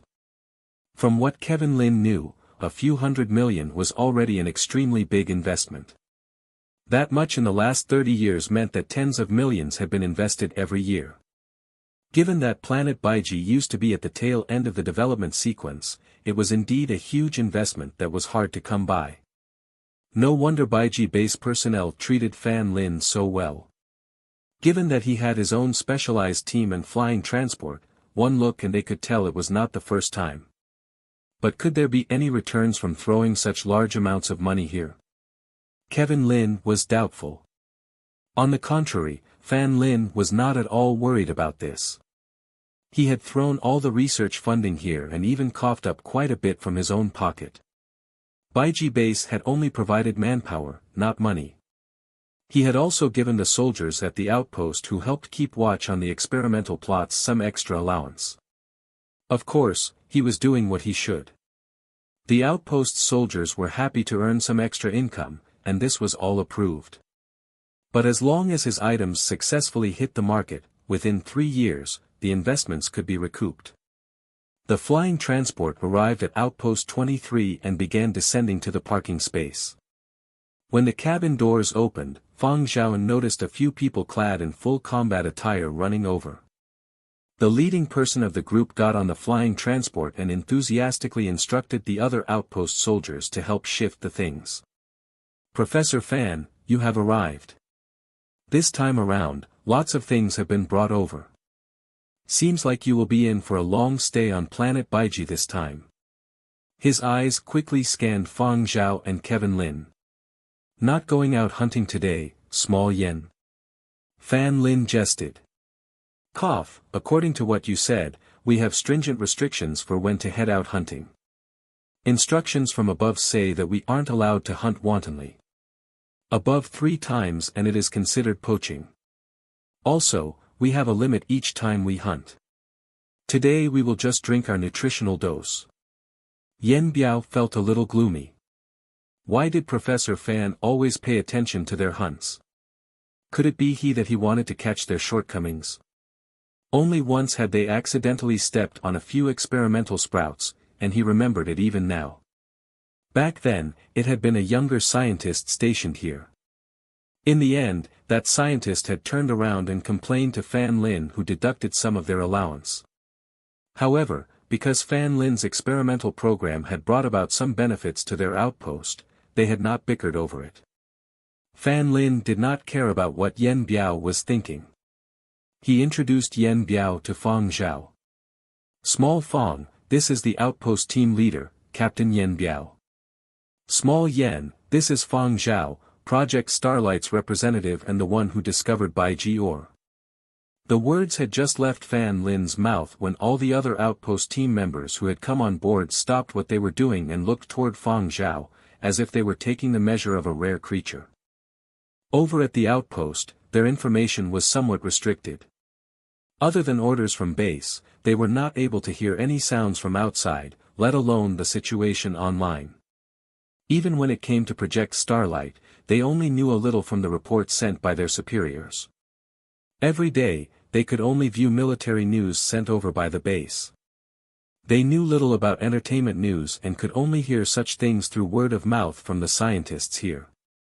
However, a large portion of scientists did not pay attention to the entertainment circle. Even if a few certain popular stars stood in front of them, they would not recognize said stars. Actually, Project Starlight did not affect the outpost's people much. Everyone knew that conscripts would surely be deployed at the base. Here, they just had to go about their daily routine. However, all this had changed with the discovery of Baiji ore. Equipment at the outpost had been upgraded when the new batch of troops had arrived. Allocated supplies had also increased, and living conditions had improved a notch. How could they not know who this Fang Zhao person was? Yen Biao became even more passionate and much more cordial than he treated Fan Lin. "Huh, it's an honor." "Hi, sorry bother you," Fang Zhao replied. No, you aren't a bother at all. Come to the outpost and take a rest first. Detsi, make some of, what's that fruit tea?" Although he viewed Fang Zhao even more highly, Yen Biao also did not forget about Fan Lin. "Professor Fan, you head inside for a rest first as well. I will help you move all the stuff to the laboratory." Fan Lin only shook his head, but he was not angry. All right, you guys continue moving the stuff. Be careful not to knock it over. I will take a look at the laboratory first. Ha! Just relax. Yen Biao cheerfully directed his underlings to move the stuff. Kevin Lin drew close beside Fang Zhao and mumbled, "Do the people at the outpost seem a little different?" Fang Zhao looked at the members of the outpost team and replied, "They seem fine." Kevin Lin thought to himself, "Fine, my *SS comparing them, the soldiers of the base were more proper." But thinking about it more, it made sense. Normally, there was no one managing the outpost. Here, Yen Biao was the highest ranked. From his bootlicking manner, it was obvious he wasn't a good person. However, Kevin Lin kept all these thoughts to himself. He would not say anything. Speaking out would bring down his own moral character. He was only a reporter. If he had any opinions, he needed to bring out the facts first. Without any truth or evidence, he could only think it. As they walked by the experimental plots, Kevin Lin glanced over at the side. "Professor Fan, where do you grow the Barrows sunflowers that are about to hit the market?" "The 2 plots closest to the edge." Besides the 2 plots closest to the edge that were filled with flowers of diverse colors, the other 8 plots were all empty. "Nope, it's the opposite actually. Rather than those 2 plots, the other 8 are the ones," Fan Lin replied. Kevin Lin looked at the experimental plots, then turned back in disbelief. "Didn't you say that they have already been planted for 2 months and you are just waiting for them to germinate? Those plots have nothing." "That's right. Nothing on top doesn't mean that it hasn't developed below ground. Now we are just waiting for it to sprout. According to our underground monitor's figures, they should start sprouting tomorrow morning. Otherwise, I would not have brought you here," Fan Lin replied. Kevin Lin stopped in his tracks. "What does that mean? Are we to stay here till tomorrow?" Fan Lin had, "How can you be so slow to realize that," written all over his face. "That's right. You didn't say we would be spending the night here. You did not ask either." Kevin Lin. This professor was even better at being a scoundrel than himself. Fan Lin did not have plans to explain a great deal to Kevin Lin, and he took large strides toward the laboratory. Inside, there were other seeds that were being cultivated in culture media. Fan Lin reacted as though he was meeting them after a long period of separation. "Hey, my little sproutlings. His pitch became higher at the end of his sentence. Kevin Lin rubbed away the goose pimples on his arms, inclined his head, and said to Fang Zhao, "Is there something wrong with this guy? A 100-plus-year-old person, yet his pitch sounds like a kid's, and even, my little sproutlings." However, Fan Lin's students were apparently used to Fan Lin's kiddish style and calmly installed equipment in the laboratory and gave reports on the figures. Kevin Lin fell silent. What was up with this bunch of people? Weren't they prim and proper at the base? Could it be because they were not on their home planet and were far away from the base and without any supervision that the soldiers did not seem like soldiers and the professor did not seem like a professor? Fang Zhao looked around the inside of the laboratory and then at Fan Lin, who was speaking to the small sprouts in the culture media. Laughing, he told Kevin Lin, "He might be old, but he is young at heart." It sounded like Fang Zhao rather admired Fan Lin. It seemed like the 100-plus-year-old Fan Lin acted even younger than a 20-plus-year-old person. As for Fan Lin duping them into staying overnight at the outpost, Fang Zhao had actually guessed it already. Looking at the water tank he was holding and noticing the rabbit starting to glow, Fang Zhao threw in another piece of food. "Fang Zhao, you too, come over quick. Look, isn't this adorable?" Fan Lin waved them over and impatiently picked up a small vial. Inside the culture medium was a green sprout with 2 leaves about a finger tall. Kevin Lin, hee hee. "I don't understand the tastes of your botanists." Fan Lin carefully placed the vial back into the cultivation case, then turned to face Fang Zhao and Kevin Lin. Do you know when a plant is the most beautiful? When it is most beautiful? Naturally, that is when it blooms, Kevin Lin replied. Fan Lin laughed amiably, secretly feeling pleased at knowing the answer to this question. He had already prepared a bowl of chicken soup for the soul and loved to give youngsters this dose of chicken soup. Fan Lin glanced at Fang Zhao. What about you, small Fang? When it germinates, Fang Zhao replied. Fan Lin. This bowl of chicken soup for the soul could not be used any longer. Do you like this video? Let me know by giving it a thumbs up and leaving a comment below. Don't forget to subscribe and hit the notification bell to stay updated on my future uploads.